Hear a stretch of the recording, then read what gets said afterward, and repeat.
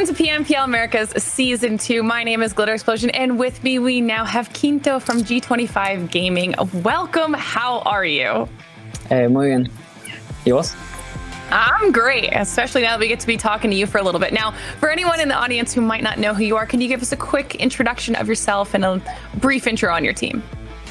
Yo soy Kinto, líder del equipo G25 Gaming, y vengo acompañado de Italox, Edu, Pepito y Tommy. Okay, now you are actually one of our invited teams for PMPL Americas. So how does that feel for your squad moving into your second season? Me siento bastante bien, porque no pude jugar mucho la anterior, así que vengo con todo para esta.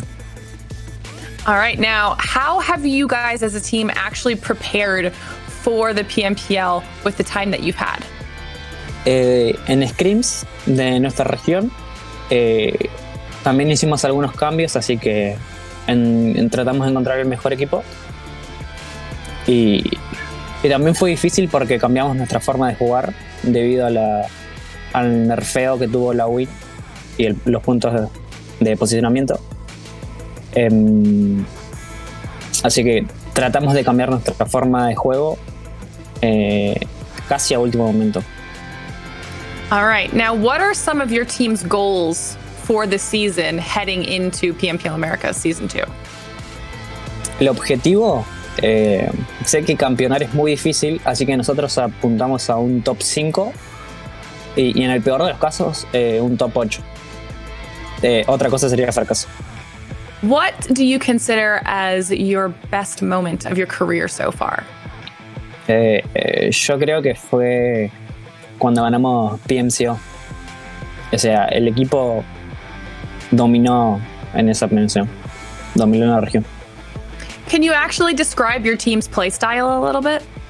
Como la win ya está muy nerfeada y las kills pasan a valer más, tratamos de priorizar kills que priorizar el posicionamiento.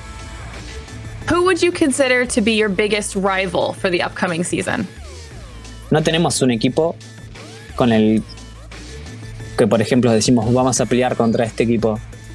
Quizá en Pro League se diga así, quizás estemos igualados de puntos y tengamos que ir a buscar ese equipo, pero por ahora no hay ningún equipo que se me venga a la mente. All right, and then before we close out this interview, I just want to give you an opportunity to maybe shout out your fans or thank anybody that's supported you along the way so far on your journey. No sé si tengo muchos fans, pero sí que hay gente que me apoya y le quiero dar las gracias y decirle que en la Pro League voy a dar lo mejor de mí. All right, I love it. There's always fans, so don't ever think that there is too little an amount to be thankful for. But thank you so much for taking the time to talk with us, Kinto, and we wish you the best in the PMPL Americas Season 2. Muchas gracias.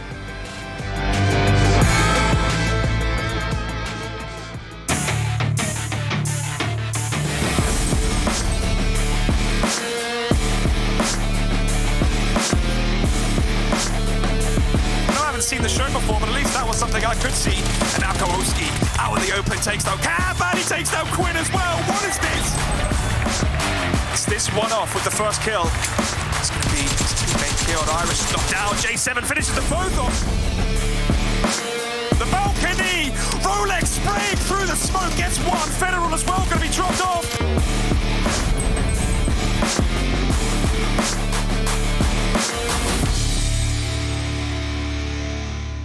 Welcome back, everyone, to another exciting day of the PUBG Mobile Pro League Americas Season 2. I'm still Jason Cap, but I've not changed persons just yet. It might happen down the line because I have two gentlemen behind me, which you can't see because they're wearing a completely green outfit, who maybe want to hop on the show at some point. But people who definitely want to hop on the show and be here to help break down these games are going to be Seven Worlds Gaming and Glitter Explosion, as we're going to bring them here onto the show to help me break down everything going on with America Season 2. Seven, you're looking well rested. You're looking great. Glitter looking fantastic as always. How was your 2 days off, Seven? It was great, actually. Thanks, man. By the way, your outfit. Oof. I hate you so much. I hate you so much because right now Blink is behind me and he is just enjoying everything you guys say about that. Glitter, how was your 2 days? Let's ignore the fact of what I'm wearing. It was lovely, although I do have to agree with 7. Oh my gosh. I'm feeling the shoes, Jason. All right, well, ladies and gentlemen, if you want to be an analyst here on the PMPL Americas Season 2, you can tweet us at Esports PUBGM. Now, we're going to move on from that and talk about, well, obviously what's gone on the last few days, right? Oh, he's actually doing it. All right, so if you want to join the show to be an analyst, tweet to us at Esports PUBGM with the hashtag PMPL, and maybe you can join us here and we can replace these two as long as you say my outfits look terrible. Anyways, let's take a look at our overall standings now of what we did miss from the last time of play and see how standings may have shaken up, because we do have certain teams finally rising through the ranks here. Starting off the bat, we can see G25, of course, Glitter, still maintaining that first place hold. Yeah, markedly too, because if you look at their overall points, it's insane just how well they've been doing for themselves. Still sitting at 6 chicken dinners, but they were able to put up a consistent performance across the board yet again and keep themselves in that first place position. And then as we move farther down the list, B4, I'm really excited to see B4 being so much more consistent on the win side of things than we've seen previously, right? This is huge for them. It's boosted their confidence. I think it's completely changed their overall gameplay because of it, and this is going to be massive for the squad moving forward. Then we also get to see Team Queso able to jump up into that 3rd place spot, and this is huge for Queso because we kind of harped on them a little bit about their consistency. Tempo Storm also moving up, and this is another one that I'm really, really happy for. Alpha 7 into 5th place, and then you see Ace 1 having now dropped from 1st initially in our very first week all the way down to 6th place here on the first page, but also seeing Cloud9 climbing up the rankings into 7th place. First time for them here on this first page, and Metagaming rounding out the page in 8th place, able to kind of hold on to that spot, because if you notice, they're actually currently tied points-wise with Cloud9, 7. Yeah, and I mean, with Cloud9, it goes to show they had an amazing day the previous show on Wednesday. And they were able to kind of launch themselves up there towards the first page, which I'm enjoying. Cloud9 put on a great performance. They ended up with a win, and on top of that, 10 kills. So for them to be able to put out numbers like that, in the previous game, before they got the win, they ended up in 2nd place and 4 kills as well. So you can see Cloud9 starting to get hot. And this is something that we kind of wanted to see out of those teams, right? We are going to be going towards the 2nd page here pretty soon. But this is something that we talked about for a while now, Glitter and Jason, saying, hey, teams that we haven't really seen much of them lately, we want to see more of them. Teams along the lines of Execute, and guess what? They were able to show up, as now they're in 9th place. Remember, this team was pretty much staying on the 3rd page. Killswitch and this squad was able to have maybe one of the best days out of any team so far in this tournament. On the previous show day, as we do see there, Wildcard Gaming, they haven't been as consistent as we would like them to be. Unnamed as well. You see them there. Loops Esports and Tribe Gaming. It seems to me like they're kind of getting unlucky here and there. Loops wants to be that Loops that we all know them from the previous season, but so far they're falling a little bit short. Nova Esports, Pittsburgh Knights, we really haven't heard much of them. And Brazilian Rampage, this is a team that at one point was dead lads, Glitter.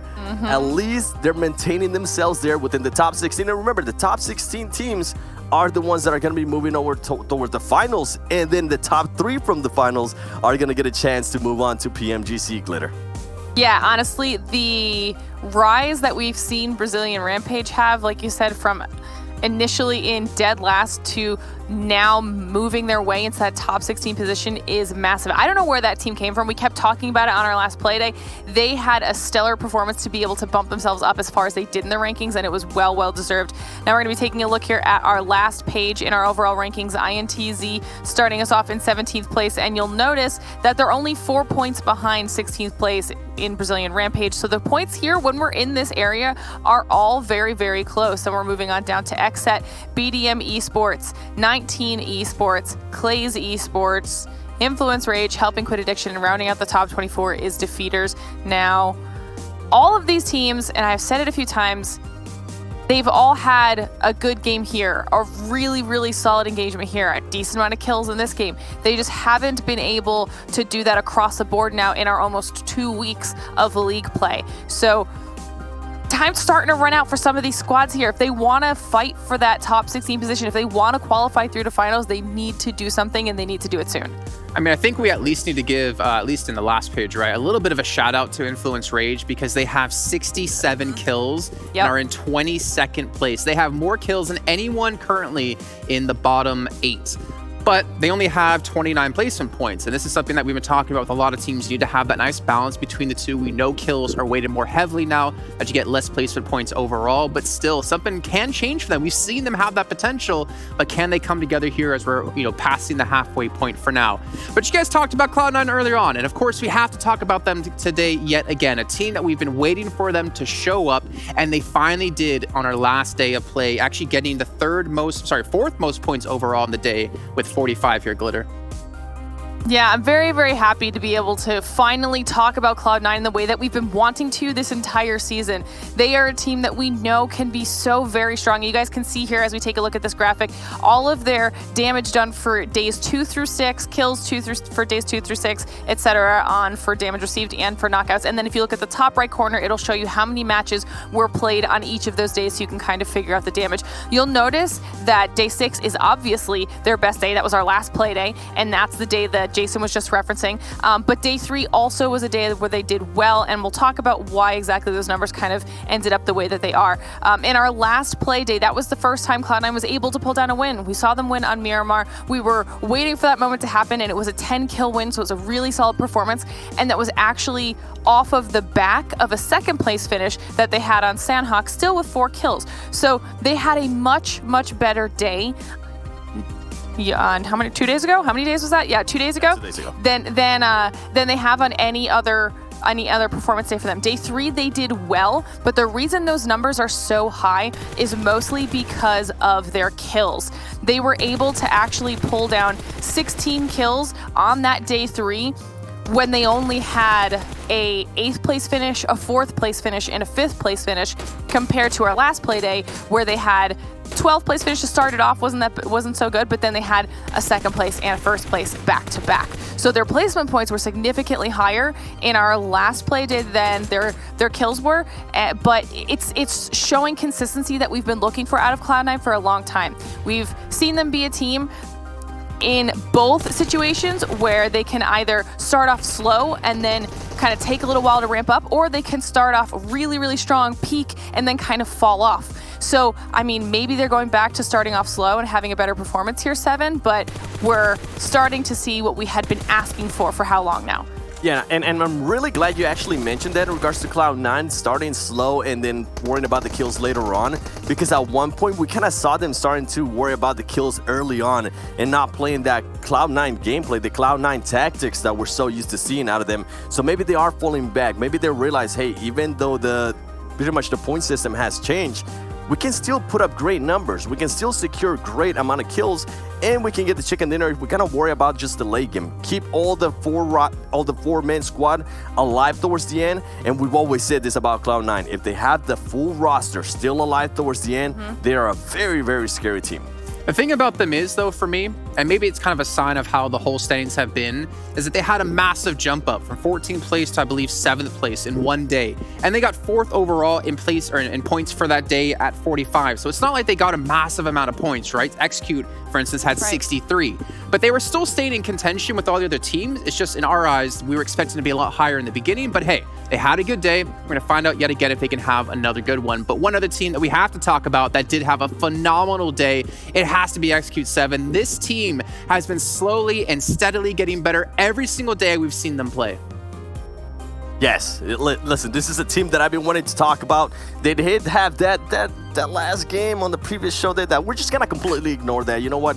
We're not even gonna talk about that. But I do want to see their stats here of their players, because you're gonna get more of a picture of who they're gonna have to build that roster around, and that's gonna be Killswitch. Killswitch so far has just been.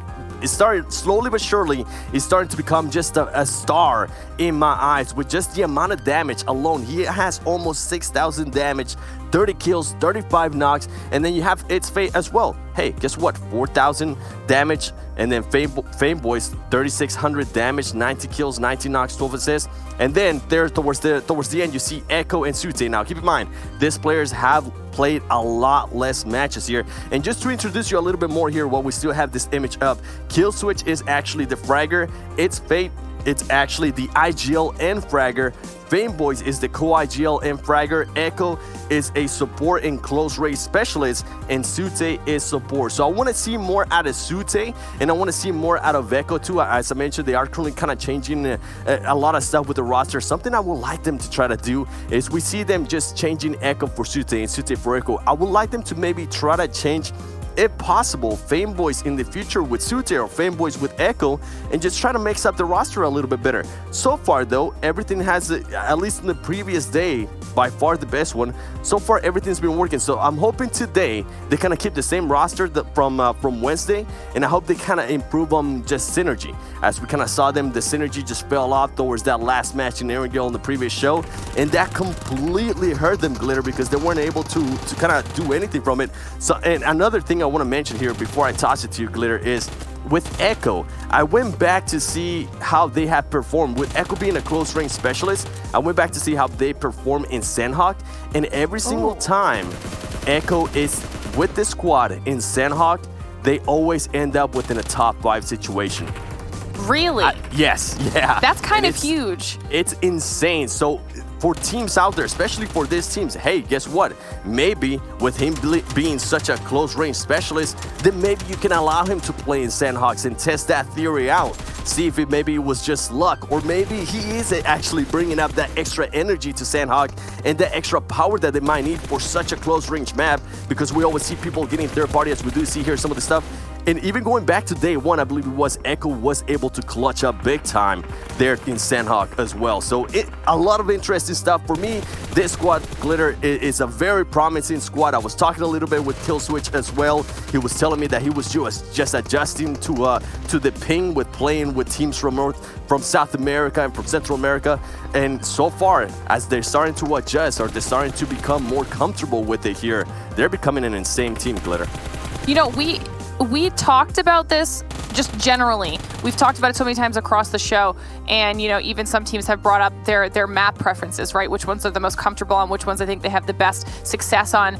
If Execute's able to almost figure out rosters where there's players with specialties that work better per map, and then use that mix of whichever players it is for each map and have better success with it, that would be massive in the long run for something like finals, because not only do you have people specializing in a specific map, but it also allows a little bit of relief for some of your other players. Yep. Yeah, and one thing we've seen for Execute is that they've been getting better over time, right? I think that's been kind of the main focus of them, is just kind of getting the reps in. It seems like they figured out how to get past the early game. It took them a little bit of time, but now that they've been able to get past that, then they figure out, all right, how can we play out the middle game, right? How can we play out the middle stages of the match? And then once they get past that, which we did see in, unfortunately, like the very last match of our last day, is that when they get to late game, they still have a little bit of learning to do. And I know, Seven, we wanted to actually take a look at this and look at it a little bit further, because it was Meta up against Execute. It was a 1v2, and Lukatos from Meta did not have the zone. The zone would have pushed him past the position he was currently in. And honestly, Execute, they just had to wait, right? Wait for him to just come out of the rock, and then you have an easy 2-on-1 and an easy chicken dinner. Yeah, they just pretty much had to chill. And even way before that, it was actually, they had 3 players standing, but they were just 2 separated. I don't remember at the top of my head who was that third player, but then he got knocked by Lukitas as well, and then he got finished. And then you can see the other two players starting to scramble and not really know what was going on. I would have loved them, as you were mentioning, they had the zone. I would have loved them if they would have just stayed together. Obviously, don't stand in a line, so you're gonna be able to get killed super easy. Stay within reach of each other, so one person can maybe push up, and as soon as the other player from Meta would have picked up, then guess what? Both of you can start shooting. Both of you are going to be able to outman him.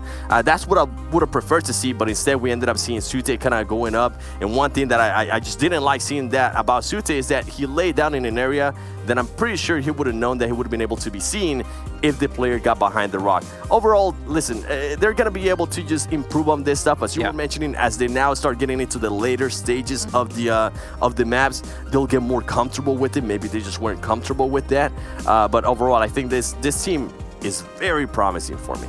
Yeah, definitely promising indeed, and they're improving, and I want to see if they can continue to do that, right? I think the question for us today is, was that a fluke? And ideally in our eyes, it wasn't. Ideally in their eyes, it wasn't either. And we're obviously going to find out in a short amount of time. But I believe, from what I'm hearing, we're going to be going to talking about another team here, Team Queso. Obviously, one is the leaders that we've had, top 3, have been improving time and time again, actually just getting better and better. But also one of the teams we've had with a substitution come in and a change to the roster that hasn't been changed in over a year with Nitsume coming in. Yeah, and that's the main storyline that we have had here with Team Queso, right? Nitsume coming in the first week and a half that we kind of saw out of him. He was the star player for Team Queso. We didn't really see Marco, we didn't really see Axel, we didn't see any of the other players as much. And then guess what? Everybody started getting hot on that team. And this is a team as well that this is by far anything from going to every tournament that I've seen them play on. This is by far their hottest start. And this is a team that usually tends to start very, very slow. So for them to be able to currently in third place, that is huge because they don't have to play catch up anymore. They can just play their own gameplay and not have to worry about, oh man, we got to make top 16 to qualify to the finals. Guess what?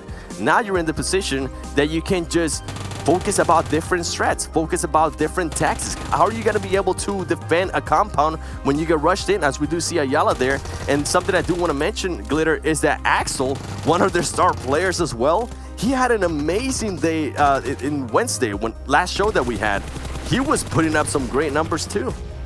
Yeah, and I think one thing, that's super important for Queso, we talked about it so many times while it was happening, but there was a point where they were only able to get any sort of placement points on the board when they were winning. Otherwise, they were completely falling off, only able to pull down 1 placement point outside of their 3 wins with their 46 points at that moment in time, right? Since then, they have 1,000,000% started to kind of level that out. They've done much, much better with securing themselves placement points, working as a total unit, making sure that they're still getting kills because they still have the second highest amount of kills right now in out of all of our squads, but they just have been so much more consistent, and you can obviously see that reflected in the fact that they've now managed to put themselves in that 3rd place position, like you were saying.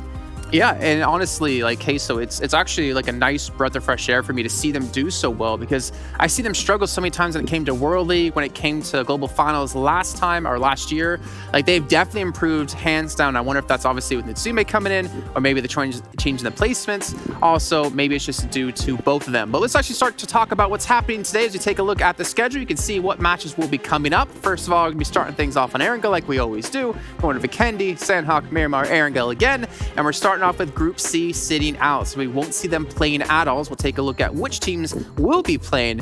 And right off the bat, I mean, we've got Meta looking to defend their top 8 position at the moment. We got Wildcard coming in there, and it's the weekend, so they'll be fielding their 4 that they're going to be playing with, Queso as well. But for me, I'm looking towards Ace 1 in particular, because this team started off so strong. We were saying this is the next Loops, this is the King of Brazil coming in, but they have been so lackluster since 7. So glad you mentioned Ace, man. I've been wanting to bad, but storyline for so long. Exactly. They started off so hot. Remember, we even broke down a play from them when they were just being super aggressive, and we're like, yo, this team could be Loops if they continue to play like this. But guess what? They were not able to continue to play like that. And if they continue to do what they've been doing on the previous days, slowly but surely, once we get to the teams that have to qualify to finals, they're not going to be in that top 16. So I'm hoping Ace 1 gets consistent. Listen, if you're not going to get the kills, that's fine. You know what? Don't worry about the kills right now. Just worry about the placement. Worry about maybe getting into a top 5 situation, and then the kills will come. So hopefully Ace 1 can pick it up here today. Yeah, hopefully they can indeed. You know what? We're going to actually head to our casters in a second, so you two need to get out of here so we can make room for them as we get this first match coming up in just a few seconds. But you guys also at home, we still have the Esports Awards going on. You guys can be voting for your favorite esports mobile game of the year. You can head over to esportsawards.com/community vote and make sure you guys are voting for PUBG Mobile, because if you do, 7 is going to be very happy about it, first of all, and give you a personal shout out on his Instagram, and finally break his rule of only following 7 people back. He's going to follow every single one of you that vote, and maybe even follow some of us talent back as well, as we're going to bring in 2 people who are also not followed. We'll get to that in a second as we talk about the, you guys can be tweeting to us at esports PUBGM with the hashtag PMPL. Let us know your thoughts about anything. Maybe you want to tweet about how 7 needs to follow Jason back on Instagram and on Twitter. I would love to have that happen. And I also love to bring in our casters as well. Here we got Environment Mustache Dave coming. If you guys didn't recognize him as a pairing from earlier in the week, you're going to see them once again. If you missed that day, I don't know why you did. You should have been watching. And Viram, Mustache Dave. First of all, Dave, I'm loving the shirt, man. It's looking good on you. Hey, thank you. I appreciate the compliments, Jason. Your jeans also looking really nice. I've literally worn these jeans so many times during World League and PMPL, and it kills me that you guys only just now noticed it. They're brand new. Just stop lying to us. They're brand new. I will take them off right now and prove they are not brand new. No, I'm just kidding. Viram, you're looking great today as well. How you doing, man? Well, hang on a second. How you doing? Chill out. Let's talk about the shoes. Let's be real. Those are the star of this outfit right here. And the belt. Come on. Well, you know what? It's a classic combo. We can stop talking about this because the real star of the show is the match that's about to kick off here. And I'm hearing we're going to head straight into it. So, Viram, Mustache Dave, why don't you take us underway with our first match of the day? Thank you so much, Jason. I love it. Just get right on into the action here for game number 1. And I'm so happy that our analysts pointed out those teams, because especially Cloud9, because if you guys remember, rewind the tape all the way back to Monday, whenever we last, Tuesday, that's the one. Yeah. And I was like, hey guys, when we talk about Cloud9, we should give them a chance up until the midpoint of this 3-week set. And what day was that? Wednesday. What day did they perform, Dave? Wednesday. I feel validated. I'm just saying. Hey, I'm right there with you. You and me, we were cheering for Cloud9. I think we were there. We casted their first chicken dinner as well. I mean, that's all it takes. In my opinion, a lot of these teams that have yet to get a chicken dinner, I feel like when you get that first chicken in the lobby, it kind of reasserts the reason why you're here. You're like, okay, we're a squad. We can win. We can get the dub here amongst all the best teams in the Americas. And that confidence is just so strong. And I'm looking forward to it. I mean, Cloud9 currently in 7th place on the overall leaderboard. Top 16 is the main goal. Honestly, I mean, that's what you want to be at. But Cloud9, I mean, the pressure is definitely lifted from them, in my opinion.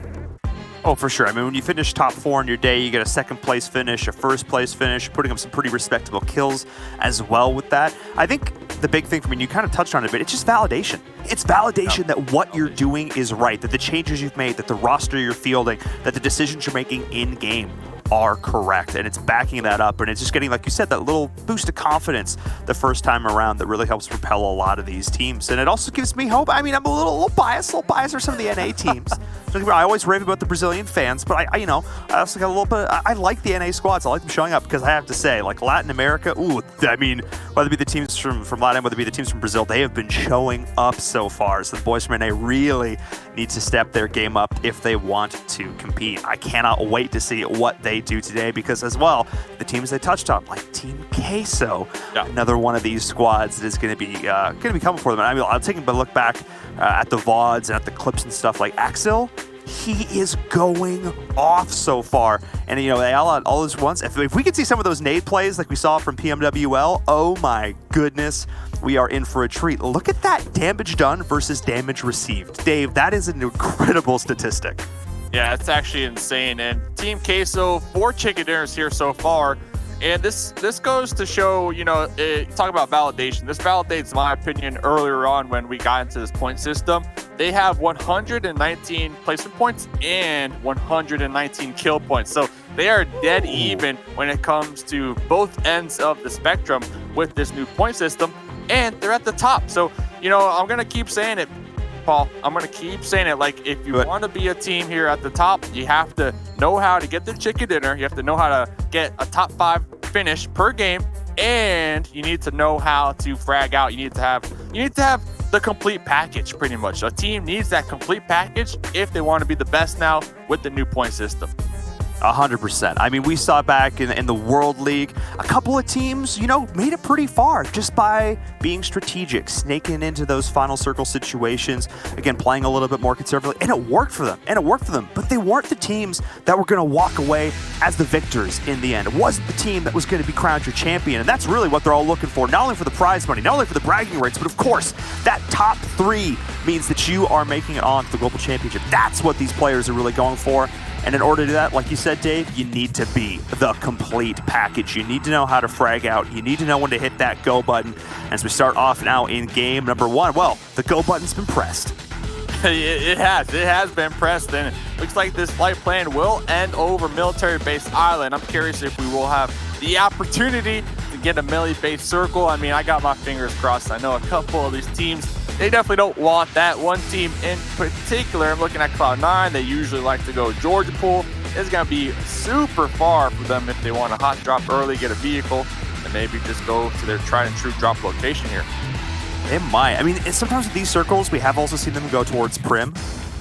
So we'll see if that's the case here once again. They do have a little bit of versatility, so I wouldn't be surprised if maybe that's the case, but we'll see, because like you said, these tried and true drop spots, they're there for a reason. Like Tempo Store going to Pachinki. Never would have guessed that, you know what I mean? But again, surprise. What? Kel surprise. I mean, who would have thunk it? Not me. Yeah, I'm just saying. But there's a reason why these players do it. There's a reason why, and it comes down to securing yourself that early game loot to not have that quote-unquote traditional battle royale experience that a lot of us have, where we drop it, don't find the gun, and get immediately killed, and then we're back to the main menu. But not for these teams. That's not the plan anyway. Definitely. You can't afford it. You cannot afford it. Circle number 1, not too harsh. Looks like everybody should be able to easily find their way. And hey, you called it. I mean, Cloud9 looks like they're going to be heading down there to Primorsk, looking pretty good. Personally, I'm looking at Tempo this game. I'm looking at Tempo Storm. I want to see them perform here. I got to speak with Monica today.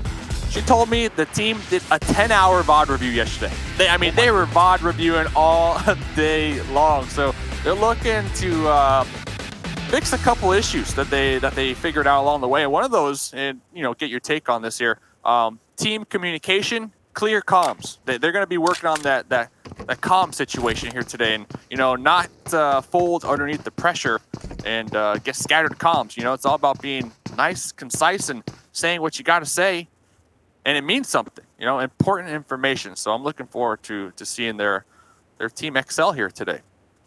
For sure. And I mean, communication, we always talk about it as sort of this umbrella topic of communication, especially as casters. It's something we like to harp on. But, for those who are watching at home when they don't necessarily understand what we mean by clear comms, you kind of said it, Dave. It really just comes down to conveying the most pertinent information the most quickly and the most efficiently.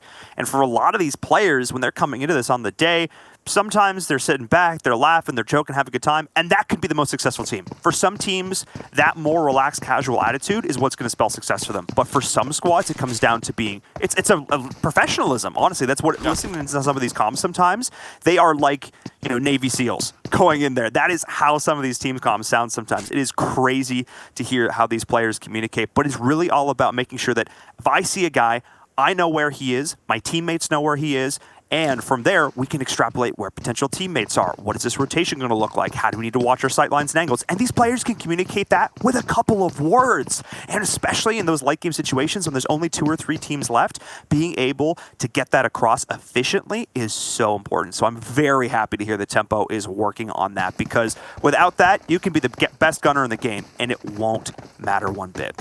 Yeah, exactly. And of course, every team has their own, play style. Every team has their own synergy and how they like to do things, right? And of course, you made mention some teams, they like to joke around. The memes, for days. Some teams, Navy SEAL style, right? Like, they only say a couple words and they're just dead quiet the whole game, just, listening for footsteps. Personally, I think with the meta that we've been seeing here with all the pans coming into play, we see so many players try to sneak up and catch others off guard with the pan, kind of suppressing those footsteps. I wouldn't be surprised if the team comms, at least, mid-game, late game, are a little more, quiet, because you don't want to get caught off guard by a sneaky snake like that. Oh, yeah, and I can't tell you how many times I have seen a fight won or lost by one mistimed footstep in a building next door, and all of a sudden it's like, wait, hang on a second. Well, like this right here, as 2 players, in this case, in these 2 buildings side by side, and they've definitely hurt each other. You can see by the way they're moving here. Gfan just going to totally back out, and there are the shots coming on through. Very smart play from Gfan to get himself right on out of there. We'll see if Seba can hit the shots with the red dot at range. Not the easiest thing in the world, and that's funny because I actually saw a clip on Twitter yesterday of Gfan hitting probably one of the sickest M4 sprays I have ever seen in my entire life. Like 300 meter down with like 4 bullets. Like perfect tight spray control. No scope? Red dot? What was It was like a 3x. It was like Yeah, not a lot. okay. Or maybe it was a red dot. I can't. In any case, it was one of the most disgusting Insane. plays I've ever seen. It was just nuts. Yeah. It was just nuts. So we know these players can hit those kind of shots. Not quite able to get the down there. That one actually would have been huge. Losing a player that early for Nova, who's that critical to the team, that could have been bad. But again, he heard the footsteps. He got the vehicle. He got out. Dave, it's like we're psychics here. We know what's going on. It's like we kind of know what's going on with the game. Yeah, it's crazy, right? It's Weird. It's weird. Hey, ladies and gentlemen, welcome to the first game, by the way, of today, PMPL Americas. Things are looking good. So yeah, Tempo Storm, they're looking to clean up those team comps, and they're looking also to get a little more aggressive here and kind of ramp up those kill points. And this is something that I theorycraft a lot here, and take it for what it is, but I think that means they might be trying to hunt down these teams on the bottom echelons of the leaderboards. I mean, think about it, Paul. If you're a team at the bottom, you're always at the bottom, and we know who they are. Your confidence, your momentum, it's going to be really low. So if you get caught off guard by a squad of Tempo Storm, they might be able to capitalize on that. Yeah, I mean, that's definitely something that these teams that are lower down on the leaderboard need to keep in mind. But again, just to make it into this next step, you just have to make top 16. So even if you are, we've seen it with like Brazilian Rampage, going from the bottom, making it into that top 16, a good couple of days can change your fortunes. So you can't let it get to you too much. And there's the other side of this equation, Dave, the concept of clutch or kick. When your back's against the wall, do you kick? Do you cave under the pressure? Or do you go clutch? For some of these teams who are at the bottom, and they maybe think, well, I have nothing to lose. Yeah. Might as well try and go big or go home. Fighting up against a team like Tempo might be exactly what they wanted. Not for me personally, I wouldn't be absolutely honest. But for some of them, maybe, they've still made it here to the PMPL, you know what I mean? They are still one of these top squads. So getting a win, taking that fight, could be exactly what they're looking for. And hey, going up against Team 19, this might be the exact moment that we're looking to do. Is Asta here's the vehicle coming in, Dave. And I think your theory about Tempo going hunting might have been exactly correct, because the circle has not moved. They are seeking this out on their own. This is so much information gathering from them. This is such an interesting play. Yeah, pretty much. I mean, Pachinki is dead center in circle number 1, too. So like you said, they 100% do not have to push on out from their cover. Looks like they're trying to maybe get a fight. They definitely are now aware of the team up there, as Asta will be taking some shots on INTZ. And we see Tempo just kind of retreating back to their hometown Pachinki. This was just a pure scouting mission from them. I think that's really interesting, because 19 wasn't quite in position. If you look at the way that Asta was positioned on the hill, the other two teammates are back further down on the other side, so he wasn't willing to take that engage, because Tempo theoretically with the dual vehicle setup just could have popped right out. Speaking of popping, there goes the tires. Leaving your bike out in the open there. So come on, discipline. Rain, beautiful parking from Rain. Look at that, absolutely stellar. But no, I think that was the right decision from 19. But if they had been there even just 30 seconds earlier, we could have seen one or two members of Tempo Storm actually get picked off there. We've seen other teams do this kind of vehicle scout before. We've seen Loops do it quite a bit. Dadine, something I've noticed that he does quite a lot. And I don't dislike it at all, especially because Tempo knows, like you mentioned, Dave, they are dead center. Everybody is coming to them. So the more info they can get at what teams are where, the more apt they are going to be to defend themselves when this next circle shifts. And speaking of shifts, let's take a look. Yeah, and that's the thing. It's kind of like a double-edged sword. I mean, they're in Pachinki. Everybody knows Tempo go Pachinki. So if Tempo's names were to kind of pop off in the kill feed there onto 19, we see Trab, we see other teams like Nova. They might have used the opportunity, that little window, to kind of sneak and take Pachinki for themselves. So I think that's also another reason why we saw kind of Tempo pull back and just go back to the cover. Next zone, like you mentioned, did go on up. We see BDM out there on that east side bridge. They're going to be making their way on in. Cloud9 down there, moving on up from Primorsk. I think that's Dave. That is such a fantastic point, talking about the idea of how much intel seeing one name in the kill feed can give you. If you see Tempo go down, you know that you're fighting your tribe on the outskirts of Pachinki right now. That could be your opportunity to go in. Yeah. And that's the little stuff that they are absolutely looking for, because information is king in this game. The more intel you have, the better position you're going to be in. And speaking of position, we see Ace moving in now. They're running up on 19. 19 have been at the crux of so many of these rotations. That hill overlooking Pachinki is such a highly contested area. So much so, in fact, that they are already bailing from it. They are moving on in themselves. So they are realizing, look, we are way too exposed in that position. Let's move on in as the fights continue to break out as all the teams pile into Pachinki.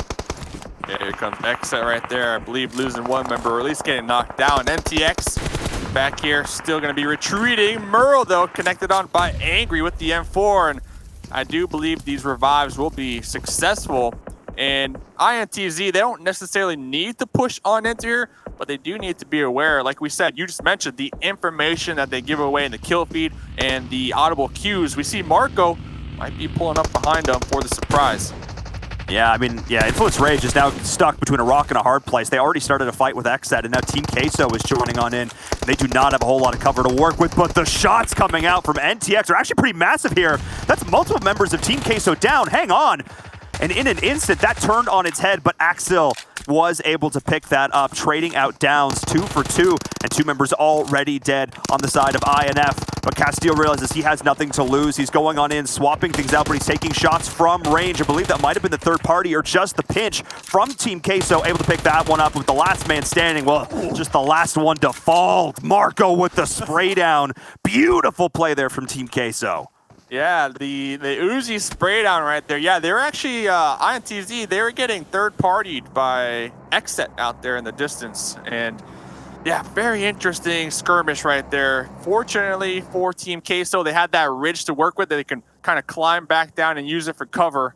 Popping on over here, BDM, looks like they're trying to take compound for their own. They are indeed, and yeah, like you mentioned before, I mean, Influence Rage, that was a bit of a rough spot for them, for sure. I mean, they started one fight, we talked about the audio cues. They gave themselves away, allowed themselves to get third party. They got the pinch in. XSET probably a little bit pissed they couldn't actually walk away with those kill points, but Team Queso very pleased with how they started that game, and not this game, I should say, not losing a single member. And another team that's going to do that. Pan out, you called it. It's INTZ moving into BDM. They have camped up in this one building here, and we've seen what happens before when you stack too much together, Dave. Grenades could be a thing. Yeah, I'm trying to see. This is going to be just a little northeast of school, so they can fight this one out. There's nobody near them to third party this one. It comes down to getting that first knock with that grenade and instantly just pushing, using your numbers right there. Gamma holding a nice little angle. Does see the smokes over here. Looks like Duck trying to wrap around the outskirts now of the compound, but Gamma and Vega really close. You can tell they want to take this fight, or maybe not. Yeah, they're going to be pulling back actually to their vehicles. Oh, because the next zone does go on up and it shifts. We get a nice eastern shift. I mean, this is actually not bad for both of these teams, but BDM can play gatekeeper. They are right on the edge of this. INTZ has to rotate through them, or if they're doing what they're doing right now, smartly retreat, get in the vehicle, and then they can rotate around before the rest of the teams come in. I think this is a much smarter decision. Look, they could stay all day. They could try and take a bogged down compound fight, a bit bloody, maybe lose a player, or they could just retreat, get into a better position when they know they have an advantage in terms of circle. And that's exactly what they are doing right now. They are rotating around to the east. All of these other squads are moving on in. The Unnamed is here as well. They're setting up, and actually one of my favorite little positions here up on the hill, just being able to look down at this entire area.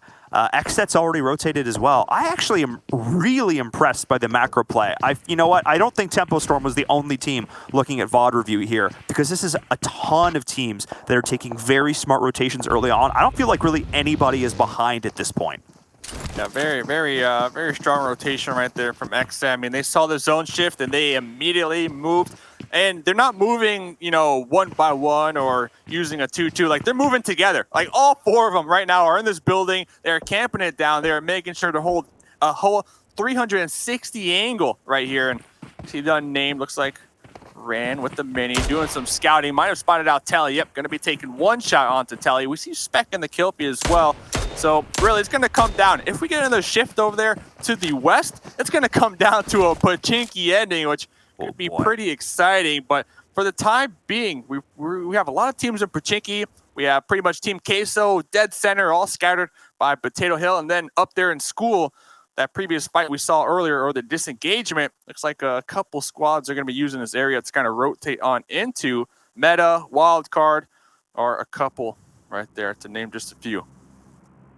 And this is so interesting, because this game, I'm getting World League flashbacks, because it's just a little bit slower. It's just a little bit more passive, and we've seen multiple teams out usually by the 10 to 14 minute mark, and we're already at minute 15. Only one squad has been taken out. Only a handful of players have been picked off. So this to me is really showing that teams, especially for this first day, now that we're getting into the second half of things here in our initial few weeks of competition moving into the playoffs. I mean, this is really teams starting to say, look, we need to be a lot smarter. We need to be a lot more cognizant, a lot more cogent on these rotations. And that's what we're seeing now. Wildcard. Dave. Yeah. Dave, you called it. You called it, Dave. And now this is going to cause so many of these teams like Wildcard to get a little bit frazzled. The shots from Vega connecting the last possible frame onto Spring. And now Wildcard, they've got to play triage, damage control. They've got to get you the. But wait a second, INTZ is getting involved in this. Hang on, Dave, this action does not stop. There we go. This is what I was looking for. The aggression, INTZ, mids popping up right there. AKM in hand, Sam prone right now, tossing some grenades of their own. Vega right above them with the smoke. Sam gonna be popping up, but instantly spotted and taken down. Slicky, Acer, the last two remaining alive for Wildcard. And I got a good point about this, but let's see how this fight happens. Let's see who comes out on top. This is going to be tight. I mean, Wildcard on paper very much in the worst position. Sam is already down. Slicky, though, at the back with an M16. That's a match made in heaven if I've ever seen one. His long-range shots are destructive. Look for the tap fire, but the blue is the additional player in this fight. Going to be forcing both of these teams out. And this was such an interesting fight for INTZ to take, because if they were going to take it, they had to instantly win it. They had to go in, they had to get the kills, they had to get the loot, they had to get out. But now, because Wildcard was able to stabilize, INTZ's faced with a situation of, well, I guess we have to rotate to the blue. I mean, we've done some damage, but we can't die for this. That completely negates all the points we're getting. But they are playing this a little slower. And Dave, the blue is really starting to tick. Yeah, they left the Acer in the back line, kind of playing that anchor position, you know, the distraction to allow Slicky and I believe Spring to kind of make their way on into the next zone. But this is something, you know, I've been watching PUBG Mobile, the Japan League, right? And usually around this time, we have like 7 teams over there. And the reason being is because fights like this in the blue, they take those fights. And I think it has to do with the point system, you know, because think about it, the odds right now are stacked against both Wildcard and INTZ, but if they can confirm maybe 3 or 4 points for kills, they'll be looking pretty good, because you got to think about it. 15 squads, everybody's in the zone already. Talk about the zone. Tribe right here defending his dip. Oh my goodness, that was just an instant execution there. Well, wrong North American team, but Tribe looking so solid. He just rolled on in. No respect on that rotation. Definitely looking a little bit flustered, which was going to happen when you start to get to a situation and you're getting towards these final circles and you still have 14 teams left in the game. And we're seeing the kill feed start to line up. You can see Metagaming getting eliminated. You can see a lot of names popping up and a lot of shots ringing out. Is Team Queso and Meta going back and forth that whole time? Oh my. And INTZ looking to finally finish that up. You saw Mitz taking out Acer in the kill feed as well. But Wildcard aren't out of this. You talked about it. They were actually able to rotate a couple of members in as well, as we're jumping back on board with G25, one of these squads that has looked so darn good day in and day out. Pepito up there in the front, one of the scariest players in the server. Yeah, I mean, 4 up right here. This is a team that I will 100% be trying to avoid right now after their performance these past couple of match days. Looks like they did receive some shots over here. Looks like the Unnamed were able to recognize that push, but G25, they have that concrete bunker to work with right now. G25, the Unnamed, pretty much just waiting to see where this next zone goes, and it shifts. Looks like Nova right smack in the middle. They were praying to the circle gods and popping back on over this long and drawn out fight. Wildcard and INTZ. We have 4 North American teams in Pachinki right now. And they all are going to cannibalize each other as they have to rotate out into this next circle. But a squad that's in not the worst position of all time is still INTZ and Wildcard. The fight that they started, not over yet. Slicky gonna try and make a clutch send. And right into a rock. Right into a rock. That was the gift that Gamma needed. And Gamma almost able to instantly get the down, but Spring is looking to try and get one back of his own. And Mitz is going down, but Spring, the shots from behind, Gamma is going to be able to confirm that. But Wildcard not out of this one yet. The Unnamed, the team we look to potentially going toe-to-toe with that squad at G25. They're going down as well. 19, there goes the kill feed getting lit up across the board. But Slicky, he's just trying to survive. He's just trying to hold on, but there is nowhere to go. They are getting knocked out as well, and this is the chaos we were expecting to see elevated, Dave, because there are so many teams still left in this. Yeah, and that's actually interesting right there. That's the second time they did that play. Acer just did that play just a moment ago. We saw what happened to them. I mean, they're definitely kind of pressured to go for placement points, but it's just not working out for them. And looking on over here, Ace, I know we talked about them on the desk. Doo-Doo. Oh, we'll get back to that because Team Queso on the defense right here. G25 making the push. Papito tossing a nice little grenade on in the window. The spray down, Paul. He downed his own teammate with it as well, but if he can confirm the kills, it doesn't matter. This is going to be a 2v1 situation. Look to try and push back in. The jump shot around the corner. Can they find the shots? Oh, yes, he does. Oh, my goodness. Oh, my goodness, with the Tommy gun. Papito just made that look easy. Why would I take a point of damage? Why would I take a point of damage? No reason. As the fight continues, this time between Ace and Tribe Gaming. Dave, hang on a second. This is another clutch one. This King has got to go off here. Dude, this is what happens when Pachinki gets shifted out of, and we had so many squads. Like you said, we had about 4 to 5 different teams in Pachinki, all forced to move across these fields. And with the new map, these fields before were flat, but now there's all these different objects, the burnt out tanks, these barricades. I mean, I love to see it here. Remember all those North American teams that were in Pachinki, Dave, that I mentioned before? Yeah, they're pretty much all dead. It's just Tempo Storm left. We lost Tribe, we lost C9, we lost XSET in a matter of seconds, but I agree. Basically showing off Erangel 2.0 at this point, all the new updates to the terrain, showing that off. You love to see it. As we're seeing now, the next circle going to be rotating in. Where is this ship going to be? G25 are in a fantastic position, keeping all 4 players alive. And Tempo Storm, though, with a little bit of circle luck, right dead center, but there's not a lot of cover to be had. You've got to build your own here. Playing with Legos, as all of these vehicles have got to be factored in to these equations. Exactly. These vehicles going to play a crucial role in the cover that these teams have. I mean, we have a couple trees, couple boulders, but that's about it. G25 up there to the north. Tempo right there in the middle. Vega going for a spray down right there onto Seba from Klaze. Looks like they got a couple smokes. Klaze have a couple smokes, but they need to push. They need to make their way on into the zone. Rambolta actually, really nice shot there, actually able to line that one up.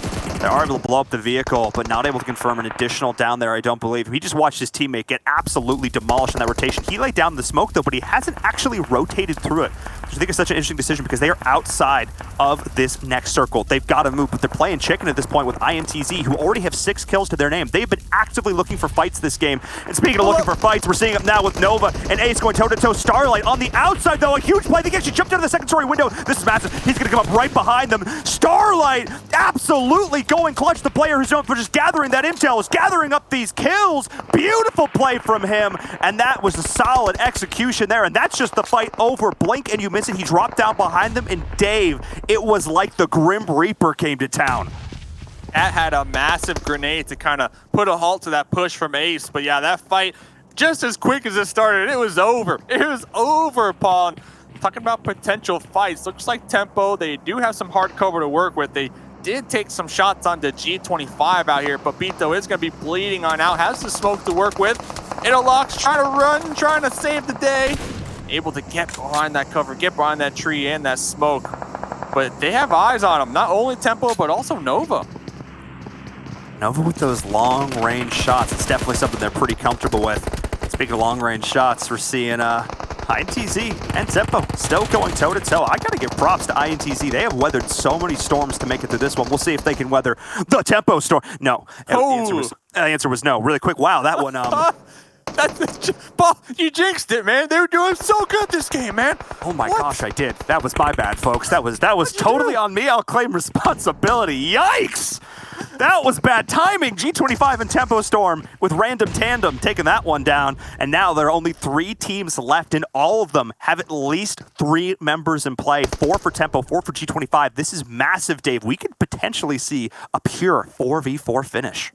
Yeah, this is beautiful because we're touching on Tempo and their game plan here today, clearing up the team comps, looking to be a little more aggressive here. And if they can get the dub, oh man, that's going to be looking really good for them here. G25, they do have that dip. They do have some smokes to work with. But honestly, Tempo, they might be able to pull this one off because they did get the next zone. Yep.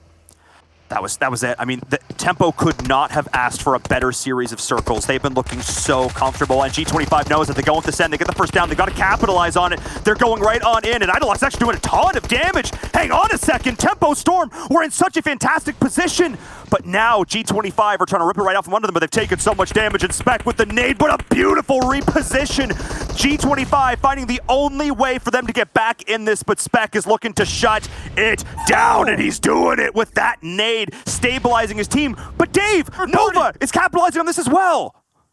Pulling up, Cat, Starlight both throwing out some grenades in the second story and some mollies to make matters worse. Spec just trying to go full-on defense mode, but G25, they sent 2 to crash the compound, and they kept 2 in the back lines, in the tree lines, to third-party all of this.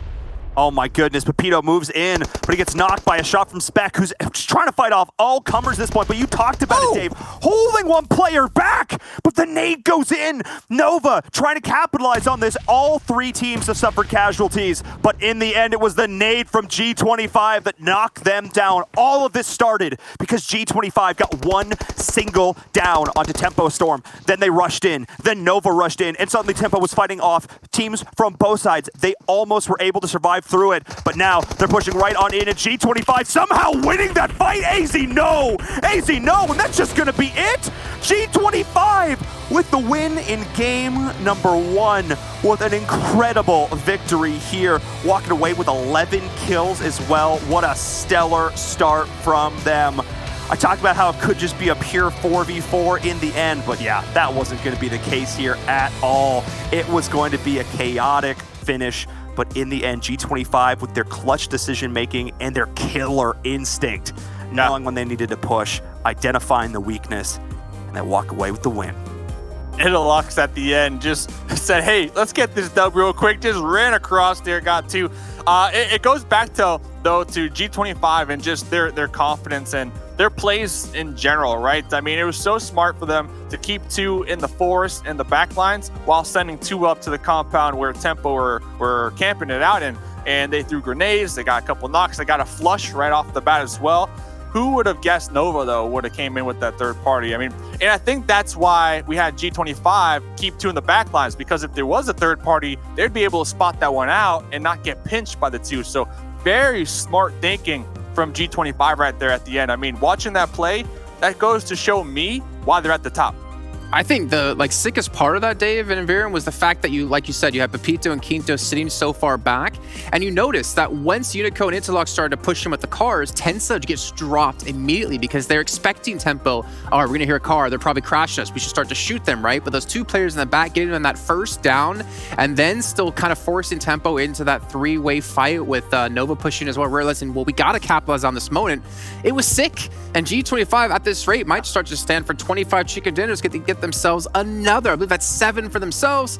And Environ and Mustache Dave, thank you guys for covering that match. We'll see you guys for match 2, because it's time to bring in our analysts to break down that crazy and hecticness of a game. And what a game it was, honestly. 7 and Glitter. Hope you guys can hear me. Hope I can summon you into the ether, into virtual reality to start talking about this one. But that was a crazy last finish there. We didn't have those slow kind of, all right, let's drag it out to a 2-on-2, which is everyone fights someone or somebody hits somebody. That was awesome, man. We were so hyped in the back watching that with Glitter. You had Tempo against G25, and then out of nowhere, Nova just came in and started smacking Tempo, and G25 started rotating too.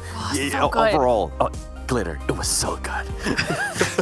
I mean, it was like having a nice ice cream on a hot day. Let's take a look at the rankings and kind of break down some of these things. Because not only did G25 take the victory, credit to Tempo and credit to Nova. Again, Tempo having J7 into the lineup, HH24 sitting out, and they're still having their consistent placements here, Glitter. Yeah, super strong showing from all 3 of those squads. I mean, 10 kills onto Nova. This is going to be huge for Nova because they have struggled a little bit. Tempo is now, listen, we've said it before, we don't ever want to give too much credit to one player, but Tempo has gotten so much more consistent every time that they play J7, and this was a really, really strong showing for them. Like being a 4-man squad up at the end against G25, clearly one of the top team in the lobby right now. I mean, that was just massive. Nova doing a great job taking advantage of every situation where they could possibly get even just the smallest bit of leverage. Amazing showing. Ace 1 finally getting some points on the board. 6 kills alone with 4 placement points. We did see them have that unfortunate rush onto Nova 7, but outside of that, it was they started to step up a little bit. INTZ also doing well for themselves. Klaze Esports up here on the first page. Team Queso with 5 kills. They were only able to get 1 placement point, but still aggressive early game, which is going to be good for them as well. And then XSET actually able to get 4 kills and 1 placement point as well. Yeah, I'm enjoying XSET there with the 5 points. They need them, and they definitely, they're one of those teams that definitely needs them, especially with Tribe Gaming right up behind them with 4 points. You have Metagaming there with 2, the Unnamed with 2. Cloud9, we really didn't see much of them here this match with only 2 points. 19 Esports 1 point. Wildcard Gaming 1 point as well. That's one team that we might want to keep an eye on too, because we've seen just they just continue to go on a decline for me. And then as we keep going down there, BDM Esports 0 points. Influence Rage, they let us down with 0 points as well. I mean, honestly, I know we kind of, we did touch on it and brush over a little bit, but INTZ's 15 points they just got, they were in 17th place by, I believe, like 4 points. So that has catapulted themselves into the top 16. This is a team that, again, has been improving over time. We saw them just in their last play day, them have some really good results. But again, it's all about G25 here. So let's take a look at their stats. You guys can see how much damage they were to put down. 1,800. For some teams, that's like, all right, that's a lot of damage. For G25, that's just like a mediocre game, right, Seven? We see them. Didn't they put up almost 3K in one? For sure they've done over 3K, at the top of my head. Yeah, I think they did over 3K. I think they hold that record, but 11 kills, 11 knocks, you love to see it, and then Pepito was going off. We're going to be showing you a play.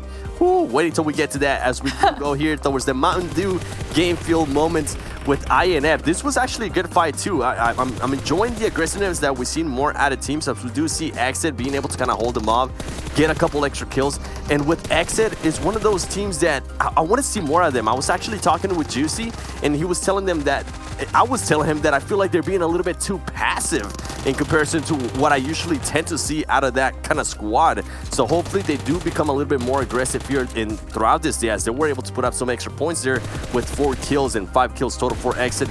You see Team Queso being able to get some kills. INTZ Vega also being able to knock some people there. Overall, listen, I want to go back to G25. I'm just going to let the highlights roll. G25, Glitter, they're becoming that team that, yo, G25 Crypto, if you're watching this, yo, send me a jersey, bro, because I'm about to hop on that train. Get in line 7, all right? Right? It's true. Listen, I was talking to Kinto a little bit last night, and he was saying that every single night before PMPL matches, he gets nervous.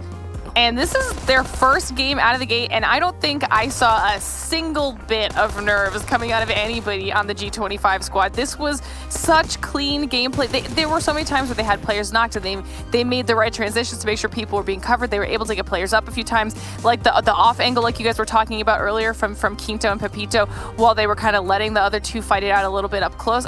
They just did so well. They did everything right, and at this point, I said it to you, Seven, when we were watching, I think that they're going to be the first team to get double-digit chicken dinners.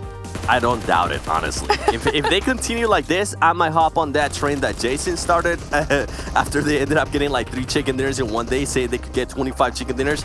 I didn't think it was possible, I'm being completely honest. But the way they're playing right now, the confidence that they're showing me, and this is something that Mustache Dave mentioned, and something that I'm so glad he pointed out too, is that the confidence that they're showing. They don't really care if they have to maybe rush into another team. They're gonna do it. And they're gonna do it thinking they're gonna be able to beat them and overtake them. And so far, it's going that way. Nova there towards the end, Nova was actually able to help out G25 so much, because they were able to kind of pretty much just destroy Tempo, and Tempo was in the middle of that. If they would have survived that, it would have been impressive too. But going back to what you were saying there as well, Glitter, with Tempo, once they have J7 in, it doesn't matter which player they're rotating. They're just a much better team. They stay up alive more, and they stay up in better they get themselves into better positions to get a lot of kills too. So Tempo is also that one team to keep an eye on here. You know, I want to touch on like one kind of partial clip we saw there. It was Spec actually towards the very end, and you see him like trying to get an angle onto like Italox or to Unico inside the building. The problem is he goes towards like the northern northern facing side of the building, and he immediately has to hit the floor. He immediately has to prone because you still have Pepito and Kinto out there providing that suppressing fire and that cover fire. And that kind of eliminates a lot of angles that Spec could have used and really shows, I guess, the thoughtfulness of G25 in that particular situation to go for that 2-2 split. We talked about some teams like Tribe. It seems like their 4-man squad works out well for them. We talked about Tempo and their 2-2 splits that we saw with J7 come to the roster work out well for them. But that was like perfect execution. I feel like if you ever want to figure out how to play 2-on-2, watch that back from their point of view and you'll see exactly how to do it. Let's take a look now though at our total damage and see where their 1800 damage they put up actually compares to the rest of the teams out there. I'm expecting Nova to be up quite high as well, and we can see here on your screens it's actually not going to be G25 of course in first place. It's going to be Tempo Storm, and again, not a victory for them, Glitter, but I still think it's showing the power, as we've been saying, of this roster, of this 5-man roster that can swap interchangeable parts around and come out with a winning combination. Yeah, absolutely. I mean, over 2K damage to their very first match of the day with 8 kills. That's an impressive showing, especially when you look at G25. 11 kills, yes, more kills, but then 1800 damage. And you even said it yourself, like we've seen G25 have stellar performances. It's almost like this is just a warm-up for them. Tempo came out of the gate hot. And I love seeing this out of Tempo because they more than deserve this type of success that, like we have said so many times, they have so many strong individual players. We just, for some reason, hadn't seen them be able to kind of figure out how to be that force of a team we know they can be consistently. They brought in J7, like you said, they've been rotating who sits out with him, and every iteration is working for them. I mean, it's fabulous. And then, you know, also give a nice shout out to both Nova and INTZ, above 1500 damage apiece themselves. Yeah, and we also need to look into our top players. I'm imagining you got to have some Nova players into top. You got to have some Tempo players. And actually, it's going to be pretty much right there with G25 to round it out. Kinto and Itzlox. Again, these are two of the players. I say Kinto, we see more so into top 4 players. But Itzlox, I think he's one of the not a lesser player, but he doesn't make the top 4 as often, even though I believe he's still in our top 10 overall in kills. But Spec, I mean, we know what he can do. He gets himself 1,000 damage done here, guys. Yeah, Spec so far has been having a great tournament. Not just this match. He's been having a great tournament overall. Kinto putting up some numbers as well. And with Italox, even though we said that he doesn't make top players as often, one thing that I have noticed with Italox is he's able to clutch up. And that's something very important. And that's something that a lot of teams wish they could have. As we are seeing here, some of the Spec stats, damage received and damage dealt. Look at that. That's what you want to see. You definitely want to see a lot more damage. And that man has put up the damage with 7,354 damage, 30 kills, 38 knocks, still helping out his team as well. They're glittered by 15 assists and healing done. You can see it there as well. Yeah, I feel like he's got some pretty good ratios. Got some good numbers going for himself there, even though they weren't able to get that win. And Spec specifically, we were talking about it earlier, Jason, when he was like laying down prone and he was getting kind of caught with those off angles. He was still able to put out some nasty nades into G25 in the process. So shout out to Spec for that. Yeah, and that's not easy to do when we know what Pepito can do with grenades himself. But we're talking about G25, and 7, I believe we have a clip we want to actually roll about them and talk about them in a particular fashion. Yes, we do, and it's gonna be featuring none other than our boy Pepito as well. So just let me know. There you go. It's time, baby.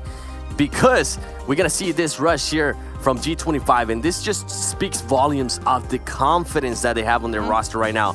Pepito, even though he is gonna knock somebody from Team Queso and a teammate, he still doesn't care. I like that he didn't let it face him, and I love that. I love that he just knew he needed to make sure clutch up, kill the people from Team Queso and win that one. So you know what I'm gonna do here is I'm gonna actually switch over to Pepito's point of view, because this was just beautiful, man. And the way, just look at it, he knocks out his teammate. Usually what you tend to see here from players, as I go back a little bit more, as soon as the other player gets knocked, as soon as your own teammate gets knocked, everything gets thrown off for that team. But Pepito knew exactly what he needed to do. He went for it, knocked that player, stopped him from healing, which was good. He didn't go for that full pretty much confirming the knock, which was good too, because he knew that Axel was still alive. He went and made sure he pursued Axel, and then overall G25 did have the numbers here, but Pepito was just able to track him. He knew exactly where he was going, and he was able to win that one. And for that, Pepito, guess what, brother? You're gonna get the first right here. You're gonna get some confetti as well, and the new nickname is gonna be Pepito Pelitos, because he was able to destroy him with that amazing hair that he has. I mean, I think Kinto even deserves maybe an award there too. Maybe give him a Glitters award one day, because he just runs straight behind the building, causes a distraction. He knows he's gonna have a lot of eyes on him, but he still goes with no regret, no remorse, able to get a knock himself, then take one for the team, jumping on top of the grenade. But really well done. I think it shows like the fearlessness out of G25, which is something that's really hard to do against a team like Queso. I feel like is very similar in that case as well. But you know, that's only one match. We still have 4 left to go. G25 still have 4 matches, or I guess 3 matches, 2 matches. I don't remember how they played today, to get even more chicken dinners added to their tally. But we're gonna head to a short break. When we come back, we'll be kicking things off on Vikendi.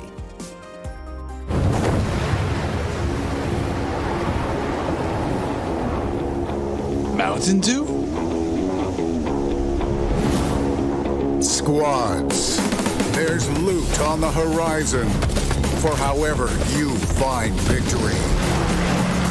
For the combat chauffeurs, for those who strike from above or from below, for the experts in pan-to-pan combat. Whether you're taking a leap of faith or just aren't afraid of a close call, fuel your path to winner chicken dinner with ice-cold Mountain Dew. And with exclusive loot from Mountain Dew fuel stations, spawning on a map near you.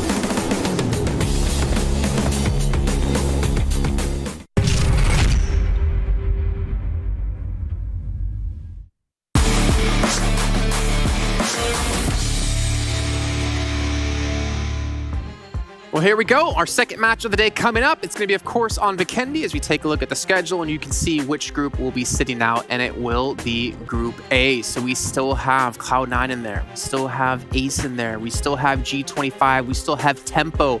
We have so many teams that we already had, well, maybe not the Cloud9. Such a massive impact in our last match. We have the chance to do it yet again, but we see Group C coming in. We get to see the likes of Execute. We were just talking about them earlier on at the start of the day. We also have B4 in there, which has been, out of the 6 days we've had, they've got a chicken dinner in every single one except day 4 of week 1. So they have been consistent to at least be good for one in a day. Really, I think it's anyone's game right now, Glitter, going into Vikendi. Yeah, which I love too, because, you know, we've seen it so many times now in the past 2 weeks where it's just teams that we weren't necessarily expecting over and over again stepping up to the plate. I am excited, like I think 7 is, to see whether or not Execute can replicate their performance from our last play day. So, I mean, fingers crossed that they are able to do well for themselves, but of course, also looking forward to B4 and Loops. Consistency. We want to see consistency out of Execute. We don't want to see consistency just in one day. We want to see it in 2 days, and I think today will be the best way to do it, especially carry that momentum from the previous show day that we had. I know it's been 2 days in between, but if you can carry that momentum, that'll be amazing. See, I'm just curious, who are they fielding going into this game? Will Echo or Zute be playing in this one? We saw Zute, I think he played every single match on the last play day, if I'm not mistaken, 7. And they obviously did extremely well, netting themselves, I believe, 63 points overall. But also a team we haven't touched on too much is Alpha 7. I mean, they were initially on the top 8 in the leaderboards, and they kind of fell off in a day or two, but they got themselves 61 points in our last play day, right behind Execute. They have definitely showed up and have definitely proven that they still have a lot to show us here as the days go on. And with Alpha 7, this is one team that we always talked about, how they stayed in that 9 to 10 spot, and they're finally starting to get over that hump, and they're finally starting to become a little bit more aggressive and get into positions that they can actually excel, which is going to be towards the end of the match. They have great fragging power. They have a veteran player in Senab as well. So that's one team that I wouldn't be surprised if they continue this trajectory, we could see them there in a top 5 situation. And Glitter, yeah, if I were to ask you this question, I know it's a little early, but it is, again, a major point of what all these teams are playing for. top 3 in finals, PMGC around the corner. If I were to ask you now, who were the 3 teams you think will take those top 3 positions? Would you be confident enough to be able to give me those? I think I'd be confident enough to give you maybe one of 3. It I don't doesn't know have a about number all in their name.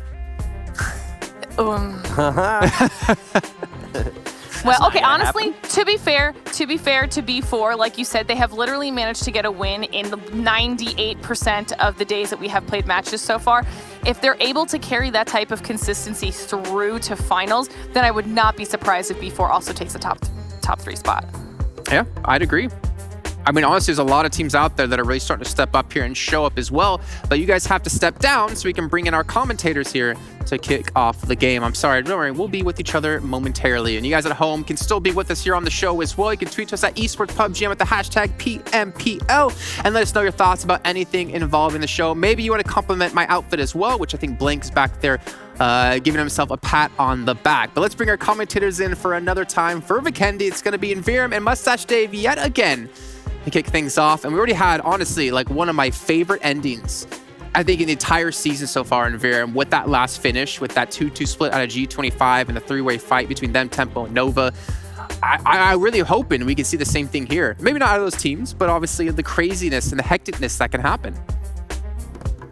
I think hectic's a weird word for that, because it was hectic, but it was calculated. It was so calculated. The send from G25, the follow-up on the down, and then Nova capitalizing on that, Tempo trying to fight everybody off. Like, it was a lot of very, very smart plays, all being executed in succession. That was really top tier. And at a glance, it definitely looked like chaos. But really, it was just a lot of smart play happening. And it was, you're right, it's definitely one of the best finishes we've seen yet.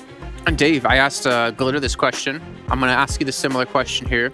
If I were to ask you right now to give me the top 3 list of who's going to make it into PMGC from Americas, do you think you could confidently say 3 teams? I can say 1, G25. Yeah, I can say that. The next 2, the thing is with those lists, I don't like putting a pin in it, because then it's like, you know, the other teams, they need hope, you know, they need people to rally behind them. So besides G25, I think there's definitely 2 spots open.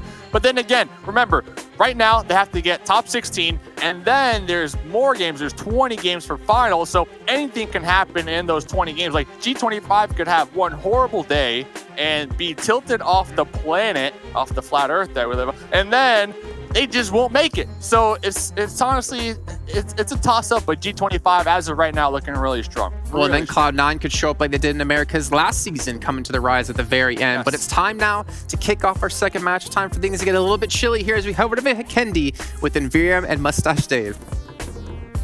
Thank you so much, Jason. As we get into game number 2, I'm hoping for a little more action in the early game than we saw from game number 1. I got flashbacks to, like, you know, World League a little bit, where it's like, don't see a kill for the first, like, 10, 15 minutes. I don't like that so much. I want a little bit more action in my early game. Vikendi usually delivers on that. But then we have our mid-game lull. We always have. It's like everybody gets chilly. They bundle up by the fire. Maybe have a warm cocoa or an game fuel, I guess, next to fire. There you go. Warm it up. Yeah, I mean, is it? Have you tried it? We could find out. Oh my. Okay, all right, hold on. Okay, put a pin in that for now, but we're going to touch back on that again. So we take a look at some of the top performers there on this map as we get into it. No surprise, G25 right up there at the top, looking so solid. Again, with some of these smaller maps, Dave, the playing path matters a little bit less. You can pretty much get wherever you need to go. My question is, where does this circle spawn? Is it going to be another crazy ocean circle? I wouldn't be surprised. I hope so. Honestly, I hope so. You know, if it is not, then I'm going to be really disappointed, because, you know, Vikendi, 40% water zones, like, that's just, you know, it's like bread and butter, you know, on a hot summer day, you know, waking up in the morning smelling the jam. Oh, man, I'm sad. Okay. I think we're just jinxing things today. Last game, you jinxed. Who jinxed again? INTZ. You said INTZ are feeling the storm, and then they get taken out this game around. I mean, this is good for the players, though, but back to your point, early game is going to be kind of a lull, right? Because now there's a lot of terrain that these players could use and utilize for cover, compared to if we did have about 40% in the water. Yeah, I definitely think this is going to slow it down. We usually see a little bit of action right at the start, maybe a scuffle over a compound or two, but Circles 2 and 3 in particular just like don't shift a lot. There's just not a whole lot. There's not a whole lot of reason to move for a lot of these teams, and we see a lot less edge creeping in this meta right now. We're seeing a couple of teams do it. You know, like Ace 1's a team that does that quite a lot. Metagaming's another one that does that a decent amount. But we're not really going to be seeing them in this lobby, so it's less of a factor. Ace we do see down towards Hot Springs, so we'll see if that is going to be the play they go for here. But we see a lot of teams right dead center in all of this. B4 back now in the lobby, and INTZ as well. Pedro's got to be careful here, Dave. Gamma, though, trigger discipline. In that bunny suit as well. Looking good out there. So, yeah, I'm surprised. I mean, Pedro really lucking out right there. Really lucking out that Gamma didn't just open up and take some shots onto him. Not only that, I see B4, they got like a 3-1 going right now. They're going to be wrapping back around trying to pick up Nenebete. Nenebete started streaming recently. What a nice guy. Let me tell you. You should go follow. Absolutely, yeah. I mean, I love seeing the POVs of these players. Like, you learn so much more about them, seeing how they view the game. And again, I've said this since I started casting PUBG Mobile. Like, with how well these players can manipulate the way they move and the way they, you know, peek around corners on this, I forget they're playing on phones. They are just that fluid. Yeah. Even just watching Gamma right now, like, he's just everything about his movement is so fluid. And just the way they can aim and the spray control and everything is just so impressive. And seeing it in first person, or from their perspective, I guess, in this situation, is always so impressive. It always makes me really appreciate just how good these players are at the game. They are truly in the top percentile of players. And they're going to need to continue to perform at that level because every other single person in this game lobby is pretty much just as good. And so it comes down to the finest tuning moments. And oftentimes it really just comes down to decision making because you're all great shots. It's who can make the best decision in the moment. Cold Blade up here talking about making some great shots. Has a prime opportunity. Has a prime opportunity. He did technically hit them. Some whiffs in the chat right there. I mean, it is long range. You know, not the easiest one. And the Dacia's, you know, hauling it. Yeah, it did hit G3 just a little bit. A little love tap. Not in the car. Is he in the car? He's in the back. He's in the back. Okay. In the back. Okay, he's in the back. Chill. I was going to feel real sad if I go and talk about how great these players' shots are and then he proceeds to whiff an entire clip. It happened. You just stop talking. At this point, I'm just like, Dave, solo cast, have fun. But today, something's up with today. Like, everything we say, something else happens right away, and it's like the opposite. So, hey, it's fate. Probably gonna not get the chicken dinner this game. Hey. You see what I'm doing here? I see what you're doing. See what I'm putting down? Pick it up. Pick it up. Execute. I mean, the Des talked about it, right? The Des talked about it. It's fate. Fanboys, Kill Switch, kind of the main three. Then be swapping out Echo, Zute here and there. So we'll have to get back to that. I'm looking forward to seeing how that could transpire moving forward here. Seagut, though, I don't think Seagut has an idea that Pyro is on the hunt right here. Talked about it in the last game. The one stray footstep that can give you what you can see. Pyra is tracking him through the building just by listening to the audio cues. Like, that is how important that is. But Pyra also doesn't have a helmet. So with Uneven now coming into the footsteps, they're going to know now. Tribe is going to realize they are, though maybe with the masking of the vehicle rolling in, that might have covered the sound of the footsteps. But the way Tribe is moving up, I'm not sure they know, Dave. I don't think they know. They're going to know right now as the shots of Pyro going up, but he doesn't get the drop. That was huge. He needed to get that initial knock, and then he goes down himself. This is a disaster for Cloud9. Oh my goodness, 2 players down in an instant. Tribe Gaming rolls on up, and Cloud9 getting buried 6 feet under. Oh my, that was a disaster for Cloud9. Yeah, and it's like, it's the small things in life, right? It's the small things in life right there. Pyra definitely had the information that there was an enemy nearby. I mean, like you said, was tracking them, listening on into those audible cues. Uneven coming up to provide that support. But the timing, Tribe just pulled up with the entirety of the squad. And by then, the other 2 members of Cloud9 who are still alive, we're still looting, right? So 2 members, they want to fight. 2 members, they're not ready to fight. I think it just comes down to just, being on the same page, right? Being on the same page at the end of the day. And here's the thing. I'm not against split looting, especially on a map like Vikendi. It is viable because there are so many small compounds that are near each other, close enough that you can go and help. But that's not really what we saw there. We saw them more towards a bigger city. We're going to ignore that rain. Don't worry about it. And we, we see, teams doing this more often than not in Erangel and Miramar, but I don't hate it on Vikendi. But what we saw there was he just could have bailed. I honestly just feel like Tribe was a bull in a candy shop. Like they ran in, no idea what they were doing. Pirate freezes in the corner like, don't look, don't look, don't look, don't look. But at the same time, rather than bring your teammate in to help you out and lose in a 2v4, I think it would have been better trying to go full extraction, find a vehicle, roll in the vehicle, pick him up and get out. I think you had a better chance than what we saw there. And maybe almost kind of what Tempo is doing right here of using this taxi service. Yeah.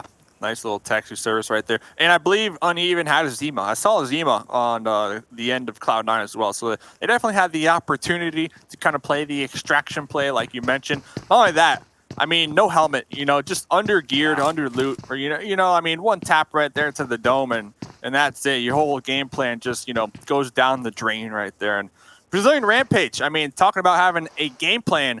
Spoke to Garcia here today, Paul. Spoke to Garcia. Yeah. Got a little insight. Garcia's doing good. Garcia says hi, by the way, to you. Oh, good. Garcia says, big fan of Paul. Big fan of Paul.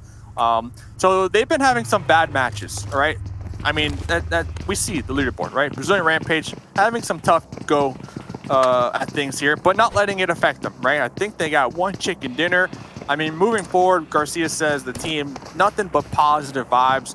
I mean, honestly, at the end of the day, Garcia, Brazilian Rampage, the entirety of the team, like, there's a lot riding on the line right now for them because they need to make it to the next round. They need to make it to the finals because they want to make PUBG Mobile their career. Like, they want to live off of PUBG Mobile. Yeah, so, like, the whole team, like, they are just putting all their eggs in this basket. And Garcia told me, like, they are going to try everything in their power to do the very best they can because they're living their dream right now, Paul. They are living their dream, and they don't want it to end. I mean, I can respect that. I can absolutely respect that. I mean, a fun fact, I started competing in video games when I was like 13, 14 years old. Like, I get it. I totally understand. Been over a decade in this realm of esports. So trying to put it all on the line to play as make it as a professional player, that ain't easy. It's also not easy crossing bridges. Sorry, Law. Law ran over Law, though. Denied the point. Strategic right there. Strategic. Kayovsky. It was blowing up, though, so they actually got the point. Okay. Yeah. Feels bad. But yeah, I mean, Brazilian Rampage trying to make this their career, like, this is the first time that they're making it to the big leagues. Like, they're doing it, Paul. They're doing it. I really do appreciate that. Also, the fact that they're so open about it. Like, this is my dream. This is what I want to do. And I think that is just really, really cool to see. I love the fact that we're now in a position in the state of PUBG Mobile Esports that is a real viable option. And for a lot of these players, that is what they're doing. They are competing full-time. This is their living. I love to see it. And of course, also, for us looking at these teams overall, we're going to criticize them on these squads sometimes. And, we have perfect information. It's a lot easier to see. I'm going to really quickly touch back on the C9 stuff. Obviously, it's easy for us to say, oh, he just should have gone for a different play. The extraction, why'd he hold up? He knew one player who rolled into his compound. He did not know the other three were going to show up as well, to be fair. So I also can see the other side of, I'll bring one teammate in, it'll be a 2v1, we'll win that fight, no problem. So there are definitely a lot of factors rolling on, and factors like the circle that are constantly going to be shifting these players' attention. But like we mentioned on Vikendi, Circle 2 and 3, it ain't a big thing. Pretty much all the teams are already in. It's a good time. What a shift. Actually insane right there. I mean, we're going to lose half the teams with this. But yeah, I mean, Brazilian Rampage, 17th position overall. They got that chicken dinner. And one more thing Garcia said besides what I mentioned is that they're looking to improve their kill points. So they're looking to not only do what they have been doing with placement points, which has been, steady, that mid-range when it comes to the other squads around them, but they're trying to up the aggression here, trying to adapt to the point system that I know we talk a lot about, but it just, I ask every single player, like, how's this point system? How are you guys handling it? And teams are still trying to adapt to it to this day. So it catches me by surprise, kind of like Beowulf getting caught off guard right there by Tribe. Yeah, this one's gonna be a little bit tricky, especially with Bayo going down. And yeah, I mean, upping the kill points is, I think, the thing that teams need to do, but they have to have a very solid plan when they do it. You can't just go in willy-nilly and say, oh, we're just gonna fight more. We're just gonna fight more, because fighting more isn't the answer. Fighting more is not how you actually, it's a weird thing to say, but fighting more is not actually how you get more kill points. Being strategic And knowing when to come in third party is how you're going to get the most out of these. Because we've seen so many teams have success. We saw it in that last game. We saw them roll up and do it. Team Queso, roll on in and wipe a squad that was engaged with another one. That's how you're going to do it, because kill points obviously are important. But if you do it by losing 1 or 2 members every single time, congrats, you can take a fight. Maybe you get 4 kill points. That's not how you're going to make it to the top 16. You need to be able to go in, wipe squads without taking early casualties, and that just means taking smarter engages and being that third party. And speaking of potential third party here, Kanovsky looking over towards G25, because G25 has their eyes on another team, and that's INF. Yeah, I mean, you have to assume if you are in this game, like, if you're going to take some shots, somebody else is going to take shots at you right away. I mean, there's still 16 teams alive. Checking in with Alpha, they're going to be right here on the edge of the blue zone, trying to connect here onto HQA. HQA Q-Wang vehicle is burning up right there. Just a couple more shots would have done it. Looks like HQA are kind of split up for the time being, kind of got separated on that push. That's a big deal here, because if Alpha can pinch the solo player, this could be massive. He's like, he's just going for it, though. He got the first aid off. He's going out. Midos, whoa! Okay, he's fine. He's fine. Nice parking job. Upright, like a glove. Like a glove, but they're all in the circle. But Q, interesting, he didn't rotate with the rest of his team. He didn't go up the hill to meet up with them. In fact, he's actually closer to Alpha 7 now than he was before. Oh, and he's hurt them, too. So now is it going to be saving Private Q-Wang? That's the question. Or is HQA just going to leave him? Because realistically, we're looking how the circle is. I don't know if you can afford to take the time to save him in this situation. Yeah, and I think that's what they're trying to think, because I see Nueve is not that far away from Q-Wang, but Skies and Cross are pretty far away. And yeah, the next zone does going up. Skies and Cross are actually not going to be heading in this direction, more or less heading down there to the south. So I think it is Q-Wang, good luck, soldier. You know, we taught you well. Hopefully he get 4 points for us, and then we'll congratulate you after. Good luck, soldier. Do your duty. Good luck. Yeah. You got it. You got it. Oof, feels bad. But I'm actually super surprised at how well these teams have been doing at getting themselves out of these rough situations, because we've seen before a lot of teams just, again, they're willing to stick with it. We kind of saw a little bit in that last game with INTZ and Wildcard, but then INTZ very smartly backed on out, and they ended up getting into like a top 5 situation because of that, whereas Wildcard, who was pushed on the outside, who also did make some smart rotations, but who stayed a little bit longer when they were trapped in, they just got, death by 1,000 cuts. They just got worn down. I think they lost 3 different players to 4 different teams, or 3 different teams. Like, that's just insane. But teams now are being a little bit smarter and saying, look, we don't need to play like Japan. We need to not take silly fights on the edge of the blue. We need to get in ahead of our opponents. We need be the one to play gatekeeper. And I think, again, we're just seeing this lobby getting smarter and smarter and smarter game over game. I mean, there's two sides to that coin. You got heads and you got tails. All right, you brought it up. All right, this lobby, our region, around 15 to 20 minutes. I mean, almost every single game we have maybe 15, 14 teams, right? 20 minutes into the game, and we stress if you get taken out there, that's 0 points. And I've been watching other regions, Korea, Japan. Around 20 minutes, there's like 6 teams to go. It's because they heavily favor getting into fights. They heavily favor getting some kills over placement points. And honestly, completely different meta. But like we say, they're all going to meet at one point in time. So it's going to be very interesting to see how the two strategies kind of clash moving forward in the future. I can already see our teams hating it. So yeah, they're always getting We're going to get punished, Paul. I just want to play our strategy. I can just see our players getting so mad. Sorry, guys. I'm going to throw you under the bus a little bit. You guys get so mad. You guys get so mad when players are like, why are they hot dropping me? Man. Delete them. Report. Gosh. It's like there's no rule about hot dropping. You're allowed to hot drop. So I know. Yeah, I definitely understand. I mean, I guess it's just player etiquette, I guess you can say. But at the end of the day, it's a battle royale. It's like every person for themselves. Like, I don't care who you think you're friends with. It doesn't matter. Bit2K right now leading on out right between the members of Loops.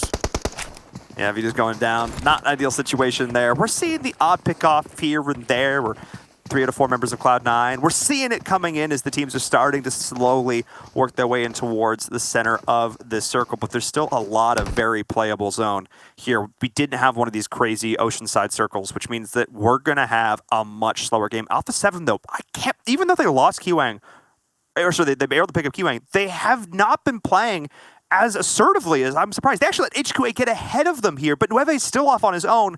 This is such a weird situation because these circles have been so kind. We have not seen a hard shift yet this game, which is crazy to think about. Like right now, I feel like we're in like a big coliseum, and you and I are in the middle. Like, hey guys, relax, it's coming. The Lions are coming. All right, they're coming out the cage here. We promise everyone. Yeah, people are starting to throw some, chewed up meat at us, Paul. I'm not gonna lie, it's hurting my feelings. But the action's gonna come. We got Klaze on the outskirts making some rotations. HQA. What happened? HQA, I just saw, you just mentioned HQA and Alpha 7 were right on top of each other. Oh, Alpha 7, they just zoomed right past them, actually. They went for a more centralized position. But Influence and INTZ, they're going to get into it. Here we go. This is the kind of action we've been looking for here. And guys, it's been slow all game, but it's about to heat up, which means we're invariably going to miss some of it. I'm sorry in advance. But no, this is going to be a pretty sick fight. This is a close quarters engagement here. And both of these teams have the potential. They can get that first knock to really look to capitalize. But I like what INTZ is doing here. Look at the positioning from Gamma, getting an off angle. But INF is actually countering that with their own rotation. We're literally watching a game of chess unfold in front of us. They are not going to let themselves get caught out. But in fact, that rotation I just talked about, Dave, it's getting picked up by another squad. The vehicle just got wrecked. Unfortunate. Yeah, that was actually a big brain play. Gamma wrapped behind them, kind of get the pinch right now. But Influence, they're going to be moving together as a unit right now. I believe I saw Paulie in the front lines. Oh, Ace and Tribe. We talked about the moving in from Ace. They sent it all the way in, but they ran into Tribe Gaming for good measure. This is a whole lot of turtles on your screen as everybody is down and crawling around. But Cardozo is way in the back. All three members. Oh, no! This is a disaster! But we're seeing PK rolling up the third party. This is what I'm talking about. You want to pick up kill points? Dave, this is how you do it. From the vehicle on top of the building to a Trickster. As PK is going to look to try and clean up all of this. Well, that is just going to be it. Tribe is gone. Oh my God, both of these teams just got absolutely mauled. Pittsburgh Knights with the perfect play, and I think they picked up Cardozo as well. I never saw that in my life. They crashed so hard that two of their members landed on the roof. They had the high ground onto them. That was actually insane from the Knights. I have never witnessed that. And not only that, they got all the kills in the area from that play, from the chaos. They were able to, come out on top right there. I'm at a loss for words right there. Flash on the roof, insane. My only words are to our good friend and analyst, Seven Worlds Gaming. Please break down that play afterwards, please. Oh my goodness, I need to see that in slow motion. That was insane. I need to see the goats. I need to see the confetti. Yeah, there's so much confetti. Just so much confetti. But here's the thing. Earlier on in this game, Dave, I talked about how the idea about fighting more was not necessarily how you wanted to get kill points, not how you necessarily wanted to get ahead. But taking the smart fights, knowing when to crash, knowing when to third party, we just saw it there. PK was the perfect exemplification of that, as now we're continuing to see these fights just continue to go on. I'm just so happy to see that kind of play coming out here. Of course, as I say that, PK dying in the kill feed. But still, INF now is continuing to push in once again. This fight, we left it for a second, but it's still been going. And INTZ trying to reposition, but they're caught out in the open. They are going to get punished so hard for this. If Castillo can find the shots through the smoke, is going to be able to do so. But now they're exposed, Dave. Hang on a second. The Hunters become the hunted. Yeah, the suppressed barrel right there on the side of Influence, so nasty right there. I mean, that thing hits hard, and they're just spraying on into the smokes right there. It looks like Paulie is going to be the last one alive, trying to get the revive onto Vega. I'm actually surprised Influence aren't being full-blown aggressive right here. I mean, I know they got one knocked on their end of things, but they definitely have the numbers advantage in the situation. This is going to be a rough one here. What is now becoming a 2v4. I thought INTZ maybe was going to be able to turn that one around because INF pushed out past the smoke they had laid down as cover, that INTZ had actually laid down as cover. But unfortunately, there were just too many shots going their way. They didn't feel comfortable enough pushing out through the window to try and get those counter kills. INTZ right now, they're just in survival mode. But look at the way they're moving through these buildings. They have to be so careful because they know any door they open could have foes behind them, which is what Loops is experiencing right now as they're fighting up into Alpha 7. The Molly is down, creating a little bit of space. That Dean, if he had a nade right here, just could be absolutely disastrous, trying to hold every single one of these angles. But that Dean's actually drop. It's the other nade going on through. Carrillo is here to try and hold this one up. From defeaters. What? How did that nade come through? Oh my goodness. Dave, this is another third-party situation. Defeaters, all 4 members alive. Loops and Alpha 7 are both in this building. This could be a serious play. Twillo's going in, trying to find the shots, trying to find the nades, and Defeaters, no hesitation looking for this. This could be a disaster for both teams inside. How does Loops hold on? Dave, they're running away. They're just leaving this beat by Kayovsky. He gets the bind. Carrillo goes down. Defeaters with the epic third-party engage, and now they're looking for more. I mean, we never see Loops retreat from a battle. I mean, they are scared right now. They do not want to take this fight. Fishy will be connecting on to one of the members in the back. Here comes Defeaters pulling on up the stairs right here. But Alpha 7, they have been camping this one out. They've been getting all the information. Swagwin, Uzi in hand, looking for the finishes, looking for the confirms right here. Defeaters, again, picked apart. It's up to Fishy right now. They just, multiple stories to try and work around there. They were afraid Loops was going to come back in behind them. So Alpha 7 up top, they didn't allocate enough resources to deal with that. Fishy was down at the bottom. Loops came back in, pinched them respectively. Now Kayovsky's getting back in this. The strategic timing on that pullback from Loops means they kept them alive, but it actually just means that more kills are being fed over to Alpha 7, who are now pushing back down from above in a 2v1 situation from Kayovsky, looking to try and win this. Can he find the shots? He actually does. Hang on, Fishy cleans him up from behind. Oh my goodness, this fight does not stop it in the end. It is Fishy with the serious play to get his team out of it. I can't believe it. I can't. That was crazy too. What's going on in this game? There's some crazy team fights happening right here. And the Knights, we saw them earlier with their YOLO push. It paid off. Goldblade going to be in the smokes. Tensa though, with the Tommy gun spray down. Tempo Storm coming out on top of that one. Well, we knew there was going to be action, Dave. We promised it. We talked about it. And it is not going to stop. Finally, we're seeing Influence Rage get the best of their opponents there. That fight literally lasted 5 minutes, and Fishy is going to go down to the blue after all that, after all the fighting, after the battles, the blood, sweat, and tears. Cleaning up by the blue. You hate to see it. But Tempo Storm is still surviving in the midst of this circle. We haven't even had a chance to talk about the circle. We haven't even had a chance to talk about the terrain of the teams they're making into it. It has just been so much action. You can see on the right side of your screen, those are the teams that are still in it, and it is B4 Esports, their first game of the day. All 4 members alive, already a couple of kills. They are feeling great rolling on into this.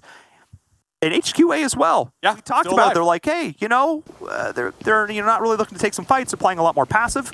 It's working out in the sense that, hey, they're still here, but no kills. No kills. Definitely going for replacement points. QA was the sacrifice very early on the squad. So if they get taken out right here, that's 6 placement points. So definitely pay off over here. Nunez for Brazilian Rampage. Brazilian Rampage, they have been sitting really pretty in these buildings, in these compounds, but now they're going to be forced to have to move on into that next zone, as we did get a nice little hard shift down there. Will favor Tempo Storm, but Brazilian Rampage, they're going to be holding back here. They want to take out B4 before they move out. That would be an ideal situation. I mean, we've already seen B4 taking a little bit of damage. They are going for a wide rotation. They do not want to let Brazilian Rampage get the best of them here. I mean, these teams from Brazil, they've played against each other before. They know some of their habits. And now we're going to see what these 2 teams here from NA can do as they're fighting out over this compound. Cross looking to find the shots, but Tensa, oh my goodness, with Spec there as well. That team play from them, creating too many angles for you to cover all at once. Massive, but Skies is there playing gatekeeper in the building, but this is going to be the opportunity for Tempo Storm to try and move on in. They do have a couple of members down, and this is going to be the finish with Tensa there and Ray. The 2 of them in tandem together, Dave. There's never just one person shooting. This is the kind of communication. These are the comms that Tempo was telling us they were going to deliver, and here they are. But can they hold it? That's the question. Rampage. They're pulling up, their own they got grenade. the mollies. They're in their own Molotov. Burning in their own molly. Let's see though, Tempo Storm, they didn't even have time to get the reset, but Spec with that Tommy gun, it doesn't matter. They don't need the time to reset. Tommy gun, just too strong right here. Sentry and Nunez, they got a lot of decisions to be had right here, as 2 of their members are going to be bleeding on out here, Paul. Yes, they are. Rain looking to try and shut this one down from the angle. Can he get the shots to the window? That is going to be it. Outside, Tensa wins the 1v1 against Sentry. This is huge, and this is Rain now trying to finish to the last member who's burning alive on the outside. The molly thrown out to continue to keep the flames alight for Tempo Storm. As Brazilian Rampage goes down. Dave, that was disaster after disaster. Somebody threw a Molotov out of the window of their own car, and then they drove into it. All right, mollies. Not again. Don't let that happen again. Brazilian Rampage, I appreciate the aggression right there, but you can't handle the molly. The molly is just too strong right now for the team. So let's see. We got 2 teams to go here. 2 members alive for Tempo. 10 kills onto Tempo. B4, they have 4. They know they have the numbers advantage. I mean, it's math. It is simple math right now, looking at who is alive. But Tempo Storm Tensa has been popping off right now with this Tommy gun. So if they can get a nice pick here, there, B4, they're going to be in for it. And this has been the duo. Tensa and Rain in this engage have been massive, but when one half of the duo goes down to a sick nade from Pedro, that's probably going to be about the beginning of the end, as that is the confirm and now a 4v1 situation. Tensa has to go off, but they are just throwing bodies. The problem is they're all just going to jump up the stairs together. What can Tensa do? What can Tensa do up on top of the roof, making them run in circles beneath them as he's just trying to hold on, drinking some stims to try and survive as long as he can, but that's just going to be it. GG, B4 Esports with the chicken dinner. Tempo Storm finally going down, but an epic, and I mean epic game from them. Fantastic, two amazing near final circle finishes. Tempo Storm, Dave, you said they put in 10 hours? 10 hours of VOD review? It shows. It shows. It shows. And I got to give it to Tensa there at the end. I mean, the quick thinking underneath the pressure. You had 4 members from B4 pushing, trying to get that last kill onto you. To be able to go on the roof and make them work for that chicken dinner, make them work and try to find you. And not only that, give yourself a fighting chance. I mean, had a nice little angle right there. We saw Tensa pop up with the suppressed Tommy gun at the end, take some shots, but B4, they pushed 2 members on top of the roof, so they knew what they were doing as well. Great game, though. I mean, crazy. That Loops fight, that 3-story fight from Defeaters, Fishy. Crazy fights this game, Paul. And here's the thing, they all happened like back to back to back and so fast. I don't feel like I've got a chance to do any of them justice, but hopefully, Jason, hopefully you and the analysts can give some of them a little bit of justice here in our post-game recap, because boy, these games today, they deliver. There's something special about these games today. Not only that, but did you notice the crates that are dropping, what color the smoke is? Pink. Oh yeah, it is pink. You know exactly why that is. You know what? We're going to talk about that a little bit later on, you guys, but thank you very much for bringing us that match. We're going to get rid of you. We're going to bring in our analysts to start breaking down that hectic and crazy game yet again. 2 for 2 today so far. Excited to see. Let's bring in 7. Let's bring in Glitter Explosion. And you know what, guys? We said it before the match started. B4, they seem to always get 1 chicken dinner a day, except 1 day so far, and they've been able to get yet another Vikendi win like we had in our last play day. Glitter, that's got to make them so excited. I mean, I would think so. I'm excited. I was just talking about it with 7 because this couldn't have made, it couldn't have made us look any better. So thanks, B4, for making us look like we know what we're doing up here. Yeah. Right? Because we talk about them. We talk about their consistency. I called them out for being a top contender for that top 3 position. And then what do? They come in and they get their win. Yeah, well, let's take a look at our rankings and see how many points they got for themselves and, of course, the other teams. And we can already see 7. Tempo, actually, with the 10 kills they had, took more points than they did. Listen, I know we're hyped up on B4 right now, but Tempo is putting on a show today. What is this now? What, back-to-back second places here, and the amount of kills that they're able to put out today too? This is a completely different team. This is a team that's starting to show me at least some consistency in here, and I'm loving it from Tempo. With B4 Esports, I think once we see the top players, then I'll talk about them. Just a little heads up, Nenebete. Definitely an amazing player. Brazilian Rampage, they're only being able to get 1 kill point. I think they would have been able to get maybe more kills there on Tempo, but sadly, they ended up Molotoving themselves. They gave Tempo a handicap, let's be honest. Yeah. Like, we're going to help you make this fight easier for you, potentially, because we feel like we're going to beat you anyway. So let's just Molotov ourselves. They say here, we feel like you need the extra kills, okay? As we go down, Pittsburgh Knights, they had 9 kills right there overall. What an amazing game. And here we go towards the second page. G25 Gaming, 3 kills. Tribe Gaming, 4 kills. Execute, 3 kills, which I know we're going to be talking about that later on, Glitter, because those 3 kills came from a player we've been talking about, and it's Kill Switch. Yeah, and I think it's also just interesting because we were asking, are they going to be able to be consistent? You know, this was definitely a little bit rougher game for them. Didn't go so well, but I mean, they're one of the few teams. Go ahead. Oh, go ahead. Okay, I'll go ahead.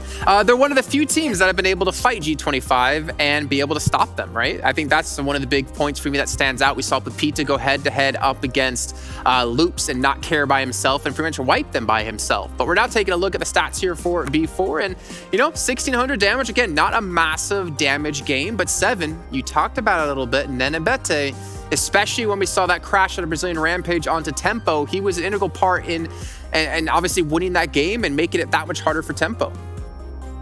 Listen, the game that really impressed me the most was that one when they won in Miramar, and I was actually able to see Nenebete's skills there showcased to the best of their abilities, just his smart, just the way they were able to push on. And then here on this match, I mean, he went off too. He ended up with 3 kills and 655 damage. If I'm not mistaken, he ended up with the most damage. As we go here to the Mountain Dew game fuel moments, we see Tribe, we see Loops. Not too shy though. I think Loops was able to get 5 kills to themselves with their placement points. Listen, the only problem here, Glitter, that I'm starting to see with Loops Esports is before they used to rely on getting those extra points, even though they ended up being maybe 14th, 13th place, and they will back it up with kills. But now they're starting to only just get those kill points, and that's it. In that last match, they only got 1 placement point. Yeah, and this is typically a map where we would be looking for Loops, right? I even said at the beginning of the match that Loops was the squad I'd like to at least watch and see what they can do, because we're getting to the point of the season. We passed the halfway mark where we need to see what these teams can do, and the ones that are in that middle ground that could potentially fall below 16th place definitely want to step it up and make sure they're securing that position. Like you said, they were able to get 5 kills, so for them, that's going to help in their overall points, but they just haven't really showed me much past that. And honestly, it's surprising to me. And I maybe we'll get a chance to kind of touch base with them later on in the season and see what exactly is going on. But like you said, we do have to give a ton of credit to Tempo, as we do see them here in the highlights. I mean, this squad is just so strong now. And 10 kills, even though they weren't able to get the win, still 10 kills in this round is going to be huge for them, huge morale boost, as we are able to see before closing out the game here on the roof of that house. I mean, that's like watching an animal get ripped apart in like the Serengeti right there. Just 3 people swarming right at that one target. So glad you guys said it and not me, because that's exactly what it looked like. I saw like a leg get flown that way, an arm was going that way, and then the total damage was coming up this way. So we're going to take a look at that and kind of look at the numbers across the board for all of these teams. And we're going to see here yet again, Tempo with number 1, Glitter. 1,600 damage. Not a lot, but still a lot of kills to support it. Definitely a lot of kills and a lot of consistency coming out of them now. For even just today alone, back-to-back very, very strong games. And I think that, at this point, we don't even have to worry about that with them anymore. They've managed to figure out the working in of J7 into the roster, who sits out when, and it's just gone swimmingly for them. I do want to call out, though, Brazilian Rampage, because like you said, Seven, they were only able to get 1 kill, 600 damage. That rush did not go well for them. But what's important is the fact that they got 3rd place. So they got 10 placement points, and they were that team that went from the 3rd page dead last to 16th place overall. And now they're doing a very good job of securing themselves some placement points to keep themselves in that top 16 position, so that moving forward, they are hopefully in a good spot to qualify through for finals. Yeah, the tricky part for me about Brazilian Rampage, the fact that they've been in 16th place for the last few days.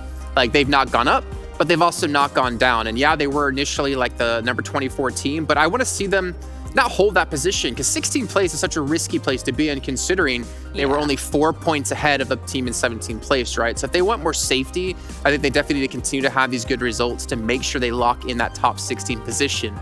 But now, Seven, I'm not sure if you're ready for this, because this is something we put together last second. We saw something that we wanted to see, or we didn't see it, but we saw it happening in the kill feed. We were talking about G25, we were talking about Execute, and we have that fight for you right here. So Seven, I don't know if this is your first time seeing it, but why don't you take us into it? I'm not gonna talk over it. I just want you guys, I want everybody to just see it. To give context, 1v3 at a kill switch here. I was going to, hold on, just let him enjoy it. Oh We can Boom, shakalaka. All right, you know what? That's the moment right there where we can actually go back. Okay, this makes so much more sense now. Yes, it does. You have Killswitch, the last person standing here from Execute. He got the zone going up against him. And this is why I've been praising this man, Glitter. This is why I've been praising this man, Jason, because whatever situation he's on, if he's by himself, he can always do stuff like this. He's gonna knock off Pepito, and then on top of that, he's gonna just start cooking the grenade. You see Italox, and then you see the other player there, Kinto, get super close, and they both end up getting just exploded by the grenade right there.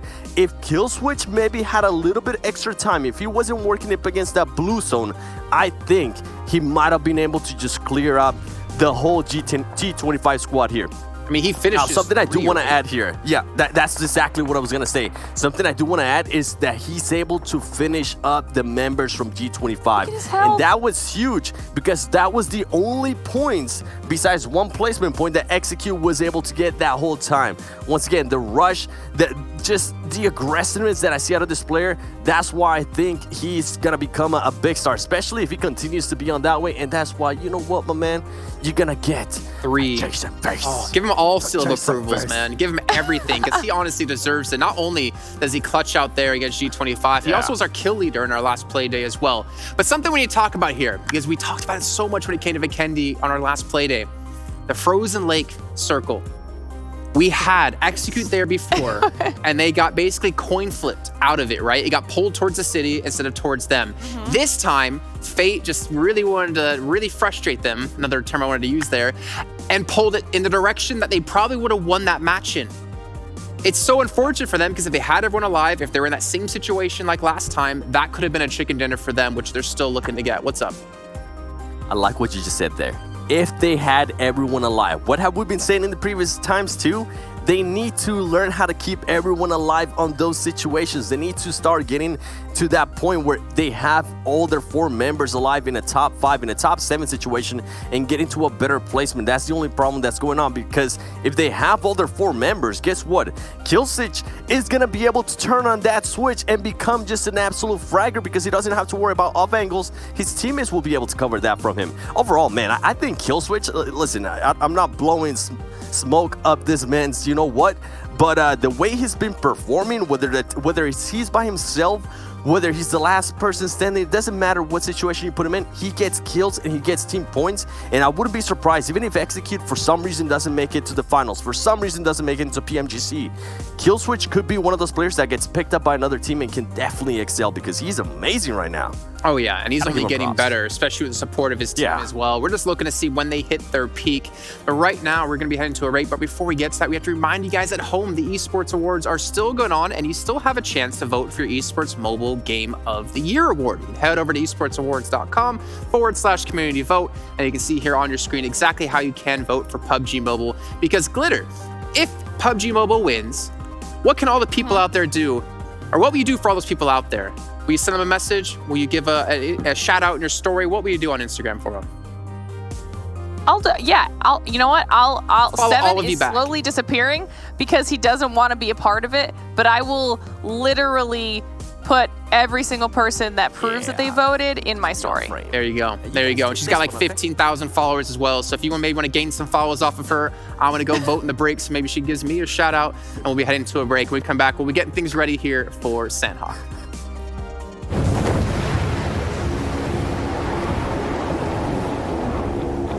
Mountain Dew? Squads, there's loot on the horizon for however you find victory. For the combat chauffeurs, for those who strike from above or from below, for the experts in pan-to-pan combat. Whether you're taking a leap of faith or just aren't afraid of a close call. Fuel your path to winner chicken dinner with ice-cold Mountain Dew. And with exclusive loot from Mountain Dew fuel stations. Spawning on a map near you.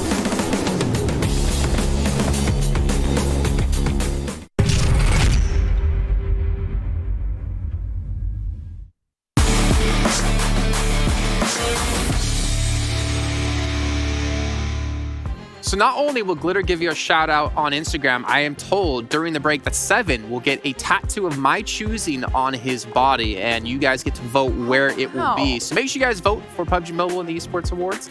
And also, we can take a look now at our schedule. What's coming up here? Again, we have Sanhok as our third match. Some of us get a chance to rebuttal this, as Group B is going to be sitting out. Now, I'm trying to think about where do we potentially want to put this tattoo as we take a look at 19 Esports, BDM. We got Wildcard, Queso, and we also have Group C coming in. But unfortunately, you're not going to see the likes of G25. We're not going to see A-Swarm. We're not going to see Cloud9, which again have not been able to really build up much of a performance. But we get to see Execute, we get to see Loops, we get to see B for another time. Glitter, let's talk about something and not let 7 get in here to maybe rebuttal that. Well, we'll talk about the fact that I would like to see Loops and Execute maybe bounce back a little bit after their first match of the day. I think both of them had less than, optimal performances, especially from what we saw last play day out of Execute, what we've seen just historically from Loops. And we can actually see here a comparison across 21 matches between Loops and Execute up on the screen for you guys. Honestly, I thought there was going to be potentially a bigger disparity, but then again, with the strong play that we saw come out of Execute last time, I'm not surprised with how close they are, although Loops is still managing to edge them out, 7. Yeah, you know what it's on? It's pretty much on placement points, because that is the only thing that they're... Loops Esports has 92 kills to 69 of Execute. I'm telling you, if Loops Esports can just maybe get down their placement points, they're gonna be within that first page, and they will stay there within that first page. They will maybe be up on the pretty much the top 5. It just comes down to placement points, and it's because of the new ranking system that we have, the new point system that we have, with them only getting 1 point, 0 points, when before they used to get either 3 points or 4 points. That little difference is huge, especially now. Yeah. Well, you know what? We're going over to Sanhok. I think the game is ready to go here, and obviously I'd love to hear what you guys have to say, but also love seeing the match itself. So we're gonna get rid of you two for now, and we're gonna bring in our commentators another time. We're gonna bring, what's up, 7? What are you looking at? No, not your shoulder. It's definitely gonna be somewhere that you're not gonna like. But we're gonna get rid of you two for now, and we're gonna bring in our commentators to break down this game and obviously talk to them a little bit more. We got Mustache Dave, we got Environ, but before we get to that, you guys can tweet to Esports PUBG with the hashtag PMPL and let me know your thoughts of where this tattoo should go and potentially what it could be of for 7 Worlds Gaming. Maybe we can be nice to him and let him just do a 7WG on his shoulder or something like that. I don't know, but 2 people who might know are these 2 gentlemen here, Environ and not Cameron Davis, Mustache Dave. I'm just so used to saying you two. I knew he was gonna do it. I saw Cameron in the chat with us, talking to him, so it threw me off. But Dave, okay, if I were to ask you, where would this tattoo go on 7 if you got to choose? You asking me or Cameron Davis? Both, because you're both just as handsome as each other. All right, so yeah, I just got a text. Cameron said, definitely a mustache. Get a mustache tattoo. But Cameron said to get matching. So 1 on you and 1 on 7. So you guys are like BFFs. I know like some people get tattoos for their eyebrows. Maybe I need to get tattoo for my facial hair. It makes sense because I don't know how you get yours so bushy and glorious. In Viren, though, we've had 2 amazing games so far today. I feel so bad for Execute, but we're going into another match where they're going to play yet again here. I want to ask you, and I know it's a question you probably don't like to answer, but do you think this is going to be Execute's day? Do you think they're going to get themselves their second chicken dinner? I definitely think it's not something we can rule out. I think 2 games to start things off. It's kind of like, a little rough. Some okay, though, individual little performances. I think they didn't have some circle luck when they needed it, for sure. Yeah. I think they ran into some other teams that were really looking to be on fire. I think on a map like Sanhok, where anything can happen, you really can't count on anything. I think if there was going to be a map to come back, take advantage of the chaos, it would be this one. So yeah, I still think Execute, after how consistently excellent they looked on Wednesday, I definitely think this is a team we should still be watching out for. Well, in the wise words of NBA Jam, things are heating up here, so we're going to head into Sanhok. Thank you so much, Jason. Wow. I'm so delayed on this. Oh, I was perfectly timed. Crushed it. All right, Dave, you take over. Stay trying to go celebrate over here. I don't know what's happening. What are you crushing over here, NBA? I did the thing where I like whooshed my hand and Jason disappeared into the ether. Oh, okay. Yeah, that's what it was. Perfect. That's what it was. You know what? That's why they got you here, Paul. All right. That's the only reason. That's why. That's what Garcia said. Remember, Garcia, your biggest fan. So when it comes down to execute, real quick, they like to drop up there in that top island and the top left hand. So if they get some circle luck here, I think they can. Like Thomas the Train would say, I think they can get the chicken dinner here. So we'll see. I must have missed that episode. Anyway, yes, I definitely think there is some potential. Oh, yeah. Sorry, my bad. I used to actually be a huge fan. Okay, we're not. I got the train sets. I still play with it. I believe it, man. That was a classic. All those angry Thomas memes. Oh my gosh. They scare me. I think about it late at night. Anyway, pretty standard circle here for this drop. Don't worry about it. As we're getting into our game number 3, and for a lot of these teams, I think that started things off pretty strong, that had a good start to the day, but then had to sit out in that last game. I think this is an opportunity to come back in and say, look, fam, we're still doing things. And I think we're still, still very much a contender here because, again, when B4 can just drop into a server and then instantly get a win, you've got to be like, as any other team who's now come back to this lobby, you've got to be like, well, come on, really? Come on. Talk about another team saying, come on, defeaters, they had a really beautiful push. They all moved together last game as 4, but I believe they only got 2 kills out the mix between that loops engagement. So I see Richie, I see Ghosty right now. They are going to be kind of separated, but right between them, 2 members of BDM. Let's see if they can get 2 nice early kills here. That should definitely help them out on the overall leaderboard because defeaters, they need every single point they can get here. Richie with the Vector and the helmet. So yeah, they are 100% aware of BDM here right between them. Question's going to come down to who can hit that first shot, especially at this point. I don't see a lot of vests. I don't see a lot of very light armor, especially if that AK, if you can connect on that. You talked about it. I believe the term you used very lovingly is the one-tap dirt nap, which we could very much be seeing here. Yes. Thank you. Great turn of phrase. So definitely got to be. It is. It is. Though in this case, with the smaller caliber ammo coming on in, this was sort of the pinch we were looking for. Ghosty takes a decent amount of damage, but Tass is going to go down. Ooh. But there's the shot from... Ta-da! Downtown. Yeah, downtown right here. I mean, very interesting engagement happening right here. I mean, a lot of the armor or lack of armor is definitely playing a heavy factor right now and who gets knocked first. I mean, Ghosty has no meds, has no heals to even work with right now. Does have an M4. Does have some information on that squad mate up there in the foothills. And Duelo still very far away from this engagement. But that knock onto the player in the back for defeated, this was huge because that was the only real cover that Ghosty was getting. And now Ghosty has to completely rethink the positioning. The nade goes through, cooked a little bit too long though. And that's, just able to take him down, no problem. So the shot from Rafa really set that up. It was the down onto Richie. Richie was the cover. Richie was the player that was stopping the rest of the team from pushing on in. And now Fishy, he's holding a different angle, is able to get it down, but he can't follow up because they no longer have that teammate up on the outside able to help offer that additional cover. So defeaters, oh man, trying sort of the short end of the stick there. That one shot, one bullet completely changed the outcome of this fight.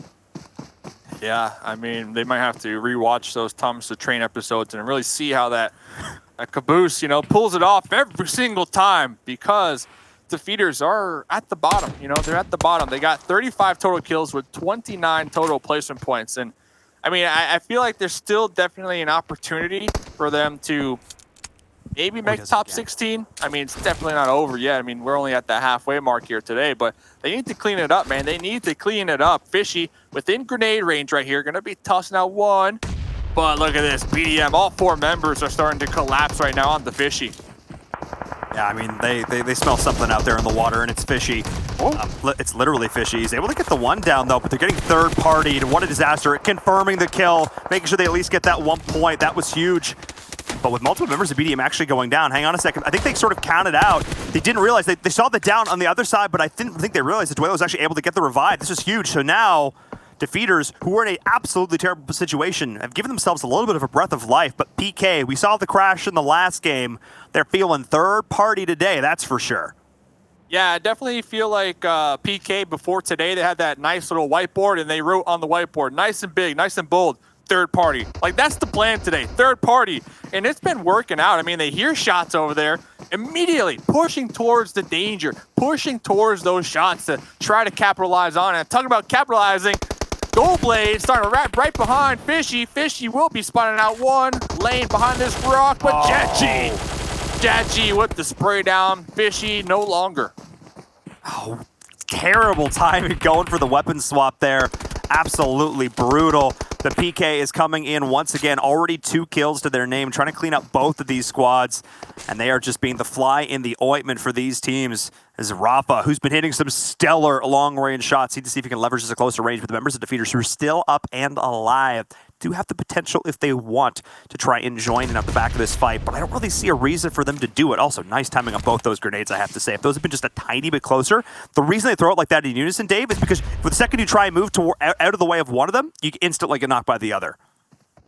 Yeah, I don't see Rafa making it out of this alive. I mean, grenades are just getting tossed one after another. We see the Knights slowly wrapping around. Trickster at the very end right there. The final nade, injury to insult. And BDM, I got to give it to them. You know, last week we spoke to them. BDM, they love the new point system. They said it's actually one of their biggest strengths because they are such an aggressive squad. And we kind of see the flip end of that right there. I mean, they were so aggressive that they kind of lost sight of the danger, the possibility of other teams nearby. I mean, this is Sanhok. You got to assume, like, a team is going to be right over that hill within range to third party any fight. Oh, absolutely. And that's one of the reasons that I like Sanhok so much, but also that I'm always so wary about teams taking these early game fights, as weird as it sounds. Some people think, oh yeah, Sanhok, it's an aggressive map, but that's the problem. It is an aggressive map. So the calculated aggression, only take a fight you know you can win, make sure you can win it quickly. And we saw it all the way back in game number 1 with INTZ starting a fight up against Wildcard, and then they couldn't finish it, and then by the time the whole thing finished, they ended up rolling in, it became a whole thing for them. They did eventually were able to make it in pretty far on, but that could have been disastrous for them.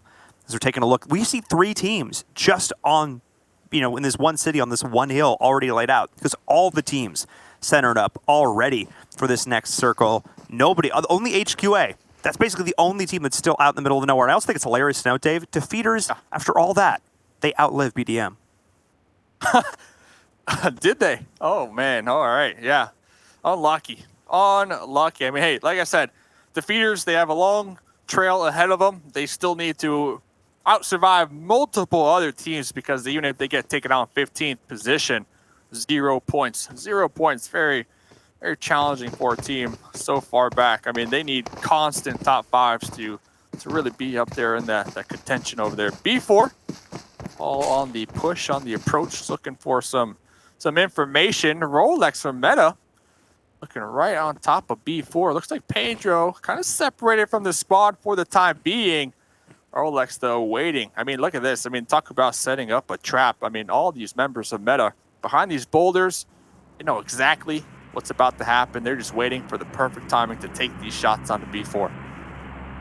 Or any other team that should happen to roll on by. They definitely know B4 is there, but look at the way they're positioning this. They're looking out across every angle from this hilltop. Whoever rolls up on them, they're going to have so much info, and they are in a really good spot in this next circle. Basically dead center, just a little bit to the south, but they have 3 top teams in front of them. They got Loops up there, they got XSET, they've got all these other squads, they've got B4. Like, this is a lot of these teams who all could just take over a game. We've seen take over a game, all dead center, right where the rivers meet. You can see it there on the screen. That is just, one bullet starts flying, a lot of bullets are going to start flying.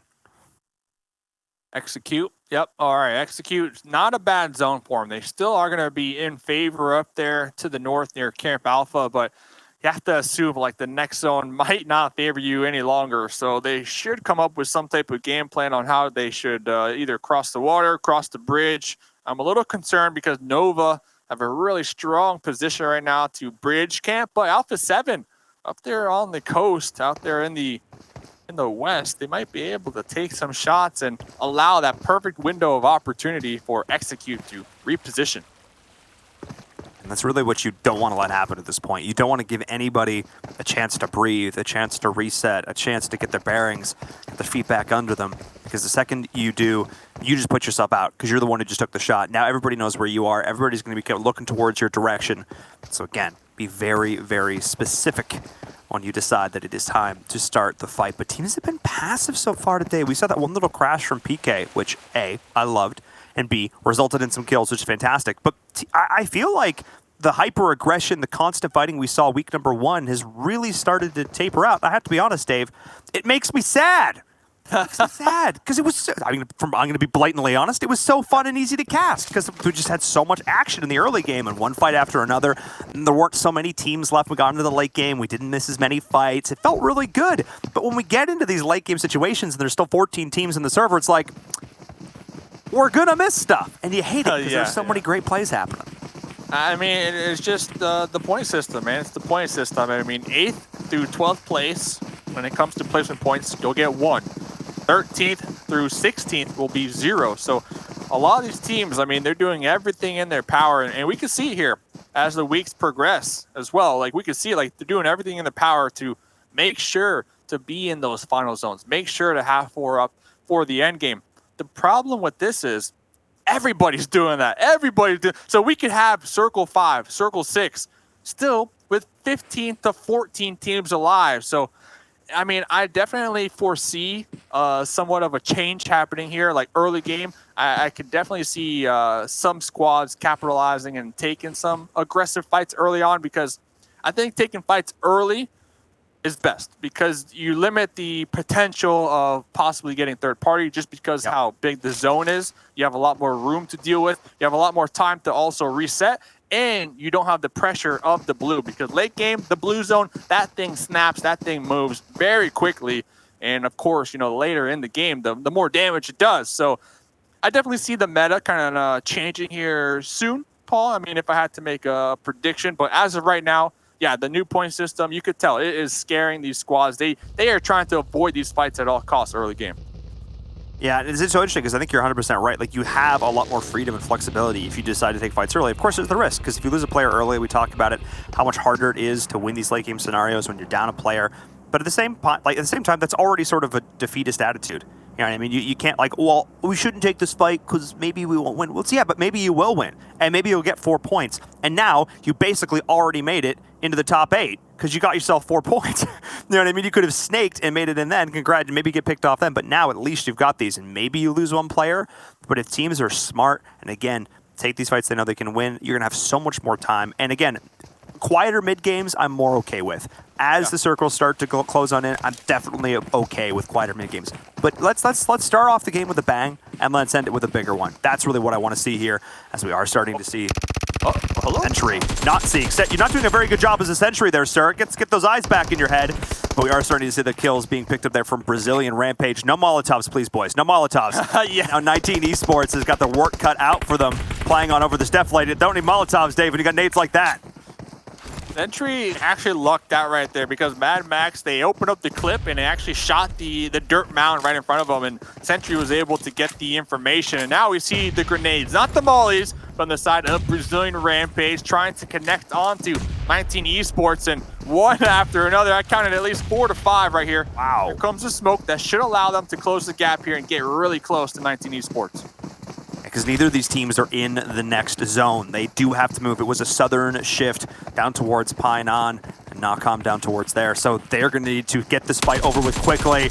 But that's fear. Those are the shots, though. Oh my goodness, wait a second. That was actually a great little play there from 19 Esports. I thought for sure the Brazilian Rampage was going to have the advantage, but now Jacob is going all the way around, but Garcia is holding this angle like you talked about before. Garcia, oh my goodness, not quite able to win that 1v1. Jacob is going to confirm the kill, and what started off looking so good for Brazilian Rampage is slowly falling apart. Is now it's just Lil Boy up against the world. Asta up on the high ground, never giving up. The drop shot from downtown, and that's going to be it from Fear. Oh me, oh my, 19 Esports going clutch. Yeah, I mean, honestly, leaving Jacob in the back right there was the winning play for me, because Brazilian Rampage, they wanted to catch him with the backstab, right? So Jacob was able to put a stop to that. We saw Garcia try to make their way on over the hill. Once when that was kind of folded, that attempt was no more. That's when we saw the tables just get turned right on top of the heads of Brazilian Rampage. And this is a fight that we mentioned earlier on, the bridge camp from Nova. Just like the Unnamed. I thought Execute would be using this bridge, but Execute actually going to be swimming out there in the distance. So let's see if Nova can capitalize on this one. I mean, they're going to have to defend the beach and the bridge, as we see Execute out there in the distance, finally making land haul. We see Bucky right here on the crate. So let's see if Nova can get some kills here in their position. That's going to be the big question. And we see a lot less of this sort of stationary bridge camping on Sanhok just because the map is constantly moving so much. There's so many teams nearby. You feel less confident able to hold yourself in a position like Starlight. He can get shot in the butt. Let's be real. I mean, the rest of his team is keeping the angle for him, but there is still potential. If somebody wants to truck up towards Ruins, you're kind of exposed to, or even this cliff that you're seeing Fate and crew next to. I'm really, really glad that XQ decided to take that decision to swim around and not commit to this bridge as well, because not only would they have to be dealing with the Unnamed, they'd have to be dealing with Nova as well. That was a smart heads-up play, knowing when to take fights, knowing when not to. And now the Unnamed is just out in the blue, and what do you do against this? You just got to try and charge in and hope you can make it work. Yeah, and I'm pretty sure we didn't see any knocks yet, so I have to assume Nova were camping the bridge. Ooh, preparing for Execute, because everybody knows Execute, they drop up there. Nova, though, I'm getting really concerned, though. I mean, they are really spread out. They're really spreading thin right now, trying to defend multiple angles here with this camp on the edge of the blue.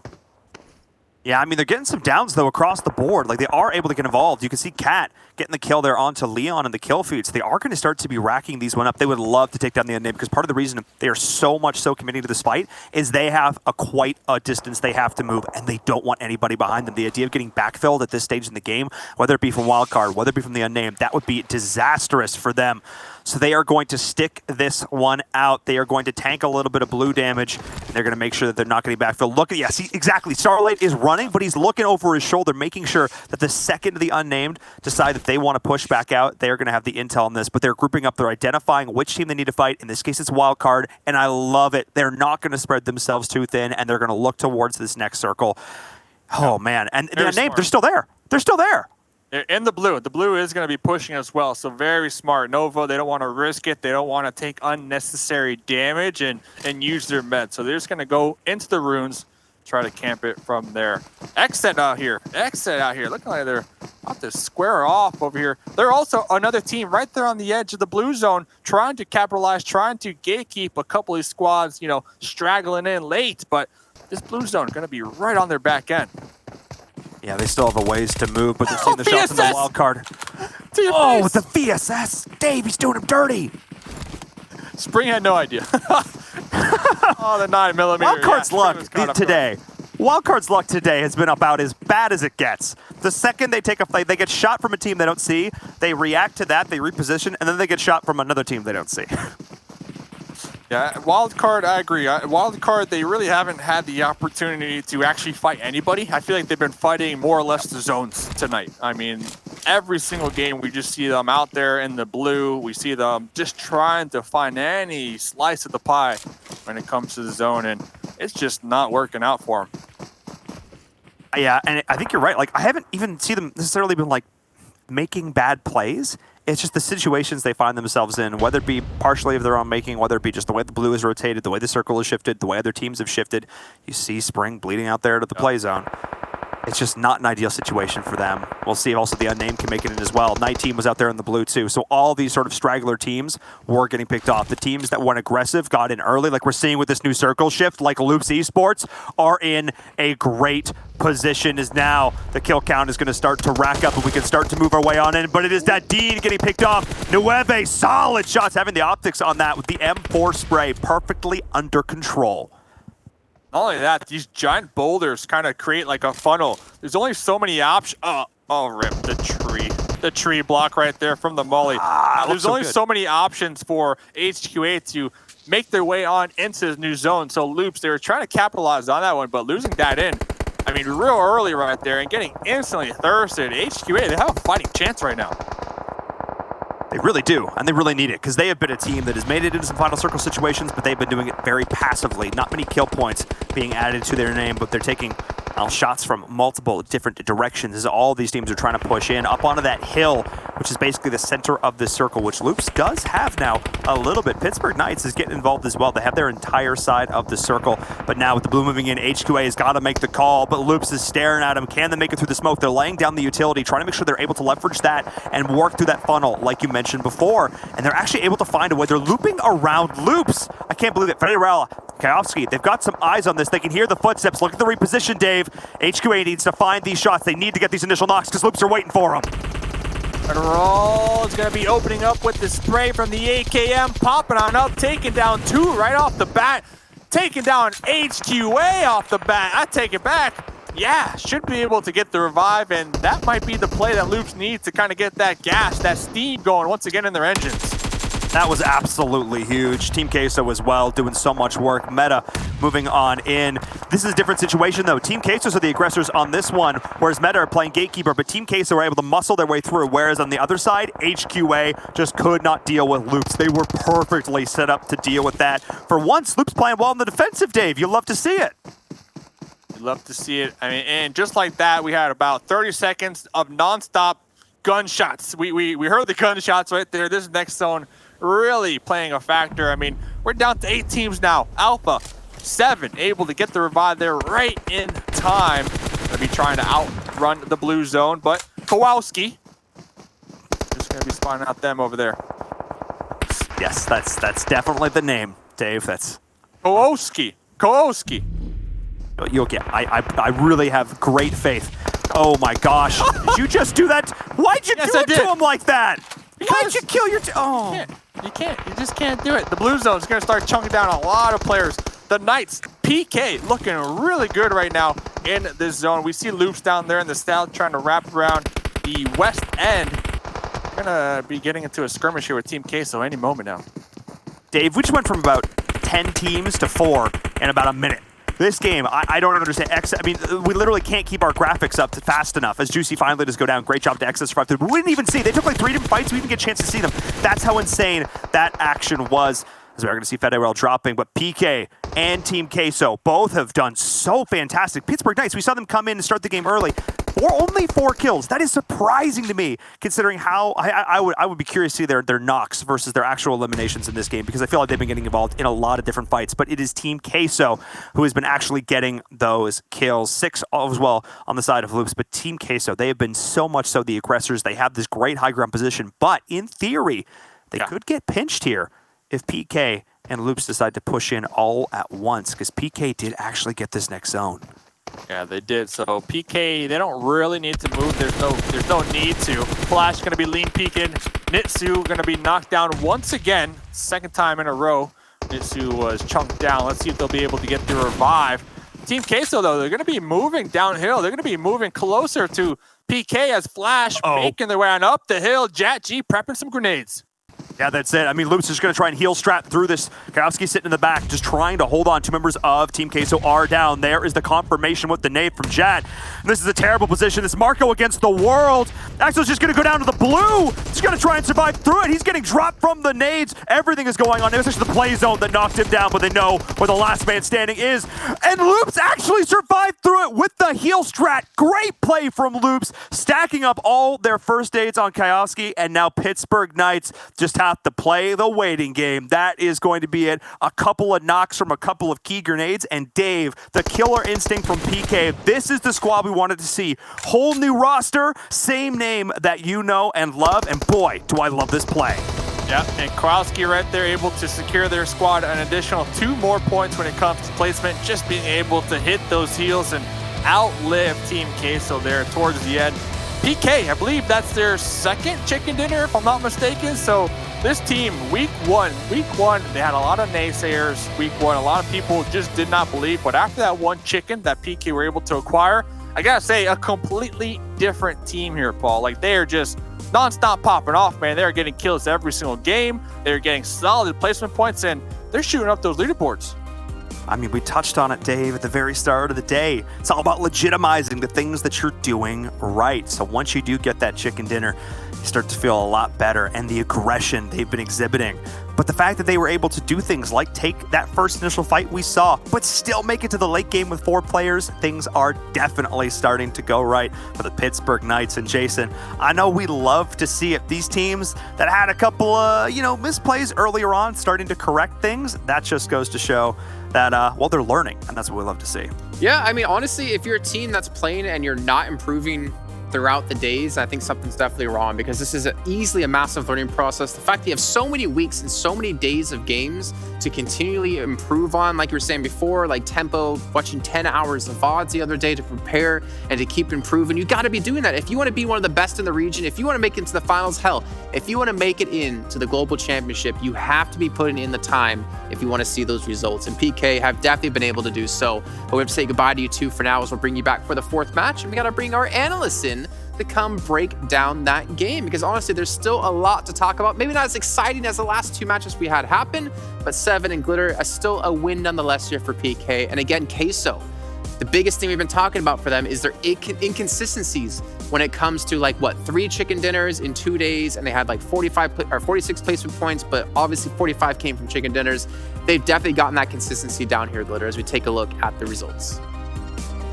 Yeah, which I think, you know, once they figured out what I don't even know what that one little thing that they changed was, but once they figured it out, they have been a night and day team, because they were just so all over the place in the very beginning. And like I said, I feel like they've leveled out now. As you can see here on our map ranking for Sanhok match, they were able to get 6 kills and 10 placement points. Another 16 points for Team K, so this is going to be huge as far as keeping them up in that top position. Loops, though, we gotta talk about this for a second, Seven. Loops is actually able to out-heal the amount of time that it took PK and Team Queso to have their engagement, so that they could get just a few more placement points, pulling down 2nd place, and still able to get a respectable amount of kill points. Yeah, Team Queso went like, hold up, we went from being possibly 1st place to 3rd place. How did that happen?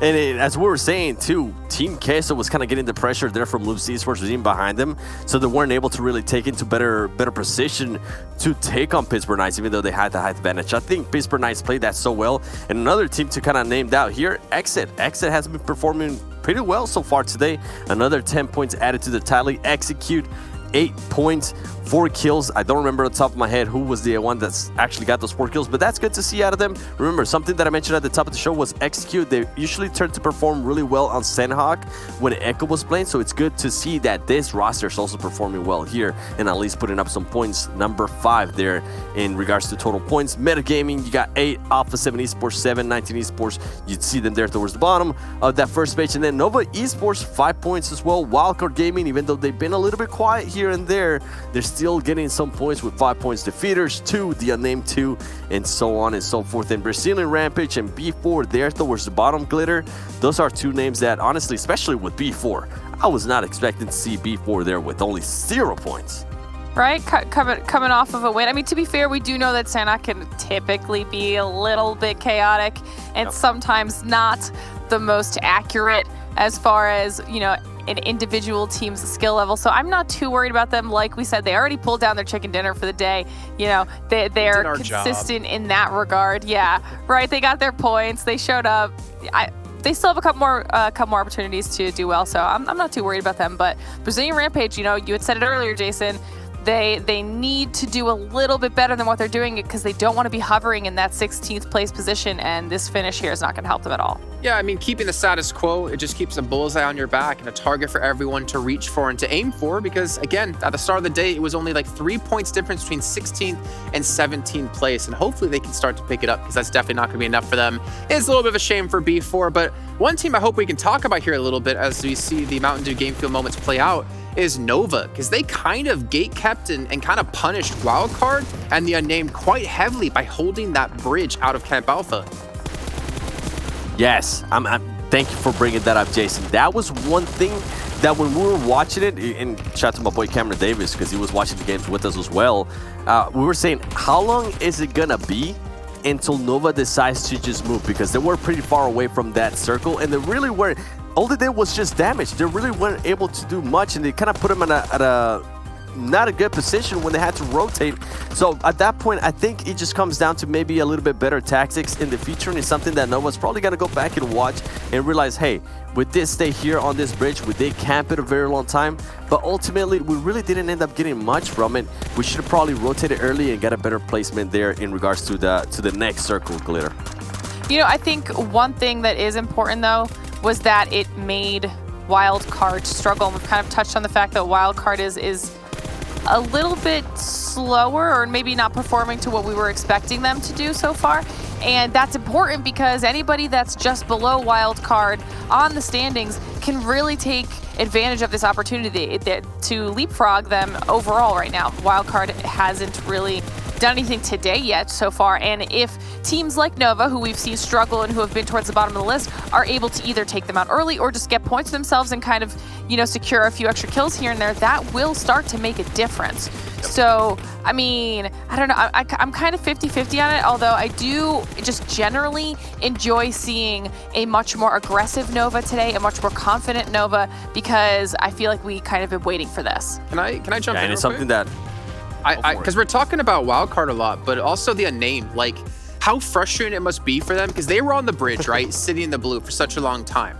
But then after they finally got across the bridge, they were continually fighting in blue the rest of the match until they were eliminated by Alpha 7. Like, they have to be so furious because not only are you having to worry about other teams rotating in late, but you're having to worry about your own health slowly ticking down. And we've heard so many times that the king of Sanhok is always the blue zone. So Nova, it's unfortunate for them, but they also just really put up a massive roadblock to those two teams. Yeah, they definitely did, right? And at that point with the Unnamed, something that I would have loved to see, just listen, you're not moving. Do you have any smokes? If you do have smokes, maybe throw them around. Maybe jump in the water and see if you can rotate that way. It would be a risk, but it will at least help you do something and you won't end up fighting that blue zone. Or if you can set up a smoke trail, set it up and you can go backwards. You do have some stuff to work with.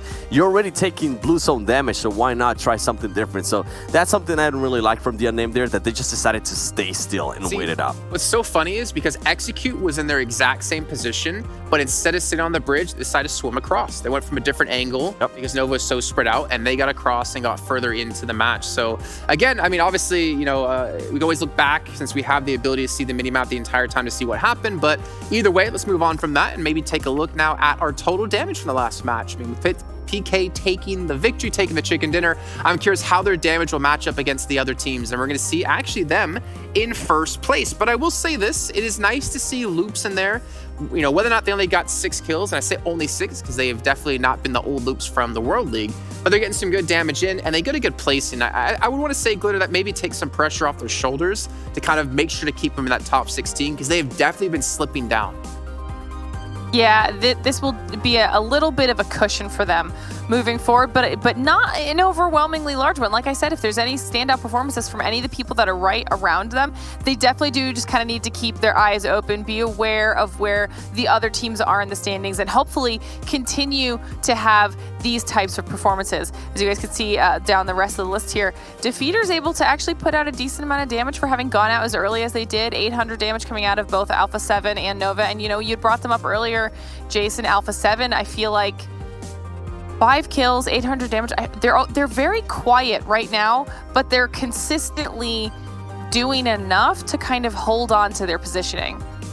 Yeah, maybe a little bit under the radar. I could definitely agree with that. They have had a couple, obviously, breakout matches, but they're being consistent in getting these placings. The only problem then comes into this consistency that we're seeing of not being like your top, you know, top 3s, top 5s. That won't be enough to get you into the global championship with $2 million on line. Yeah, it might get you into the finals, but obviously every team should have their eyes set on that $2 million coming up later on in the year. But yeah, I mean, I think that in the blue zone, they actually went for like a 2-2 split as well, and were able to pincer like directly onto a team. But again, they're not really getting as deep as they would like to. Maybe they're saving some for the finals. Who knows? You never know. And then, of course, we also had, what was it, the 19 Esports versus Defeaters fight that happened as well towards Camp Alpha, like towards the eastern side. And that was also really interesting because Defeaters, I feel like so many times I've looked at the map feed and just seen like, okay, Defeaters outlast, and that goes with them being 24th place. But it's nice to see them like being more willing to get in engagements and maybe kind of realizing we're almost halfway, we are halfway done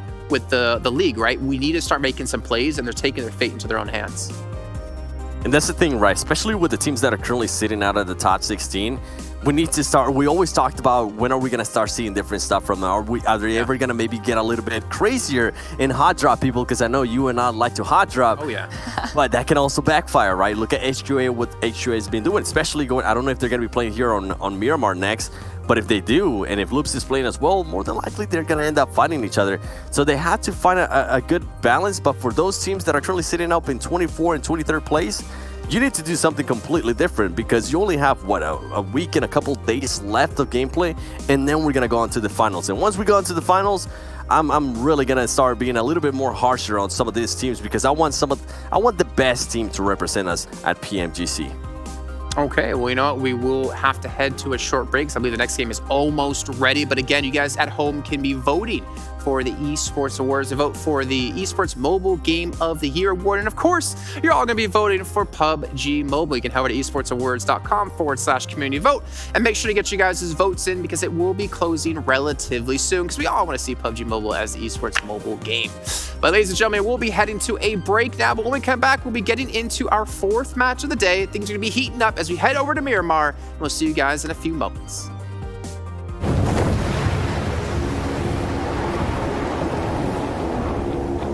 Mountain Dew? Squads, there's loot on the horizon for however you find victory. For the combat chauffeurs, for those who strike from above or from below, for the experts in pan-to-pan combat. Whether you're taking a leap of faith or just aren't afraid of a close call.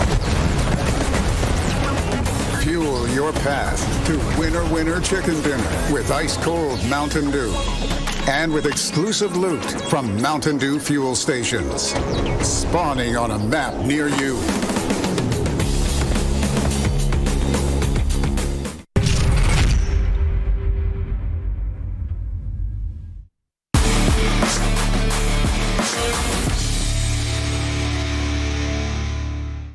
All right, it's time to get our fourth game of the day ready. Let's take a look at the schedule one more time so you can see which group will be sitting out. And of course, it will be Group C. So we're not seeing Execute. We're not seeing Loops in there. There's a couple of teams we'll be missing out, but we will be seeing Group B coming back in.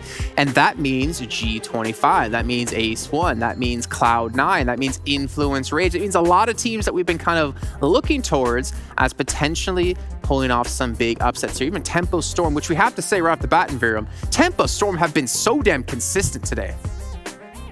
They've been looking really good. Like, really good. Reminds me of the Tempo of old, like back mid-late 2019 Tempo Storm. Because, like, this is a team that has so much history behind it as an organization. Like, Tempo as an org jumped into the PUBG Mobile scene really early on in the competitive scene. And they had this, roster that was really consistent for a long time. And they performed really well. I got a chance to cast them at the Barclays Center at ESL1 New York. Like, this is a team that has been really, really impressive. And then they sort of went their separate ways. The players have since, like, gone to a whole bunch of other rosters, but still, the organization has stayed really tough. And I love to see the fact that they have been such a mainstay in the scene. You know, it's also been staying tough today, Dave. G25. I mean, again, they already got a chicken dinner under their belts. They had a rough fight up against Execute that we saw on Vikendi. Do you think this is going to be another match at G25? Actually, no. Yeah. Sorry. Let's keep going on that route. I was wondering if HQA and Loops were playing, but Loops is not playing, so we're not going to see the battle happening with the hot drop.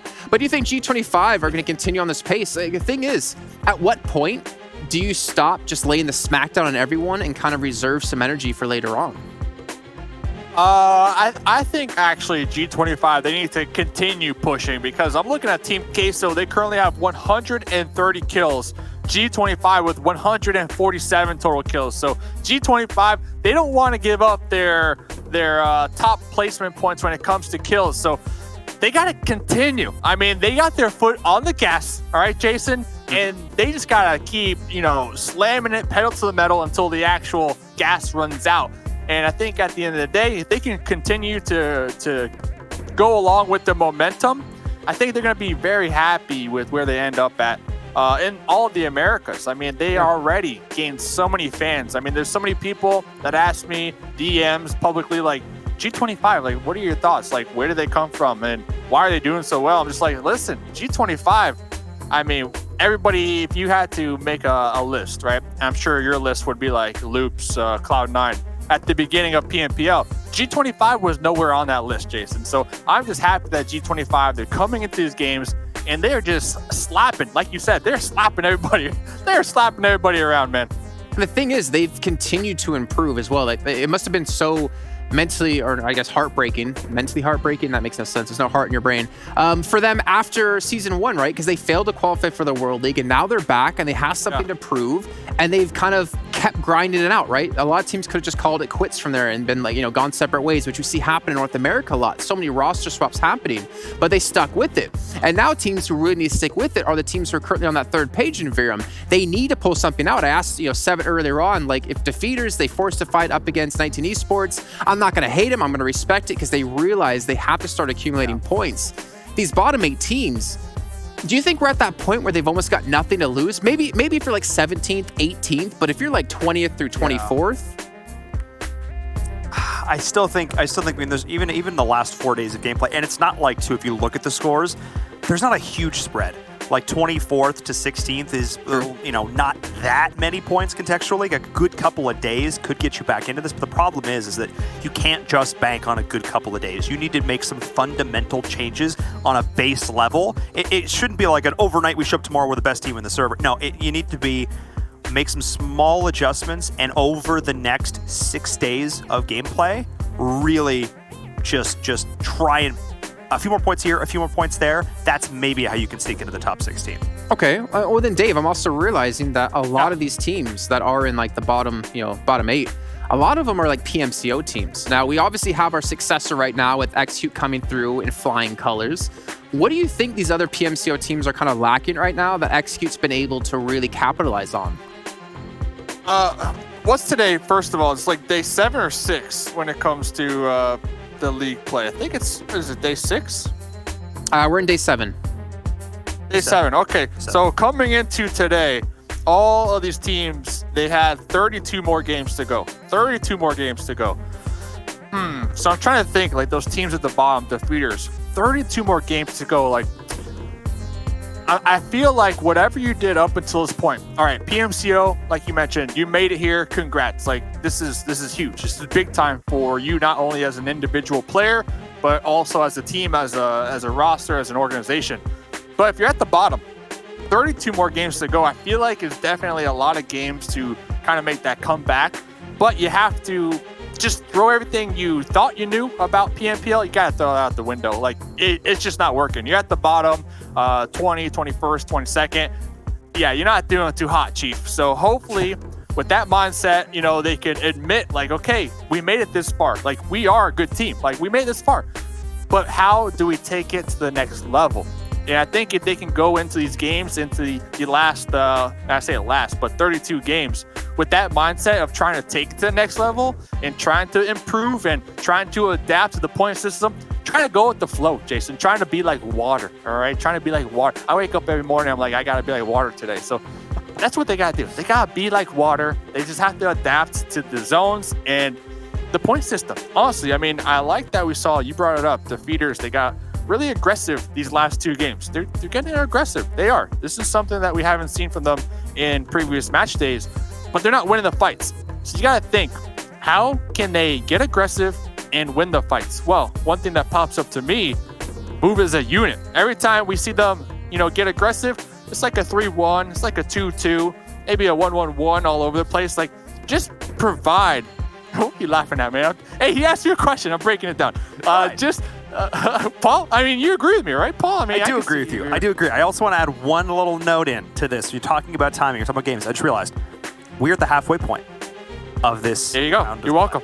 We are at the halfway point. We are on the 2.5 day of week number 2. So we have done our 32 whatever games up to this point. And they have about that 32 left.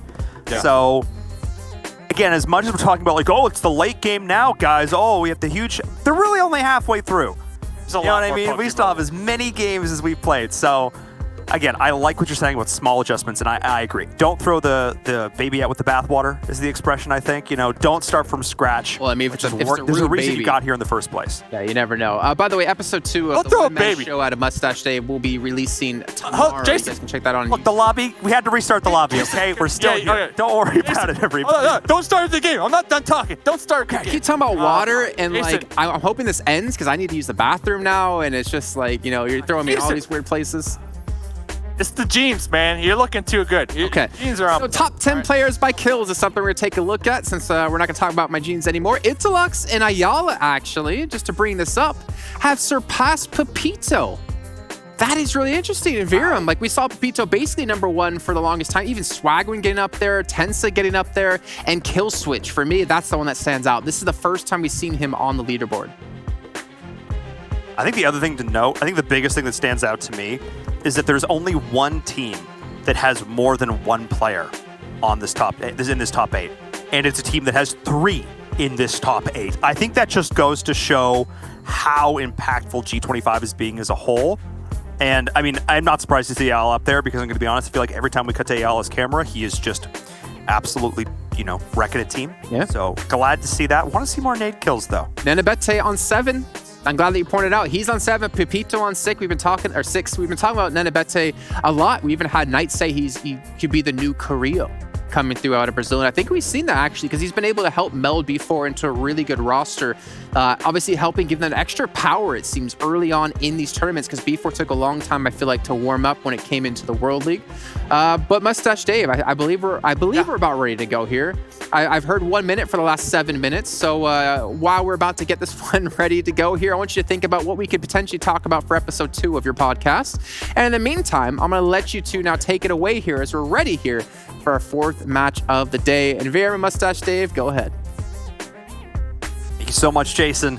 We're definitely not ready yet. That's how we got like 30 seconds. You're good though, buddy. Go do your thing. Go enjoy your catering there on set. Oh, I'm so jealous. He's put him up in a fancy hotel and he gets all the delicious food. It's fine. It's fine. It's fine. Look, all I know is that we only have 2 more games left today. And now that we are past that halfway mark, this is the opportunity for teams to say, look, we can put that behind us. We are more than halfway through. You talked about the idea of going pedal to the metal, how you want to keep seeing that, Dave. I want to see more teams doing it. I want to see more teams getting aggressive and not fundamentally changing what they're doing now, but just looking to refine everywhere you can. Because you got here for a reason. You're one of the top teams in all of the Americas. Don't throw that away. Just work on improving what you already do well and shoring up the areas that you need to improve. Yeah, I mean, agree to disagree. All right, agreed. I mean, you were there for my podcast, all right? The teams at the bottom, man, they need to do something big. They need to do something big. I'm telling you. I mean, they had so many games. They are the best of the best. Like, this is the cream of the crop. But the thing is, the problem is that you're up against so many other squads who are just on point. I mean, G25, 7 chickeners, B4, 6 chickeners, Team Queso, 4 chicken. Like, these teams are just dominating. So it's very hard to adapt when teams are doing so well. So I mean, put this into perspective, Paul. G25, 147 kills, all right? They're in first place. All the way at the bottom, defeaters, 37 kills. HQA right above them, 32 kills. Like, there's a huge difference between the two teams. Okay. I mean, huge difference. It's crazy. It's night and day. It is night and day. But still, the point I'm trying to make is I'm not saying that you're going to go from 24th to 1st. You don't need to get from 24th to 1st. You just need to get into that top 16. And there is less than 80 points separating 16th and 24th. That is not a huge insurmountable thing. Because keep in mind, once you get into that top 16, you can continue to ramp up and improve. Though, I will touch on the point you made, this idea of fundamentally changing stuff. Wildcard was the team I have to think of when I think about teams redefining themselves midpoint of the tournament.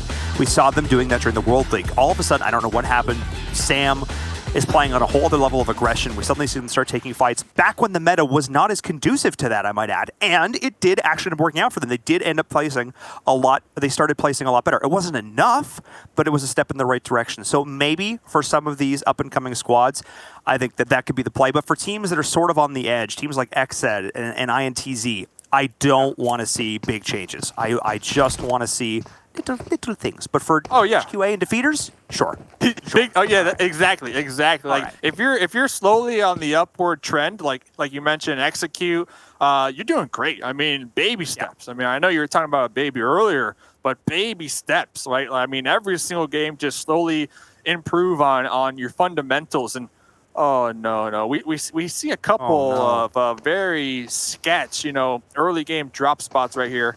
Seagut going to be one of them. In the dirt right now. Gasme with the pump and a crossbow. I mean, you know, when I jump into a game of PUBG Mobile and I wish to take on, I don't know, some of the most individually mechanically skilled players in the game, the things I want to have at my side are no vest or helm and definitely a shotgun and a crossbow. It's hunting season.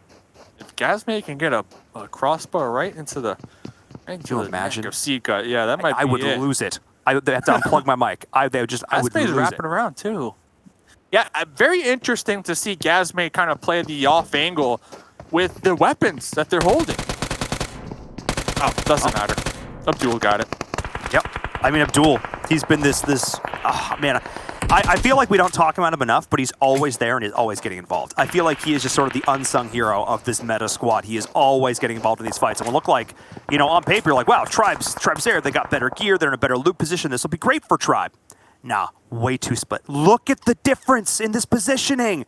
You've got Escanor up on the high ground. He's able to relay intel to the rest of the team. He's playing 3-1, but they're not playing the one out in front. They're playing the one as the anchor with still this core group of the three together. And that, I think, if we're going to adjust our traditional 3-1 strategy, that's definitely a way that I want to do it. Yeah, not too. I'm still really skeptical of Gasme, though, being so aggressive with their arsenal of weapons. I mean, King A, fortunately, on the retreat right there. And one thing to note, last week, I believe King A was the sole IGL. And then I think, 2 days ago, King A sent me a DM saying that now it's Telly. Yeah, now it's Telly. It's going to be Telly from here on out. So it's going to be interesting to see. I mean, I'm always curious, you know, teams, you know, constantly... King A spotted by a duel once again. Teams, you know, making these adjustments mid-tournament, making these adjustments and trying to adapt. I mean, I'm all for it. But you also have to give it time, right? I mean, if you're going to make a decision, give it time and see where it goes. You know, you can't be changing it one day after another. And this is just my opinion, of course, my take on the situation. Well, I actually think the thing that we can make this relatable to every single PUBG Mobile player is your setup. Like how you have your button layout, your sensitivity. Like you're gonna go in and you're gonna play with it. Oh yeah, this feels good, and then you're gonna lose a couple games. You go, oh wait, no, never mind, this wasn't it. I realized this isn't actually good. I need to change it. Yeah. Next game you're gonna go back in. It's gonna feel good, but then you're gonna lose. This can't be it. At some point, you just gotta stick with it for a while. Get adjusted, get accustomed, and then you can make a better decision on how exactly you want to switch up. I'm pretty sure that's like. For the average player who's out there, you know, playing and competing PUBG Mobile, that's probably the best equivalency I could draw. It's like the same thing. That is perfect. I mean, you actually just blew my mind right there. I got goosebumps. Like that was a nice analogy. I'm not even lying. Like that was great. That was great, Paul. Because here's the thing, like, the thing is, these are all super veteran players. I mean, I think I met Kinga for the first time back at DreamHack, like beginning of 2019. Like, this guy's been around the scene for ages. He's got the competitive experience, but just because you have that doesn't always necessarily mean that you're going to be the best person to always shot call all the time. But I also like the idea of giving somebody a chance to develop as a shot caller, as an IGL, because that's a whole other role. And like your brain has got to be going a million miles a minute because you're not just focusing on the screen and what's in front of you. You're thinking conceptually about the game as a whole. And they were able to get Kinga up and back in this. So this is at least a good little sign here for Tribe. Because taking a look at this circle, they are on the edge of it. And Tribe has been very smartly backing themselves up into the circle. But you can see Darius on the mini-map. INTZ might actually be ones to crash this. Yeah, they're going to... I mean, that's one of the downsides of having a very long and drawn-out battle. We're about 6 minutes, almost 7 minutes into this game, and I mean, Meta and Tribe, they've really been tunnel vision on each other. I mean, I saw just a moment ago, Gasme still running around. Found a gun. Yeah, he found a gun. Still looking for a weapon. Finally going to be able to pick up an M4 right there. So should be able to be somewhat relevant in this engagement here. And we see Tribe, they're going to be pulling off this one right there on the edge of the play zone. And yeah, Tribe are like, okay, we wasted enough time right here. We just need to just get some loot. Let's just get on out of here. Oh, replay here. Yeah, this was the shots onto Adder to start off that game. Klaze actually picked up the initial kill, and they are going to try and escape. So I would love to jump back on board with that meta fight as well. Hang on a second, though. C9, this one ain't over yet, as we are seeing Klaze doing so much work. Bayo getting the knockdown, the vehicle explosion to boot, and is uneven up against the world as Blues continuing to rotate on in. That's going to be C9 eliminated in 16th place. After the performance they put up yesterday, after how much better they looked, or yesterday, on Wednesday, their last play date. Klaze started that off so well, collapsed on him. Oh my goodness. So much fun early action as we're continuing to see the fighting break out. This time it's between G25 and XSET. Hang on a second. G25 going off point blank range. Judico unable to find the shots. This is actually disastrous for G25, the team we hyped up so much going into this. It is XSET, the boys North America. And a lot of these veterans, like I'm talking about before, meaning Pepito, is now alone. Out. Yeah, very interesting. Out here. Not taking this fight. I mean, the last one alive, right? The last one alive right there. I guess they didn't feel like they were in a position to be able to provide that support. They might not have known all the information as well. XSET, they're kind of a little spread out here, you know, kind of playing that sneaky. I mean, they definitely laid down a very nice trap right there. Oh, get the final one, the run over right there, get some loot. Yeah, they're celebrating. You see Juicy over there popping wheelies. The position that Pepito's in, G25, I mean, they're in first place right there. So they could have easily sent Pepito in to get really aggressive and, you know, see what they can do. But I like that they're trying out new strategies as well because, yes, they're in first place for now. But like we said, the finals, they might not have the same circumstances. So they're trying to practice how many placement points can our solo? Like, how can we perform when everything is stacked against us right now? And I'm curious to see where Pepito can end up. I mean, unfortunate for them, we got the eyes in the sky. They're driving right towards the Unnamed. But yeah, very interesting to see from G25 this early on. Yeah, I mean, look, let's be honest, they've got a little bit of points to spare. They started the day up 43 points over the next team. There are 80 points between them and fourth to start this day. They are allowed to have a bad game because, let's be honest, they don't happen all that often. So I'm not super upset about that. I actually just think that was props to XSET. They ended up playing that really well. They won a couple of individual gunfights, and that was it. I think part of the reason that G25 always looks as scary as they are is because you never really get to take those individual 1v1s. They always do such a great job. I complimented Tempo Storm on it earlier of putting themselves in positions where they were never single peeking. It was always a double peek so that you can't give your opponent one clean target to shoot at, that you're always just outpacing them in terms of those close quarters fights. And that's what we saw XSET doing there. So props to them. Two of the top teams in the lobby basically out. C9 hard eliminated. G25 down to only a single player remaining. And I want to remind the folks at home, because you're like, well, Cloud9, they had a first and second place finish. They played 3 games on Wednesday, and they had a first and second place finish out of the 3. Like, C9 is a team that can go off, so definitely having them out of the lobby early, a lot of teams breathing a sigh of relief. Yeah, should definitely open up some things here. Oh, look at that bus. That's a giant horn on the top right there. We saw XSET kind of pushing up there on top of the mountains, trying to gatekeep Klaze. I'm a little skeptical. Hopefully they don't get ultra aggressive here. They could have played this one a little differently, but it looks like it's going to be paying off right here. Juicy getting a vehicle explosion right there. Orlando going to be pinned down right underneath them. Here comes the blue zone. It's going to be collapsing. Orlando does not want to have their truck blown up. Might actually decide to just heal up just a little bit and hope the XSET reposition and don't take unnecessary blue damage. Yeah, I mean, at this point, blue's not going to be taking as much as it could, but oh man, this is still a rough situation to be in. Klaze got to be. They were on Cloud9. Wait, they were on Cloud. Wait, they took down Cloud. Wait a second. Yeah. Wait a second. No, not actually what I meant. But they were feeling ecstatic. They just took down Cloud9, and now all of a sudden they're being gatecapped by another team from NA. And it's like, wait a second, guys, we're going to do so well. We're going to do so well. And yeah, they got a couple members out, but they're basically going to be giving up any of that momentum at this point because once you get down to only 2 players on the team, you're in survival mode. And that's really not an ideal situation here for Klaze. I do feel bad for the squad after that really, really solid start from them.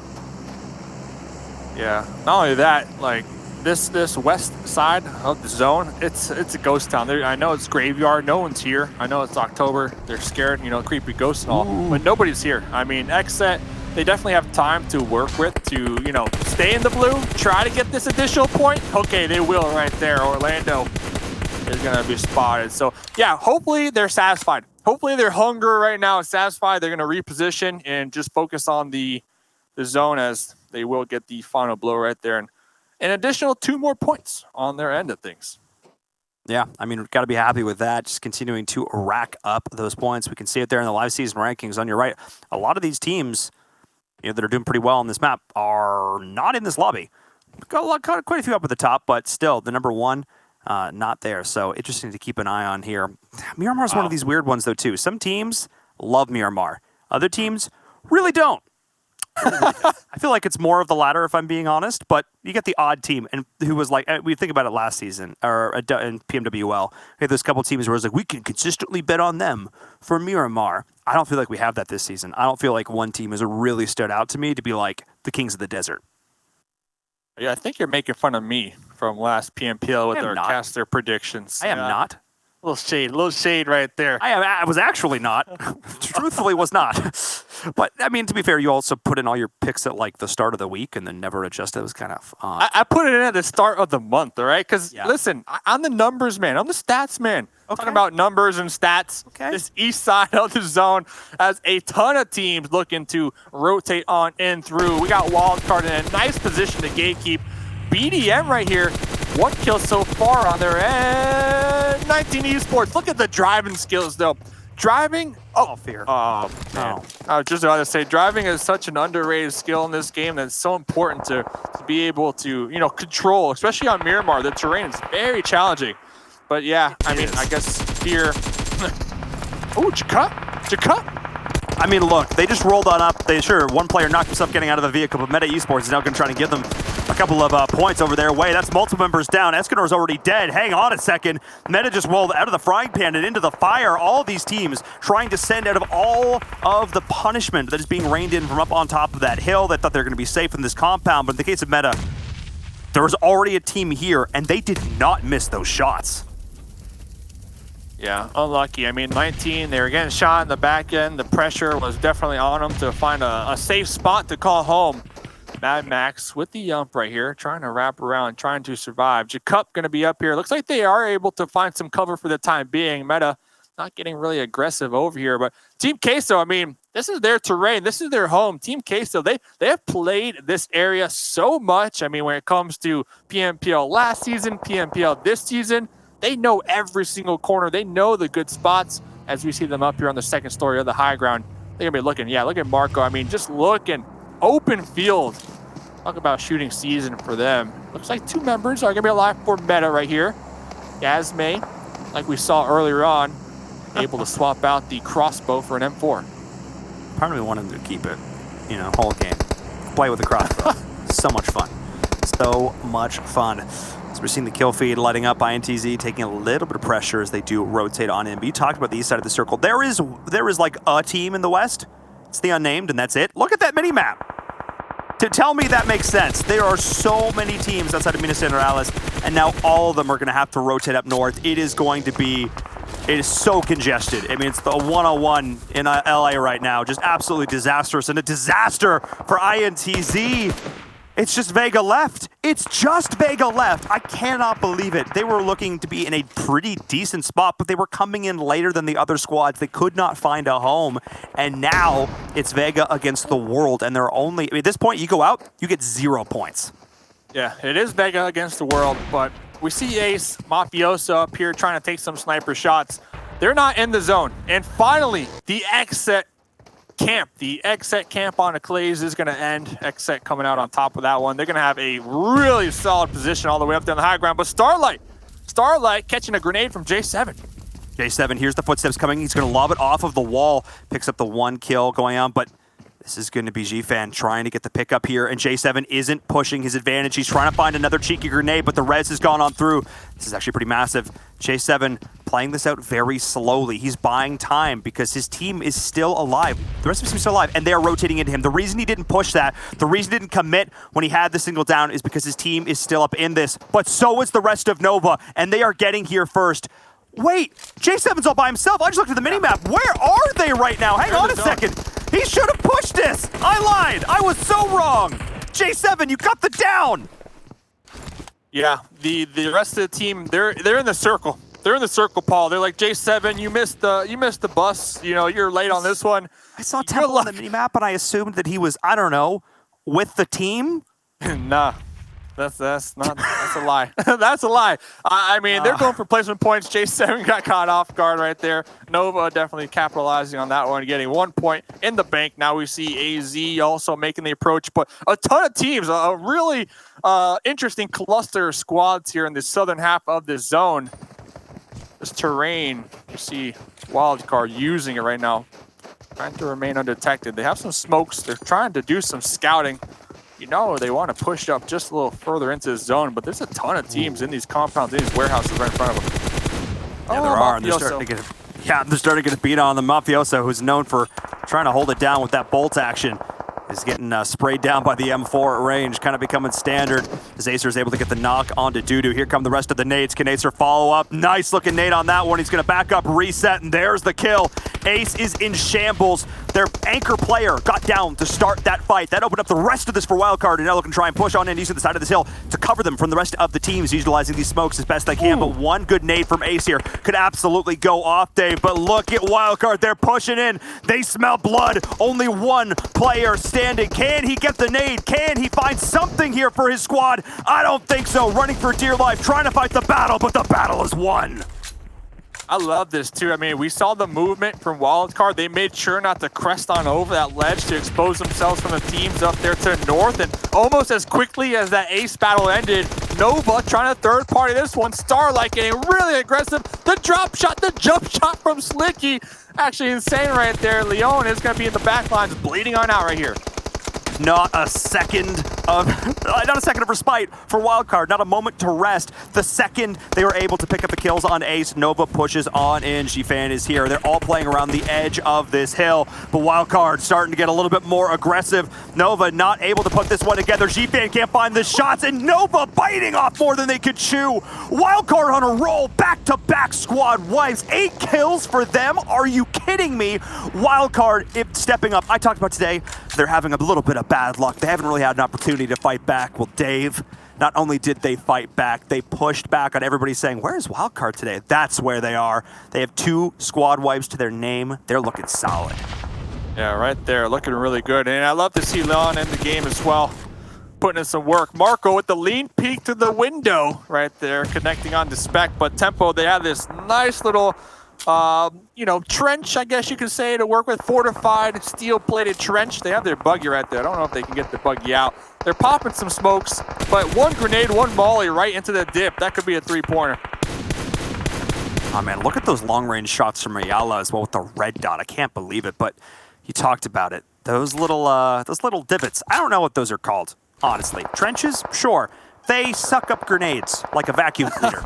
As you're about to see Ayala demonstrate as that grenade's about to go right on in. Tensa, barely able to get himself out of that one, but it's so easy to make those grenades stick. What's not as easy? Driving, as Leon is discovering right now, as his buggy is tumbling down the cliff. Wildcard not actually able to get into that compound, so they're playing on the edge of this cliff again.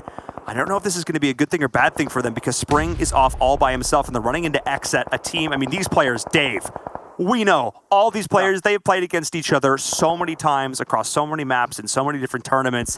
Coming out on top here for Wildcard in particular after the start they've had to this game would be huge. Yeah, Wildcard, they also need to be cautious. We see the Unnamed trying to make the push on into that general area as well.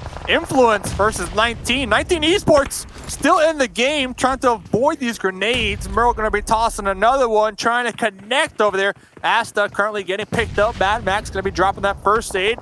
The buddy system definitely working on over here. Fear with the jump shot, spray down Uzi. Oh, baby, Fear. Fear is clocking in, putting in some work right here.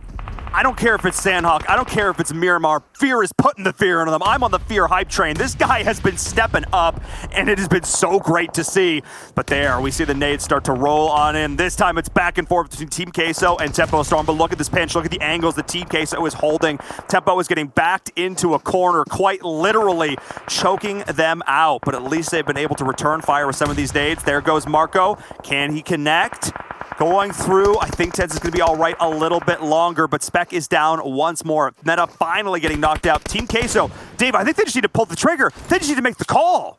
Yeah, they just need to make the push right here. I mean, Tempo, they're stuck. I mean, they're stuck in these coffins. I'm going to call them coffins. I mean, you call them grenade vacuums, and yeah, Axel going to be, providing a nice little grenade to that vacuum, and here comes the aggression here. Axel trying to push on up, take out Tensa, the last remaining member right now for Tempo. Not cook that grenade. Oh, he actually did cook that grenade perfectly. It doesn't make a difference in the end, but at least he tried to take one of them with him. That was absolutely solid. But the way they'd split themselves up there, Tensa couldn't help at all. They are able to leverage over on the left-hand side of this fight out towards the west. Nothing they could do. And now BDM is coming in. Dave, fight after fight after fight. This game does not end. And now the coffin that they just buried Tempo Storm in could be their own crypt. Here comes the grenade as Nino's able to start this one off well. Now Team Queso realize they've got a whole other war to fight. Yeah, I mean, don't go here. You do not want to end up here because think about it. You have to vault on top of that crate to make your way on out, and that's going to be an easy, clean headshot. I mean, Team Queso, they know this firsthand because Marco was doing the same exact thing, making sure Tempo cannot exit that death crate, that death coffin for free. And let's see, BDM cooking it, tossing some more grenades. Ayala connected on once again. BDM, they're like, okay, every time we throw a grenade in this direction, we seem to get a knock. Why stop now? Let's just get the whole team. Ayala was up for about 0.1 seconds before he was in. Another one! Oh. They turned out the vacuum cleaner. They turned out the vacuum. Don't worry about it. Don't worry about it. We're going to ignore that. We're going to ignore that. What we're not going to ignore is Wildcard continuing to actually mulch kids. This is what's happening right now. The Unnamed just got... That's another squad wipe for Wildcard. That is 12 kills. Only Acer left alive? Are you kidding me? Wait, Leon's there as well. Okay, I have my heart for a second. But in any situation, Wildcard, hello, welcome. Welcome to the World League. Welcome to the party. We had the red Pro carpet. League. I'm still back in. Still, actually, you know what? They were still in the world. It's still fine. All of it's fine. They're here. Point is, they're here. This is their game. You know, they should be able to get the revives, the resets over there. They are going to be right there on the edge of the circle. We got 4 teams to go. BDM currently keeping Team Queso pinned down there, but I think they might have ran out of grenades at this point. I mean, they were tossing a bunch. 8 kills onto XSET, 9 kills onto Team Queso. I'm surprised Team Queso are just able to get these resets time and time again. I honestly thought at some point BDM would have pushed them, but I think the difference is that they had, I think it was Marco sitting off, not in the death coffins. And BDM was just afraid to push in on that because they only do have 2 players. So they played it a little bit slower. I think at this point they're probably just going to get choked out in this game, if I'm being fully honest. I think maybe you should have tried, and you were seeing it now on your kill feed. They were eventually just going to get picked off anyway. I think you go when you have a chance to try and make something happen rather than waiting until now when you have absolutely no chance. They had a couple of downs. They maybe could have tried to punish that. I don't hate the decision from them. They've gotten more placement points, but at the same time, it's playing to, not lose versus playing to win. Exactly. And one thing to know as well, Wildcard, they've kind of been coasting here because they've had some scheduling issues. So for Wildcard to come into this game today in general with four members playing all together, I mean, they're showing us exactly what they're made out of. They are indeed, and going to have to be careful though because XSET's still up here on the cliff. They've been playing these cliff edges so well, really taking advantage of the third-person perspective that these teams are playing, and I think that's an important thing to note here. And that's BDM finally going to go down there, taken out by XSET in the end of all things. And again, that's kind of what we expected, playing a little bit more passively for them, made it to the top 4, so congrats to them. But it now means that we have 3 teams left with all 4 players alive. Dave, we almost never see this. Wildcard, they want to use this cliff. They want to push up and use it for cover and not get shot from Team Queso and take the fight with XSET, but it's very challenging because we saw there just a moment ago Acer trying to use the cliff to their advantage but sliding down. I mean, you got to have your footwork on point right here. Team Queso going to be in the cover, in the warehouse. Licky, smokes are everywhere, but like you said, XSET up here on the high ground. I love this positioning from Team K, so they've pushed right on up, right on the outside of this fight. But XSET utilizing this a little bit of additional high ground cover. Acer just a little bit too split from the team. They needed to make a decision. Do we try and push it against Team Queso or do we try and push against XSET? Neither of which was going to be a good answer. Both of these teams are in a stellar position. I think this might be the end of the run for Wildcard. They have had such a stellar game, but the way these circles rotated on them, they have to crest at some point. They have to push at some point, and now down 1 member, a key player in Acer, back quite literally against the wall, Dave. Smoke, the only thing giving them cover. The second this dissipates, XSET is going to be just raining down the pain. They only have a few seconds left to try and execute the game plan, but I am scared for Wildcard. Their days are numbered. Yeah, they really have nowhere to go. Nico going to be connecting onto Spring with a nice grenade. Like you said, once when the smokes are gone, it's going to be a shooting range. And XSET, they're not even going to wait. They're going to pre-fire on into these smokes. They know there's a couple enemies lying in wait. They also need to be cautious not to overextend themselves because then Team Queso will have the advantage on them. Oh, and speaking of Get the zone. Look at XSET, the get the circle. zone. Look at this circle, Dave. This could not be better for XSET. They have the high ground. They have this hill that all 4 of them can peek over. There is no cover to run in, and they don't have to move. They were just prayed to RNGs this morning. The blessed be the circle gods, because they are feeling great. There's that one little wall in front of them that you have to run around, and that is it. Juicy on one side, got Nico and Joey on the other, and then Angry playing up top. They are in such a phenomenal position, and there goes the smokes like I was talking about in Wildcard. It's fish in a barrel. That's the end of it for them, and that is going to be now a 1v1 situation between Team Queso and XSET. They trade out downs 1-for-1 though. Zayla's trying to find the shots, can't quite do it though. Angry up over the side, can he find the shots? There's Marco, point blank range with the AK. Hang on a second. Team Queso are not going down quite yet. Trying to find the shots with the ADS as Exil is moving on in, but Joey hears him. Nico is here as well, but they've all taken this initial chip damage, and XSET, this was their game. This was their game, but he falls down the cliff, taking a little bit of additional blue damage, but here comes Marco. Finds the shot. Marco is taking over. Team Queso will not say die, and that is going to be it. I can't believe it. I can't believe it. Team Queso with the chicken dinner. I mean, perfect timing right there for Team Queso. And Juicy knew that was going to happen, because Juicy was holding that off angle and waiting for Team Queso to kind of make their way on behind that gate. And Team Queso, they pushed out as 4 all together at the same exact time. They started to see the kill feed pop off with Wildcard on the opposite end. So XSET, they were kind of caught in between 2 different fights right there at the end. Not only that, to make matters worse, the cliff, one wrong move, you slide down. We saw that happen at the end, the slide down. Team Queso, though, coming out on top right there. I mean, great game for XSET too. I mean, they needed this. I mean, great game for all 3 teams that made it there in the end. Wildcard with 3 squad wives, they 12 kills to finish that game. That was stellar for them. But you're right. I just love. That's not even the aggression. I've used the term killer instinct. I think it's probably the best thing I can think of to describe this. The second that they started seeing Wildcard getting eliminated, they didn't try and thirst those kills. They instead looked towards the actual threat. That was XSET, and they were able to get 1 down there. That was the chain reaction. And Jason, while we saw how it finished, I can't believe Team Queso was able to walk away with that win. It's just having a big brain. That's it. It is. Big brain. It is.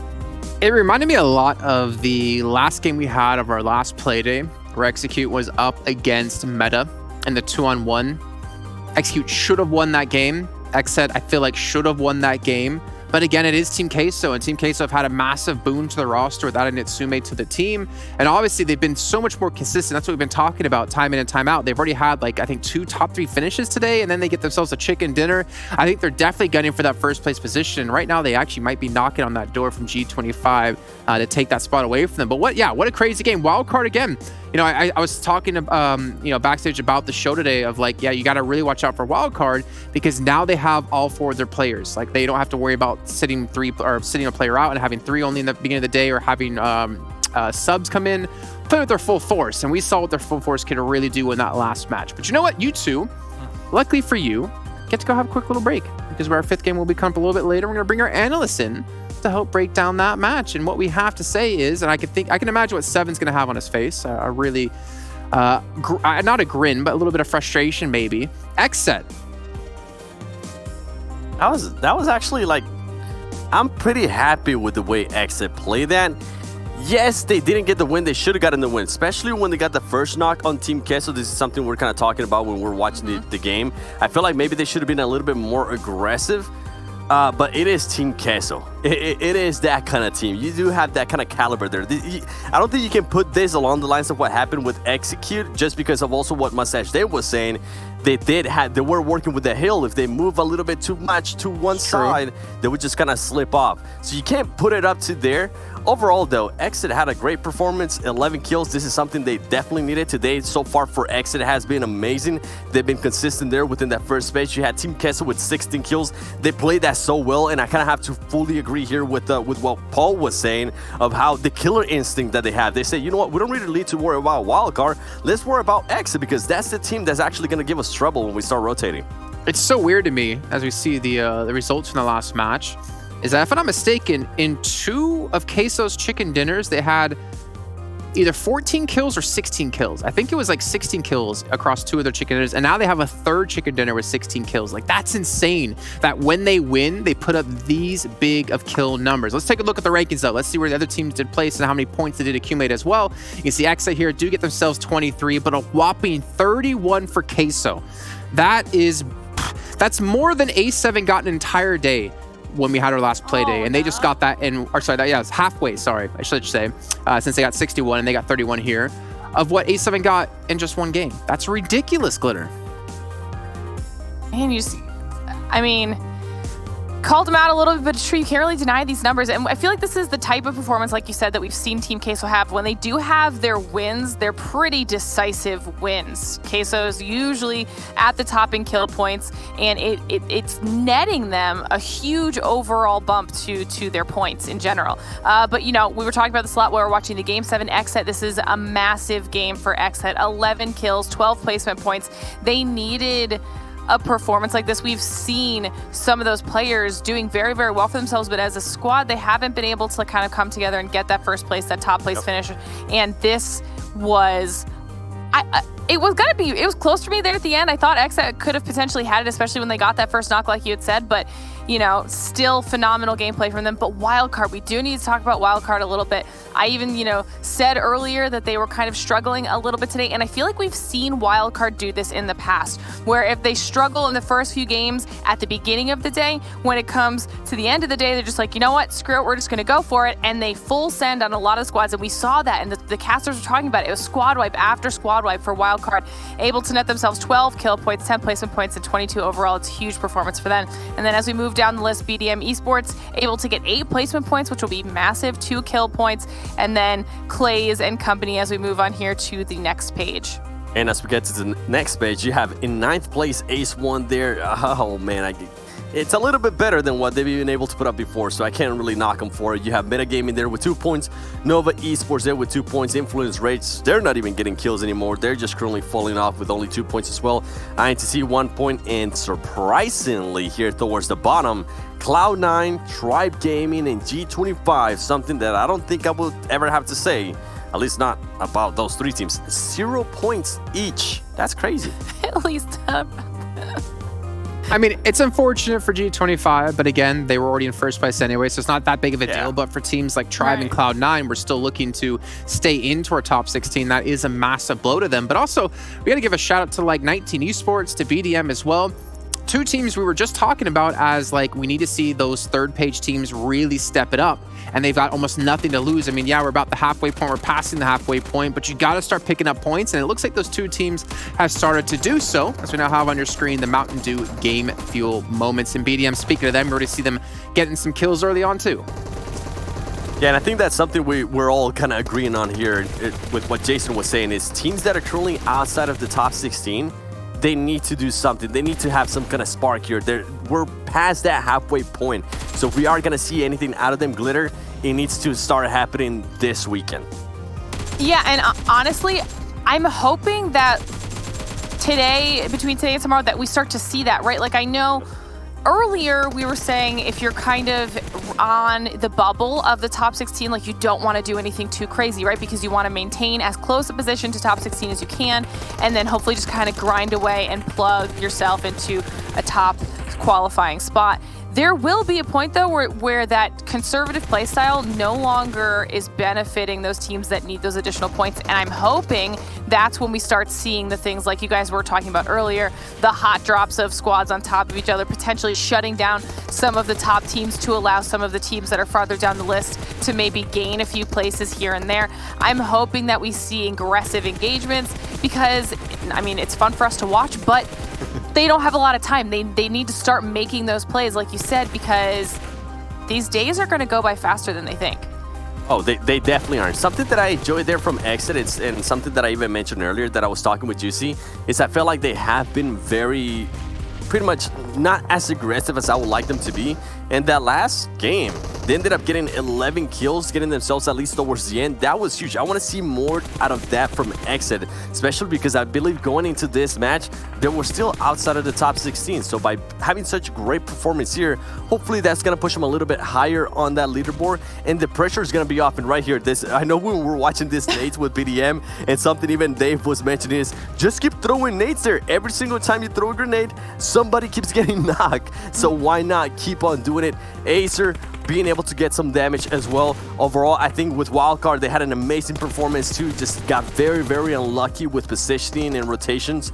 And then XSET was able to just put an amazing show there by being able to just kill people. One thing that I did notice is that Nico was not able to finish off Acer, which kind of gave Team Queso their glitter towards the end, an extra free kill, as we do see the end in here. Yeah, I was definitely bummed for Wildcard that was the positioning they had ended up with there at the end of the game, because they had just no real place to go. They had their smoke, and then once the smoke was gone, they were just stuck out in the open. They couldn't push into the building on top of Queso. They couldn't push forward on top of XSET because XSET had the height advantage. And I feel like after, the game they had, it was a little bit disappointing, but still, all three of those squads, that was a very heavily weighted lobby to the top 3 teams. Definitely. I mean, just the kills alone as well was ridiculous. But I think maybe to look at those kills, also take a look at the damage being done from those teams and compare them to the rest. One team I definitely want to keep an eye out for is going to be Tempo Storm in this as well, because, we see them perform so well today. And this one, not so much. However, we saw them center so often. In this last map, we saw them go center. They would literally the zone would shift. They'd immediately head back towards the center, and it seems like they're kind of testing things a little bit here. Obviously they could have more damage, could have more kills if they're playing more to the style of what we've seen before out of them. But it seems like they're just kind of in a test mode right now, because they're almost certainly qualified for top 16. I'd almost say they are qualified for top 16 and make it to the finals. So I think maybe they use this as a little bit of a playground, especially with J7 on the roster right now, to kind of get a feel of things. And it's something that we've been talking about along the lines too of even when we started seeing G25 starting to dominate too, saying those teams are going to have a brief time to kind of just test out different stuff, because you don't really have that pressure that other teams have of saying, oh, we still have to make it on the top 16, or if you're on the top 16, oh man, we're really close to falling off the top 16. So Tempo Storm could just be trying different things. It could be just Miramar. It could be that they're maybe trying different things just specifically on Miramar. I do want to see, I don't know if they're going to be playing here on the next Erangel, but if they are, I want to see a better performance out of them. I don't think they're going to be playing because they played the first one. Yeah, I think they had their matches done for the day, but let's maybe take a look at our top players and see. Well, it's probably going to be Queso, of course. Going to have Marco and Axel in there. And then even Angry are going to be making it to the top 4. And Acer, of course, as well. One of the players we've seen, I'd say the majority of games for Wildcard, but that damage again. Axel, when is he going to stop performing here, Glitter? I feel like there's just no end in sight. I mean, I hope there's no end in sight, because this is amazing for Queso. I mean, Seven mentioned at the top of the show, at first we were really praising Nitsume because he came in and kind of was the standout player for Queso, but then, we gave it a few days and every single player has really stepped up to the plate at this point. I don't think that you could say that there isn't a single strong player on that roster. So this is huge for Queso getting 2 of their players up here. But I do love seeing Angry from XSET up here. Just having any XSET players is fantastic. We've seen Juicy here and there, but I think this is great for Angry. And then, like you said, obviously, of course, Acer for Wildcard. Yeah, and I think it's also important for us to see, because Wildcard haven't had the best of matches today, except in that last one alone. It's important for us to see what kind of team is going to show up when it comes to finals. We've already talked to them, and they said when it comes into the finals, they're definitely playing all of the days. They're not going to be having anyone miss any of those games, because they realize what's on the line. $2 million potentially, a trip to PMGC as well.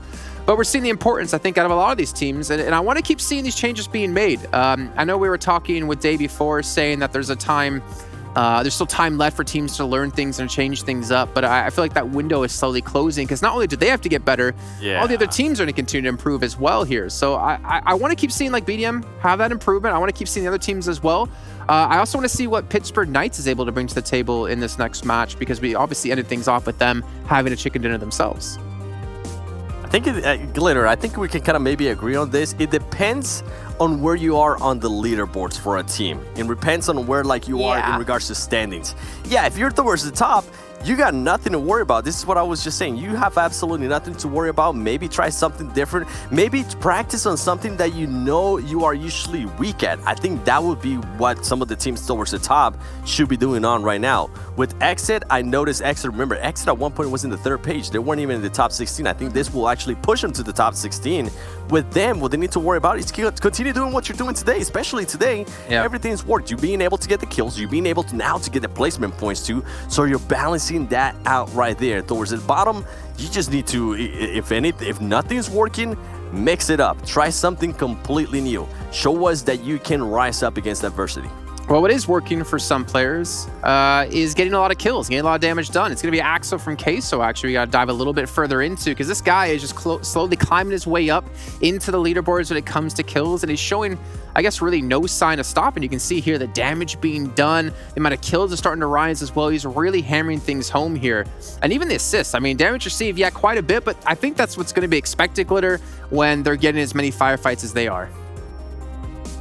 Absolutely. Yeah, I mean, what's impressive to me here is how high his damage is, and then also his damage received, because I feel like that just means he's kind of in the fray a little bit, right? But he's doing so well for his squad in general. Look how, as we saw how high his kills and his knockouts were. I mean, we just mentioned it. It's no longer a one-man standout squad. Everyone across the board is stepping up to the plate here, Seven, and I feel like you specifically should be excited about this, because I know coming into the season, this was a squad that you wanted to look out for.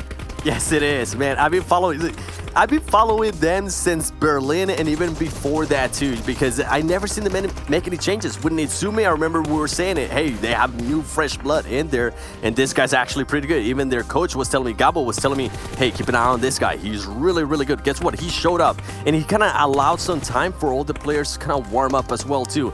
And with Axel, it's no surprise that he's now performing the way he is. We've seen him clutch up in Sanhok against Cloud9. We see him become a clutch player when Team Queso needs him. So it's good that everything now for Team Queso is starting to roll their way. And hopefully once we get to the finals, which more than likely, let's be honest here, they're going to be qualifying to the finals, everything is set, dialed in, because once we get to the finals, I want for every team that actually makes it to the finals, for everything to be set in, because I want the best of the best to represent us in PMGC, whoever those 3 teams are going to be. Oh yeah, you know they're going to be able to do us proud as well. But in the meantime, we again have to head to that short break where we get things ready for our 5th and final match of the day. So head to that. We'll come back with everything ready to go for you guys.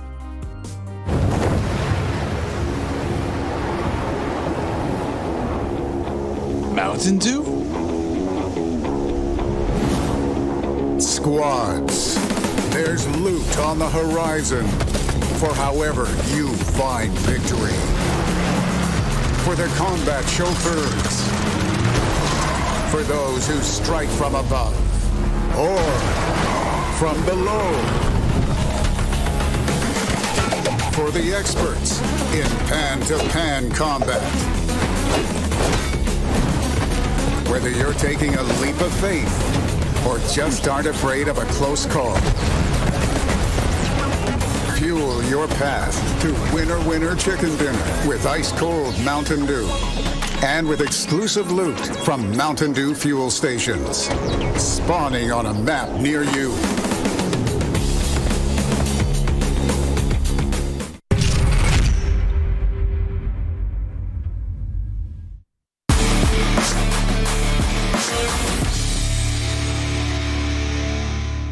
Well, as said, on the other side of the break, we're going to have our 5th match ready, and it is indeed. Let's take a look at the schedule for the last time today so you can see what's happening. Of course, it's going to be on Erangel, and it's going to be Group A sitting out. So no more Queso, unfortunately, having a chance to get even more points themselves, though it does give teams like Loops, like Execute, a last chance to get something here for our 3rd day of the week. And Very Mustache Dave going to be joining me here back on, well, it's not really a desk, it's more of a studio to talk about what we potentially could see here. Yeah, and Vera went like this, Dave went like this, and I'm fine with either of those, to be honest. But again, so we talked last time a lot about like teams need to step up in the bottom 8. We saw teams start to step up yet again, but we're still seeing like the reigning teams lock down victory after victory after victory. Maybe PK could be the slight outlier in this, but we're still seeing the likes of B4, G25, Queso every single time, it seems. I'm wondering if this pace is ever going to slow down for them in Virum, because if anything, maybe it actually kind of helps the bottom 8 team, since all the points are being soaked up by the teams like in top 5, and it gives them a chance to keep the points closer. That's actually the thing I wanted to talk about, because we actually saw in just the top 3 teams in that last game, the top 3 teams, 39 kills. Over half the lobby claimed by the top 3 teams. That is a staggering number. That's a normal match for Dave, though. He gets 39 kills easy with eyes closed. Yeah. Oh yeah, 39 bomb? Yeah. Oh yeah. I believe. I've seen it. I mean, he gets at least like 39,000 followers on Instagram every day at Mustache Dave. So, you know. Let's take a look, though, at our daily reports so far and see what teams have really been saying out. You can see here most damage done. Of course, Queso. You got most kills, Queso. Most knockouts, Tempo Storm, though. I'm kind of brushing over the most healing out of Wildcard because that's not necessarily a good stat, not necessarily a bad stat. But Wildcard in the fray of things quite a bit. 3,000 damage taken, showing they're really wanting to fight on all fronts here and really continue to be aggressive, Dave. Yeah, I mean, we saw him take, 3 different team fights that game. So it kind of goes hand in hand with the healing. They were able to take a fight and heal up right away. I'm trying to think, what was it? It was them taking the fight with, who was it? Ace, and then Nova right away. Very clean, very clean. And like you said, Wildcard on the up, on the up. I don't believe they're in this game, though. No, they're not. Nah. Well, you know what? It's going to be squeaky clean, our final game of the day. So, Very Mustache Dave, take us away. Thank you so much, Jason. Let's get into our 5th and final game of the day. Back on Erangel, the tried and true, the one we all know so well. Though it is Erangel 2.0, but it still feels like home.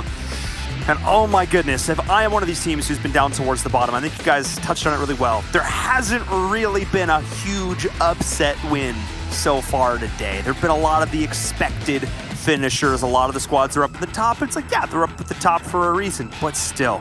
I would love to see one of these up-and-coming squads really step up today, really show what they can do, because I've seen some stuff that's impressed me, like Fear from 19 Esports that last game. Oh, the last couple of games. He's been looking really good. If I can see more kind of plays like that, I think some of these up-and-coming squads, yeah, they could do work. I mean, dude's showing off, though. I mean, going for jump shots, spray downs with the Uzis, so 1v4s. Yeah, it definitely looks good. Definitely looks good. And hey, other teams, like Jason was saying, other teams are definitely fortunate, I guess you can look at it, that Wildcard are not in this last game, because I am such a strong believer in momentum. I mean, they got 3 different squad waves last game, a ton of kills, and yeah, they're not going to be in this final game, so that should open up some things for some of these other squads down there at the bottom. Personally, this game, I'm going to be looking at Alpha 7. Spoke to Bit2K today, and they told me the whole team very confident, very happy with what they've been doing here so far. They just need to improve on little individual mistakes, and then after that, they should be looking golden as we see them in a very nice spot right now in circle number 1. Something that stands out to me here, Paul, though, Stalber. We got B4, Ace, and Klaze. 3 teams. There's 3 teams in Stalber and Kameshki. We've never seen that before. I mean, this is going to get... well, it's already getting a little bit saucy, as I'm already starting to see the first kill coming on the server. Nenabete already going down to start that one off. One of these players we were told to get hyped about, Dave. Good hype. Good hype about this player. Mafioso? Nenabete. Nenabete! Hype! There you go. There you go. I got you back. Thank you. I appreciate that. But yeah, this is actually bizarre. And I understand plane paths are a thing. But at the same time, like there's barely enough loot in Stalber to support 1 team. You can maybe squeeze 2 out of it. 3 is an absolute 0. Definitely not. Let's take a look at that first kill again, though. Oh no, I got hyped for the wrong thing. Oh, I didn't. I blinked for a second, and then Nenabete was the one taken out. Yeah. Oh, now I feel like. Okay. Okay. I thought you had my back. All right. What happened? I'm sorry. This is our second time casting together, Dave. I'm sorry. I left you out to dry. I'm sorry. That's on me. We're sorry, Nenabete. We apologize. Sorry. Yeah, Paul's sorry. That's Paul's fault. That's all. I'm just hyped. Look, I have been on a roll today. Went out with grace, though. I mean, Nenabete got knocked out. Was a perfect way to get taken out and instantly flush right there. Very calculated, very beautiful play from Nenabete. But in any case, we're seeing the rest of the team is actually now forced to congregate up here towards the north just because of how that started. B4 was able to sort of extricate themselves. Mixera, wow, your ride share is here, sir. That was actually one of the cleanest pickups I've seen in a while. It's a little thing like that, but if you're under fire, sure, it's easy to do when there's nobody around, but if you can actually consistently execute that kind of stuff when your team is in rough position, I think back to C9 earlier in the day and getting half their players picked off on Vikendi, if they could have had somebody roll on by with a vehicle like that in that kind of situation, ooh, different kind of games. Little stuff like that goes a long way. I'm a fan of good driving, always. Yeah, that was great driving. The thing is that concerns me, though, this game, Wildcard, they're going to be sitting out, so everybody knows that Sovereignty is going to be free and clear. We have the feeders up there. Looks like Influence trying to poke their noses in the situation, maybe get some free loot before cruising on by.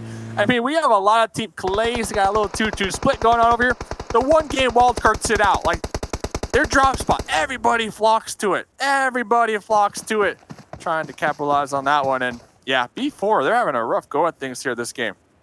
Oh, Pedro. So is. Oh, I mean, to be fair, the AK is not the easiest gun to keep under control. Pedro giving a little bit of a gift right there. If Durso had hit that shot, that could have been disastrous. But everyone's rage. They're actually continuing to push on in, though. They don't have the vehicles, and they're just going to be getting right on out of there. Watch how B4 uses the land to try and get around this. They're going to try and get as much cover between them and the other team as possible. The entire squad is just raining down shot. Pedro gets dropped right on out of it. Another one as well as Max goes down. Mixera. B4 is in so much trouble, but hang on a second. Defeaters has joined the game as we're seeing the shots raining back in. And tunnel vision from Influence Rage. I mean, they got to be raging right now because they were so close to getting a bunch of kills into B4, and now Defeaters are suddenly going in and going to look to try and break up the party, Dave. Yeah, this is great. This is great for the Defeaters. I mean, they need to change something up right here. Getting real aggressive here, looking to get the final connections. Fishy has been using the Tommy gun all evening long. Some grenades getting fired in their direction. Fishy has a nice little angle there on the second story. I see another member of Influence Range on the outskirts of this one. But for the most part, like, I don't see Influence coming out on top of this one, just based off of their numbers disadvantage. And the fact that, well, they have nowhere to reset to. They have an empty field behind them. Whereas Defeaters, yeah, sure, you've got Durso sitting back and playing point. Max is eventually going to bleed out through all this. That's actually hilarious.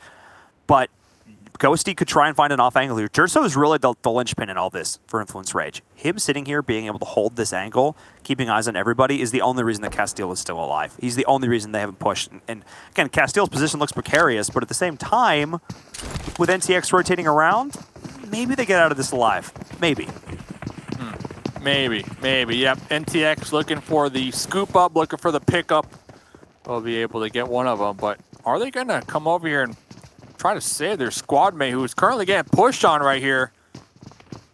3v1. Oh my goodness. Still outside AKM. Molly, ooh, the Molotov. right there. If you can, yeah, I was gonna say that's a very challenging Molly to kind of connect on through that window. Fishy gonna be wrapped around the corner, connected on 2, 3. Castile taking out 3 members from the Defeaters, knocking them out right there. Richie, the last one alive. That's what I'm talking about. Maybe. I'm saying there's a chance. As Richie is pushing on in, they got to be careful in this angle. Castile just does it. Oh my goodness. Way. Defeaters living up to the name.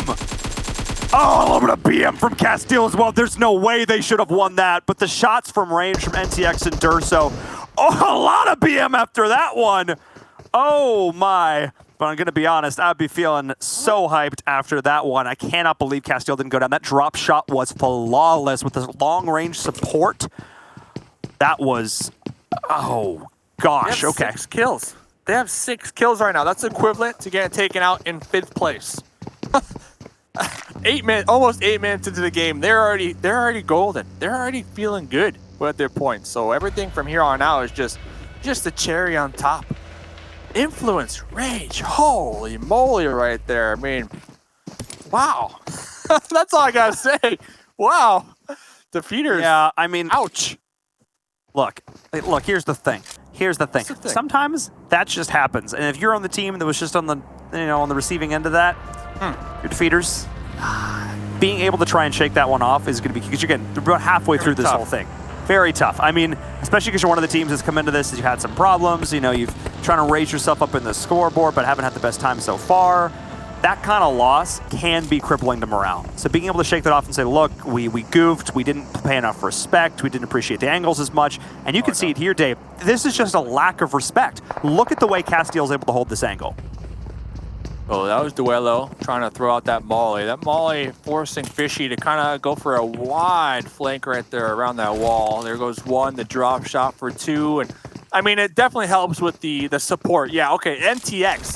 So NTX was definitely back there with pretty much clear sight lines onto all the members of the Defeaters. And one thing to note, the Defeaters, I know they're really close to each other, but they pushed out from that corner kind of one at a time. I mean, one Defeater went down, another one went down. Like, there's a very small time between each push. So it was kind of like a 2v1 the whole time. I mean, two enemies firing right in the same direction, the cover fire right there. Defeaters pretty much just walking into a barrage of bullets there in that slow motion. There was basically one tiny little angle that the player hiding behind the rock that NTX could see, and they funneled right into that one angle. The way I would have liked to have seen that is have push out as 3, that's fine, but have your anchor player sitting in the window of the building behind to take shots at NTX when he pokes his head out from behind the rock. That way you limit the additional cover fire that's coming in, and then jump shot around the corner is 2.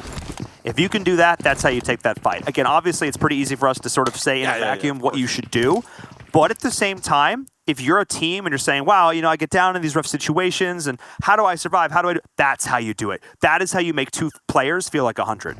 It's all about sight lines, it's all about angles, and it's all about confidence in your shots. Yeah, NTX right there, really coming on top. I mean, that support from way back in the behind that boulder across the street. Wow, yeah, Defeaters just kind of just walking right on into those bullets. And you got to think about it as well. Like, it's real early. This is early game. So when it comes to the Defeaters, I didn't have the opportunity to kind of check it out, but you have to assume their gear, level 1 helmet, level 1 vest, like, it's not going to be the best either. Like, it's not going to be the most optimal gear you want to have when taking a fight, like we see right here, Tally with level 2 vest, level 2 helmet. So that might also have played a factor into their demise there just because of how early it was. But yeah, a big shout out right there. Influence Rage. I mean, that's great. I mean, great confidence booster too. Absolutely, and they're one of these squads that's sort of been on the edge.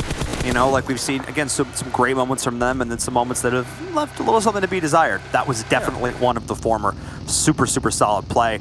Less ideal shots coming in there from Execute. Pepito able to get himself out of there. A down there onto one of the key members of G25 would have been really, really big. But we've started seeing more of this vehicle scouting. We saw it back in game number 1. We saw Tempo doing it in and around Pachinki, and we're seeing it again now. So I'm not really too upset, not going to lie, to see this. And I have to say, we're seeing a somewhat similar circle to game number 1, Dave, and we know how that went. Nice and chill. Nice and chill. Making some chili out here. Some beans and some hot sauce. One thing to note, Italox from G25 thirsted real early on. So yeah, that's going to play a factor into their play style here. G25, I know they have a ton of points to work with. You know, they're all the way at the top, you know, all those chicken dinners. But I forget who it was. Someone mentioned, like, did this squad peak too early? Like, did they peak? Like, did they give us their best performances here early on? And at least when it comes to looking at them today, it's a little different. You know, I get a different vibe from the team here today compared to the last days that we kind of got used to, that we kind of got spoiled. You know, we got spoiled. We got used to seeing G25 just, you know, be so aggressive, pop off, get those chicken dinners. I mean, it's an interesting topic to kind of think about, like, you know, peaking early or momentum, all that good stuff. Honestly, at the end of the day, I feel like it's the circles. I mean, we see them in runes right now. The next zone does going up, so G25 once again not favored in the zone, so they have to reposition. Not only that, look at that, Tribe, Cloud9, Execute. There's a ton of teams in their area as well. So yeah, I think maybe the zones have a big factor to play into the performance here today for G25. For sure, because I mean, they made it into they won game number 1. You know what I mean? They were able to walk away with the first winner here in Erangel. They kept all 4 players alive late. Looks solid. I think the difference is whether or not they get into these early fights not on their own terms. I feel like when G25 is the one to take it, they look really, really solid. But when somebody else dictates the pace for them, that's when they look a little bit less good. We see a lot of the games they win, they have been the ones to insert themselves into these various fights, put themselves in great positions, but when they get there late, it feels a little bit less good. And of course, that's can be the case for a lot of these top teams. That's just the game. That's just how the game is played. But a team that is good reactionary as well as being proactive, the one who can make the best of a bad situation, those scrappy, survivable teams are often the ones that we see coming out pretty consistently in these top 3 situations. So again, I think it's a little. I think keep in mind also the whole. I'm not saying they peaked. I'm not saying. I know what you're saying. I know what you're saying. They have 26,000 damage, like 26K. Yeah. Like they're at the top. I'm just saying. Like you said, I guess that's where I was going. Like when they don't get the zones, it's kind of a team that. They have trouble. They have trouble dealing with not being favored in the zones. For sure. And I think to keep in mind, too, is that, G25 came in like a rocket off the bat. So while it may look like they're slowing down a little bit, I think as much as anything, it's other teams are starting to adjust to the speed. They're just, they've had that first pitch come down the way, and it came in at 99 miles per hour. You know what I mean? The first time you see that pitch, it's going to be scary. You know what I mean? But after you've seen it 5 or 6 times, okay, my eyes are starting to adjust. I'm getting the sense of it. Second, third time up to bat, and you're like, all right, I get a sense of this one. Throw me a meatball. Let's go. As we are. Like that, they are at the top, so you have to assume that other teams are going to start to VOD review that specifically, right? So, something interesting to kind of think about as well. Looking on over here at school, looks like once again, Tribe going to be in a nice little spot inside school. Cloud9 on the outskirts, trying to make their way on in. They are indeed, but the way their backs are against this wall right here, if anybody is able to rotate, they're lucky. Nobody has been able to rotate. They are edge creeping to the nth degree. Oh, but the shots are there. The team firing between Seagut and King are just too much for uneven, and B4's getting eliminated as well. Another one of these really solid teams in the servers having a little bit of trouble, but I don't know why C9 necessarily stopped in the first place in that one. Like 2 of the members able to get on through. I guess just sort of a sacrificial lamb kind of situation, but the way that wall was at, I don't know. That one was rough. I don't think C9 needed to rotate that close to school. You knew somebody was going to be there. I think that was an unnecessary risk. Not only somebody, but you have to assume Tribe is in the area, considering that they drop Rawsock every single time that they're on this map. So you have to assume that they are going to be near. And yeah, Cloud9 is still going to be getting picked apart. Next zone does go on up. Looks like it's really good for Tribe. It is. Loops over here. No kills so far. Loops are very far down here in the south. They got Execute right in front of them. Execute, though, looking to possibly take a fight with them. And this is so interesting because the way they're rotating, I think they are going to back up. They are. They don't want to take that so close to the outside. They are going to reset and rethink this. Loops is going to do the same. Little handshake, a couple of bullets up back and forth. Hello, sir. Yes, very, jolly good. And they're going to go back because I don't think there's any point for either. Look at this. Thank you so much, observers. Just take a look at this map right now. This was a hard northern shift. Everybody has to rotate in. I'm looking at where it seems like INTZ and Klaze and Brazilian Rampage, they're the ones right on the edge. And this is exactly the fight we're looking at right here. So jumping back on board, Polly, trying to get some shots. Can't she line that up? That's the big question here. Around thirsting it, able to confirm it, and didn't take that additional damage. That was huge, because now INTZ has one less player to potentially get picked up and worried about, but they need to fight quick here, Dave, because there's a lot of teams coming on in. Now Orlando currently holding down the outskirts of this building, pinched right between this US, so they have some cover. Here comes the support. Vega, though, with the initial trade with the bullets with the Tommy gun spray right there. Oh, but the M249 coming into play. All you gotta do is hold that sucker down and let it rip. Ram is gonna be bleeding on out here. Ram currently patiently waiting, providing information. Has to tell the squad mates that there is gonna be a flank happening right now. Orlando, the last one alive, but Mitz coming out on top of that one, taking the shots with the barrel onto Orlando. Honestly, Klaze, I felt like Klaze had that one in the bag, but they're kind of scattered at the end there. I mean, going in, once again, one at a time. I actually really appreciate the positioning of INTZ on that one. It was the myriad of angles that they demonstrated. They had one player on the left side of the building, and then the players using that little hill behind the houses rotated all the way back around and then hit from the right side. Weren't expecting, they saw one player on the left, they thought the players on the left, they weren't expecting 2 then to come from the right. That was a really, really solid job, giving them the fancy feet, never letting them expect one direction here, but hang on a second. Ace is moving on in now towards Pittsburgh Knights. The nades are rolling and down the hill. The smoke's the only thing trying to keep them up. They're actually, this is huge because they're holding back from the other side, but Loops is now moving into this other fight again. INTZ just got this compound, Dave, and Loops is here to take it from him, but they are trading a little bit back and forth. What a bloodbath on Erangel with 13 teams still left as we're getting into the fourth circle. The action will not stop. All of these teams want to end today on a positive note, Dave. Nobody wants to go out quietly. Mega hit. Nice grenade right there. Loops, they're down to just one here, Paul. Yeah, that's because Execute's coming in on the backside as well. Dadine is going in, though. Dadine, the one-man army, the captain, is getting as many kills as he can. That is 2 members of INTZ dead. 2 down, 1 dead, but Fame Boys, they know what's still going on. They know the fight is still happening and they want to get involved, but they're getting third party from somewhere else as well. But Fame Boys here with the nade on the outside. This is how you get the points. You don't have to be the one to take every single fight as long as you're the one to get the kills. It was able to get the pick up onto Darius. Darius trying to heal on up right now. Dadin stuck inside the building, avoiding the grenades from Fanboys here. Darius gonna be the last one alive here. Oh, no, with Mitts. They're gonna be using these smokes here, trying to cause some confusion. The third party, though, I see Fanboys getting chunked down just a little bit here. Next zone does go on up. Kill Switch. Ooh, nice grenade from Kill Switch. Oh, Dadin, it's fate. Done from the Uzi. That's it, rolled right on in. That didn't just too many things to try and focus on, and through the smoke, Darius with the 3-6, not even nearly enough. Execute. They talk about living up to the name, and that's what it's all about right there. Cleaning up Loops and INTZ. INTZ were in such a roll, shutting it right on down. But another team that's looking to keep the train rolling. It's Tempo Storm. They've had a great day so far. If they can take down Influence Rage after their start to the day, that would be big here to crush the momentum of this team. But NTX, we've seen his long-range fire. Now we're going to see the grenades. I think that's going to be it for Tempo Storm. Primed, sealed, delivered. I'm yours, says INF. 8 kills.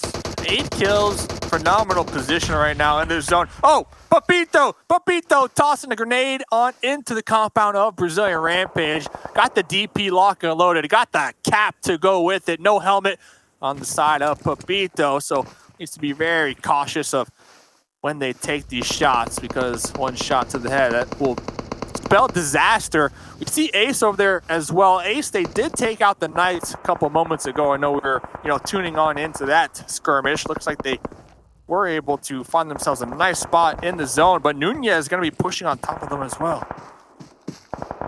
They're starting to slow down just a touch. You wouldn't know it from the bullets you can hear raining out across the map.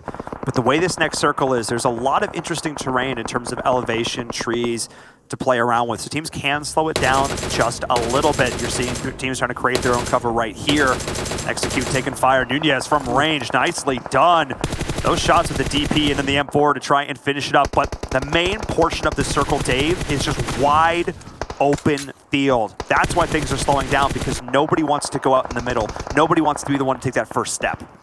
Nunez was the one taking shots on the Zute, but NTX was the one to get the knock right there. And this is the angle from NTX inside the compound, shooting on in through the broken window. Looks like Ace having a difficult time. Oh! Kill Switch throwing a smoke off of its face back right there. It's going to be doinking them in the head. But yeah, Ace, we saw him trying to blow up the vehicles right here, trying to create their own cover. E25, Sentry able to pull up, popping some tires, taking shots from the blue. Yeah, Unico trying to find some shots on the Sentry. He's able to blow up the buggy. I think maybe a little bit of misplay from Brazilian Rampage. I think the other player was trying to get to the vehicle with him, and Sentry just rolled right on by. But it does mean they're split up a little bit more now. Not the worst thing in the world. The circle is pretty central here. Tribe Gaming still has to move in. There's really only one team in the circle, and it's Brazilian Rampage. You can see the health bars on your screen just ticking away as everybody is taking shots, but nobody is really in. Everybody has to move, and there's so much wide open terrain. I talked about the outside of the circle, having the trees, having the elevation, but the way the circle is shifted, Dave, it is no man's land. Yeah, I know Garcia was inside the zone. No longer. No, yeah, there we go. No longer. Influence Rage. They have this compound to work with, but I mean, looking at the circle, I might be just on the edge of it. So I'll be surprised if they will be in cover right here. Also, I'm looking at G25. They are on the outskirts, but they have a nice position. They have Papito with the DP. It looks like we're going to see them making the pull-up. They might clash with Cloud9 here any moment, as both teams are fighting for a little sliver of the edge right now.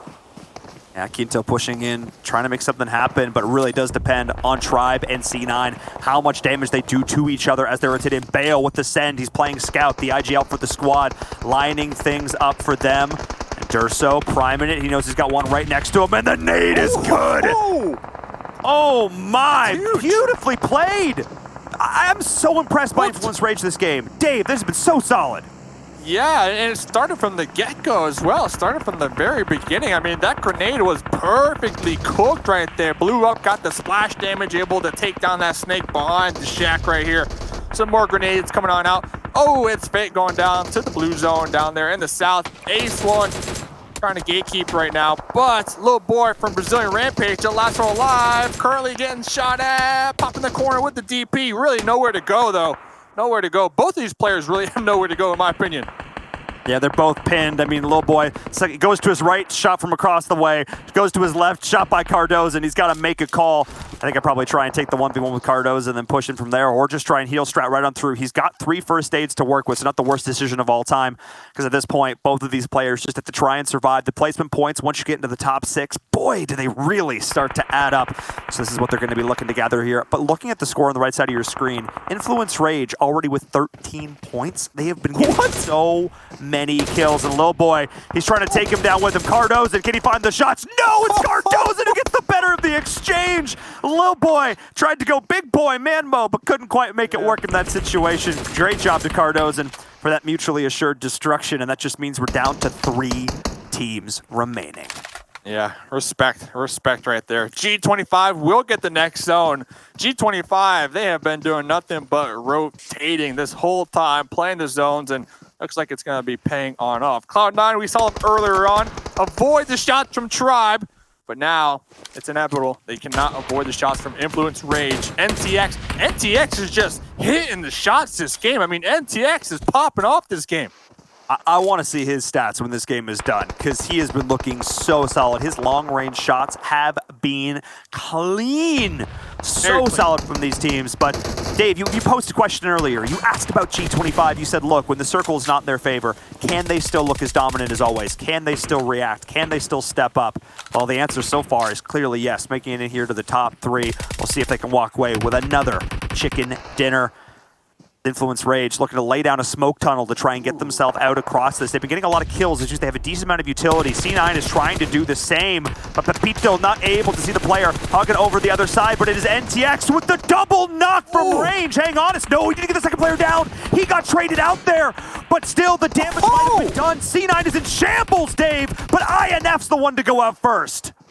Wow, huge. I mean, honestly, it was Influence and Cloud9 versus G25 in my opinion, but both teams taking shots back and forth, trying to get those kill points. Now, Adder, the last one alive, trying to survive in the smokes, but G25 putting my words in my mouth saying, Dave, listen, we don't need the blue zone, man. I mean, we don't need the zones. We don't need the circles.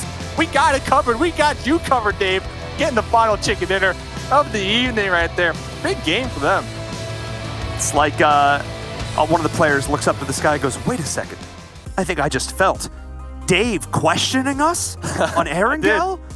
Are you kidding me? No, we need to get both chicken dinners on this map, please. Yes, thank you. We need another one. Another one. That's 8 now for them.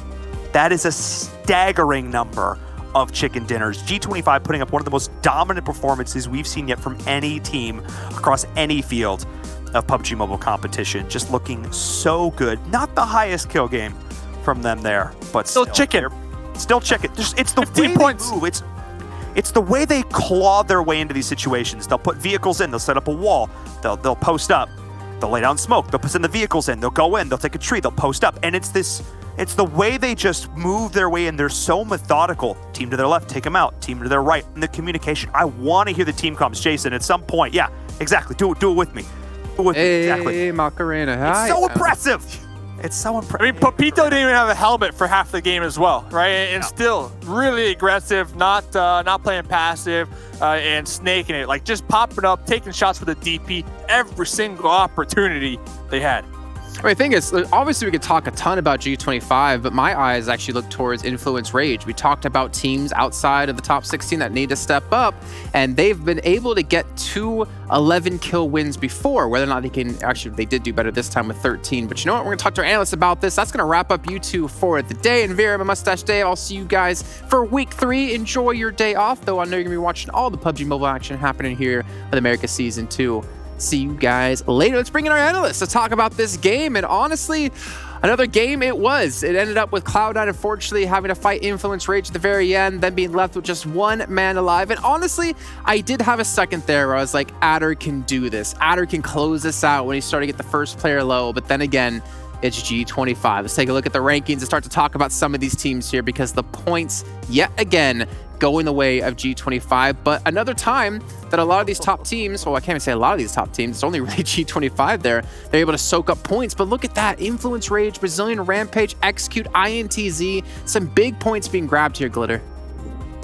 Yeah, I mean, even Cloud9's been struggling, and this is a great game for them to at least close out today on, especially after their performance yesterday. We were kind of hoping that they'd be able to repeat that today throughout the games, and I felt like they were a lot quieter up until this point, so this is massive for them. I totally agree with you. I thought Adder was going to be able to take out Unico there at the end.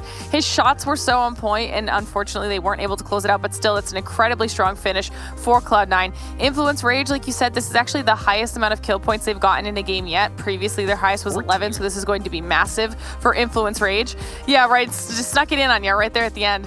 And then, you know, at least we're seeing Ace1 back up here.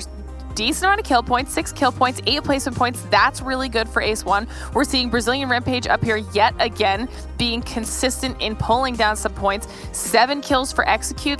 That's going to be massive for that squad. INTZ also with 7 kills, and Tempo Storm once again finding themselves in a top 8 position. But I mean, 7. A lot of these squads are teams that we were looking at, hopefully to do better and step up. And I feel like here in the last game, they did exactly that. Yeah, I definitely enjoy seeing a lot of teams there on that first page. As we go here towards the second page, Stripe Gaming, 5 points. Alpha 7 Esports, not the best of games there for them, but they were still able to at least get 3 points. Loops Esports, only 2 points. Helping Quit Addiction, 2 points as well. Defeaters, 1 point. Klaze Esports, B4 Esports, and Pittsburgh Knights, 0 points apiece. And with B4 Esports here, Glitter, it's kind of surprising now. I think this is back-to-back matches now with 0 points, or at least pretty much being knocked off super early. Not sure what's going on there, but super surprising seeing that happen to B4. Well, you got B4 who got... Exactly. They got a chicken dinner earlier today, and then 2 games of 0 points. Pittsburgh Knights got a chicken dinner today, and you see them getting 0 points. It's a very reminiscent of what we saw out of Queso coming into our first 2 days of play in week 1. But we can see the stats coming in for G25 and 1,300 damage. You know what? That's extremely low for them. Then again, only 3 kills, and they can still flaunt their 8 chicken dinners now for us. And I think, as you guys were saying before, this is definitely going to be the first team to hit double digits coming up anytime soon. Maybe it'll happen tomorrow. Who knows?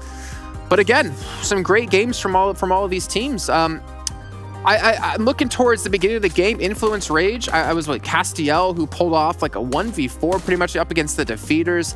I think that alone for me, 7, was like really the big thing that gave them like a lot of momentum boost. Like, all right, we can just get so many kills in this match. Yeah, so with this one here, I think it's this clip you're mentioning. It actually wasn't a 1v4. It was his teammates helping out from the back. As you go back, you'll be able to see like the kill feed. NTX, I believe it was. He was able to actually knock 2 of those players and help out his teammates. Overall, it was a great team effort, and I enjoy it. Influence Rage is one of those teams that we've been talking about. We've been saying how they're able to get kills, but they're just not able to get consistent with the placement points. I mean, if they can continue to cap pop-off games like this, more than likely they will get a little bit closer towards that 16. But if they can also start when the kills aren't there, because they're Glitter, this is something that we were kind of talking about as we are going to see some of the Mountain Dew game fuel moments just kind of pass by. We were saying how they can get kills, but they're not consistent on getting kills, and they're really not that consistent, Glitter, on getting the placement points either. Yeah, and that's why I wanted to go back and check and see just where this game fell in comparison to the rest of the games. Like I said, this is their highest kill game that they have had yet, but it just... I think when I went back and checked, they had an 11 kill game, they had a 10 kill game, and even in those games, their placement was 5th place, 6th place. Like, it wasn't a top 3 finish, right? They had these bursts of really successful aggression, and I feel like they had a lot of promise because of it, but they weren't doing well on the placement side of things, and they weren't doing either of those consistently enough to actually put themselves in a solid position across the board. So this is a much better performance for them.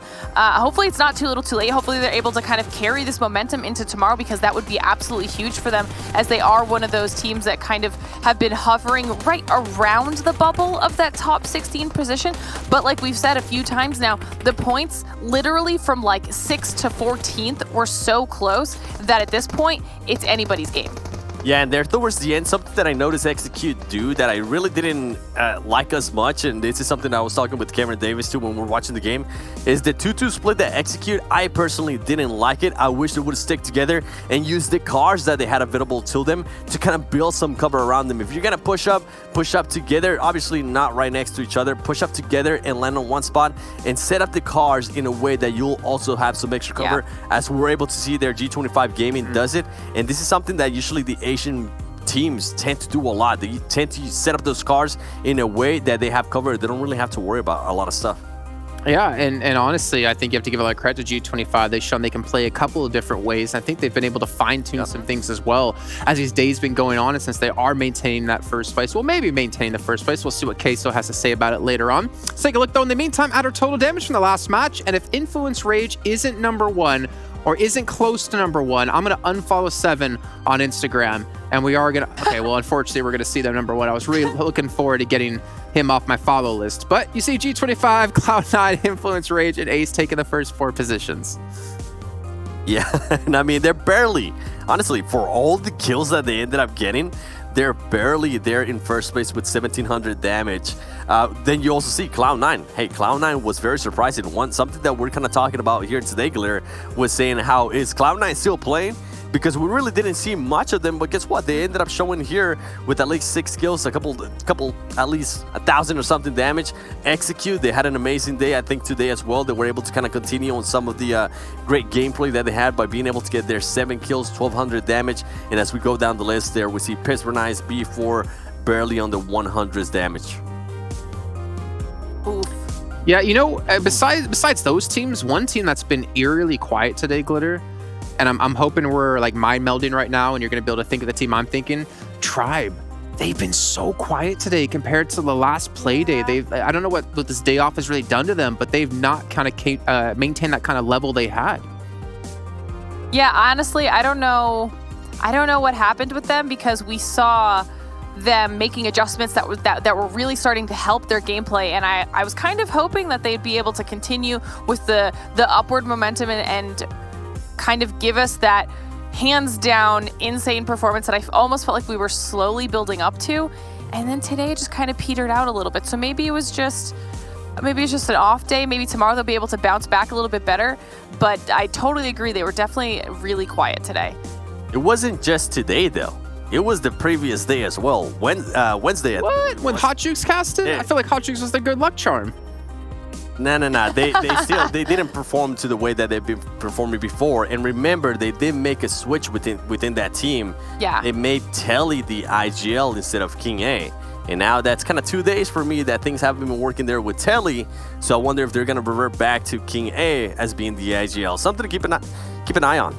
Well, one thing we're going to be keeping an eye on after that last match is our top players from it. Imagine we got to see Influence Rage up there. There you go. NTX, he's going to be able to get first place. Carter's in first time in a long time, I feel like we've seen anyone from Ace 1 here in our top 4, as well as Pyra and Pepito. I mean, Glitter, you can expect Pepito to be there whenever G25 does well. Yeah, this player, Pepito, has just completely and utterly stepped up to the plate for G25. It is really, really nice for me, though, to see Pyra up here, to see a Cloud9 member up here in our top players, because I feel like we've been missing out on that a lot. But it's even more massive, in my opinion, to get NTX up here. He was involved in 9 of their 14 kills with almost 900 damage. I mean, that's massive for his team, for him as an individual, their mental state moving forward into the next couple days, especially when they have to kind of be fighting for their spot. And like you said, Jason, Cardozo, we haven't seen Ace up here in a long time, and so I think that's really important for them because we kind of perpetually called them out pretty hard for falling off after their stellar performance in the week 1. So maybe they'll be able to pick up a little momentum after this. You know what's blowing my mind, Seven? Who aren't we seeing in the top 4? Or who do you feel like we haven't seen in a long time in top 4? Carrillo. In a long time? Yeah. Okay, that's the words yeah. right out of my mouth. I kind of walked into that. I was actually talking about Adder and Beowulf. We haven't seen those 2 players in top 4 in such a long time, and they're supposed to be like the 2 big fraggers for the team. Yeah. Somehow Bale makes himself one of the top fraggers. He's usually just supposed to be the IGL. He's supposed to be uneven in Adder. But yeah, you're absolutely right. We really haven't seen him that much in top players. Something I do want to point out that we kind of have to give a little bit extra credit there to Pepito. He did have just 1 kill, but he was able to output a lot of damage. So it leads me to believe, even though he might not be the top fragger out of the match for G25, guess what? He's still able to play that support role. He's still able to kind of help out his team, and he had like 3 assists, if I'm not mistaken, in regards to his stats there. So not bad, Pepito Pelitos, not bad. But I mean, to be fair, Glitter, Carrillo, that is also another notable name that we do have to mention because he was our MVP in 2 weeks of the World League, and I think I've seen him maybe once in top 4, if even that. I'm not even entirely confident in saying he was there. I don't know that I can recall him up there. I mean, not only was, he was back-to-back week MVPs, but he was last season's MVP of PMPL Americas, so Seven's looking for him. Seven's looking for him on the leaderboard over there. Where you at, Kareem? All right, well, you know what? I think Seven's also looking for the leaderboards right now. We have seen 25 start the day in first place. Can they maintain it, though, with Queso doing so well today? Let's take a look right now to see who's currently going to be holding that first place position. And, of course, it still will be G25. Really not much shifting in our top 4, to be honest. However, Ace 1 have moved up. They finally gone up instead of down for once. Yes, that's what we wanted to see out of them. And they were actually very consistent in regards to just getting at least some placement points and getting to the middle of that pack. They were starting to become that team like Team Queso. Remember, Jason and Glitter, how we were talking about all their placement points would just come out of a win, or all their kills would come out of a win. Ace is starting to adjust, and that's what you love to see. You see Alpha 7 Esports there, even though they didn't really have the craziest day out of them, they're still able to maintain themselves there towards the top. B4 as well, with all the extra chicken dinners that they have had, with all the extra great days that they have had, they're kind of able to just relax a little bit, don't really take this one too hard, and then Temple Storm maintaining themselves there within the 4 spot as well. I think that's great for me. I enjoy seeing them there. Yeah, I think some of the teams that are actually pretty massive for me just to take note of here on the first page before we move on to the second page as well is the fact that Cloud9 and Wildcard are now in 7th and 8th place and only separated by 1 point. This is kind of huge for these squads considering how long they sat either on the 3rd page in some people's situation, and then on the 2nd page for a really long time with Wildcard. They were up here, then they fell off, now they're bouncing back up. I mean, we're definitely seeing a few shifts here and there, and just to give a shout out to Queso, they've also managed to jump up into 2nd place. They overtook before there.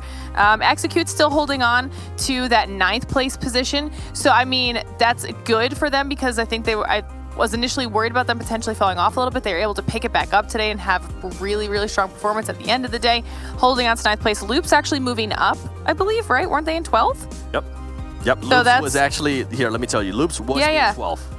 Yeah. So that's big. That's giving them even more of a cushion. To be fair, they're only separated by 1 and 2 points respectively, or 1 and 3 points from 11th and 12th. And that's probably going to start illustrating just how close all of these spots are as we see Nova Esports, Meta Gaming, Pittsburgh Knights, XSET, Tribe, and the Unnamed managing to round out our top 16, which means, do you know who I don't see here, Seven?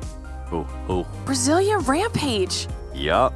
Today just wasn't there today. By the way, Meta Gaming went from 8th place to now what we were able to see right there out of them. As we go here towards the third page, Brazilian Rampage now in 18th place. Not one of their best days, but still, at least they're not that last anymore. So I'm pretty sure they're happy to see that. INTZ with 152 points. And Influence Rage, remember, this is one team. Look at the kills that they have. 85 kills, and everybody around them either has around 60 or 45. This is kind of what we wanted to see out of Brazilian Rampage. I really hope that tomorrow coming in, they can get some placement points. And even if they end up maybe with 0 kills, I want to see them get into those top 5 situations. I want to see them start getting some placement points. 19 Esports helping Quit Addiction. Defeaters currently there, 22nd, 23rd, and 24th. Coming in tomorrow, past the halfway mark. I know we've been talking about it. They need to start doing something different. And if for some reason Helping Quit Addiction and Loops Esports do end up playing Miramar again together, do we really want to see Helping Quit Addiction hot drop Loops Esports when they have lost that more than once already? I don't know. So 7, back to that point about Influence Rage. 85 kills, like you mentioned, 46 placement points. They have more kills than Nova, who have 72, who I think are like 11th place. They have more kills than Meta, than PK. I think the only team on that was 9th through 16th that they don't have more kills than is Tribe, and they're at 89. So they're 4 kills behind, and they've pretty much beat out every other team on that second page. And we've been talking about they need to really knock down their placement points. Yeah. I was gonna say they have more kills than Cloud9. Cloud9 has 80. There you go. Race has 85. So just imagine if they can just get some placement points. That team deserves to be in the top 16 with the amount of kills that they're putting out. And also, we were talking about points difference, right? Cloud9 Wildcard 1 point between 7th and 8th. Yep. But the difference between 4th and 5th, between Tempo and Ace, is 47 points. I think that's how big of a gap right now we have with our top 4 teams compared to everyone else. Like 47 points between 4th and 5th place. That's more than I think a lot of teams have been able to get in multiple days of play. So really unfortunate for some teams out there, but we are starting to see the teams really kind of separate themselves from the pack and maybe give us an insight to who will be our top 3 teams to represent the region going into PMGC. But before we do close out the show, obviously we want to take a look at maybe our top 2 teams between G25 and Team Queso, who both performed so well today. But look at that damage difference, 31.6 thousand to 27.7. But for me, Glitter, which I'm assuming is what your O is going to be, is how close the kills have come now between these 2 teams. Yeah, that's crazy, especially when you take into consideration the fact that if we look at the top for each team, Queso has played 1 less match than G25. Queso is essentially completely caught up to them in that, and that's insane to me. And they're leading in assists. I mean, they've received almost, weirdly enough, the exact same amount of damage. They're literally separated by 120 points-ish, right? I mean, this is impressive on behalf of Team Queso, and also kind of shows what can happen or how quickly like a gap can close if you have 1 or 2 off games. Oh, definitely. Yeah, if G25 kind of just keeps on sleeping, Team Queso will be able to catch up to them. Something I do want to notate there is G25 does have almost 4,000 more damage than Team Queso, and that's because Team Queso has been able to take fights and finish them off right away. Something that G25 has been doing a lot is they just been shooting at people, just kind of tell them to back off, not really taking those fights to get those kills, just tell them, hey, we're here, don't try to take our spot, try to go somewhere else. I mean, to be fair, if G25 are shooting at me, I'm getting the hell out of there with how well they've been playing, especially if it's Pepito and I hear clink as a nade gets thrown my way. But that's going to end up actually for our show today. We still have another one coming up tomorrow to round out our second week. So 7 and Glitter, I will see you guys as well as you guys at home at the exact same time tomorrow here to get things ready for our final show of the week and cross us into our 3rd week threshold. But again, that's all going to kick off at the same time as you've seen before, I believe 4 p.m. PDT, 1 a.m. CEST over here in Europe. Thank you again, guys, for tuning in, and we'll see you guys tomorrow for some more America's action.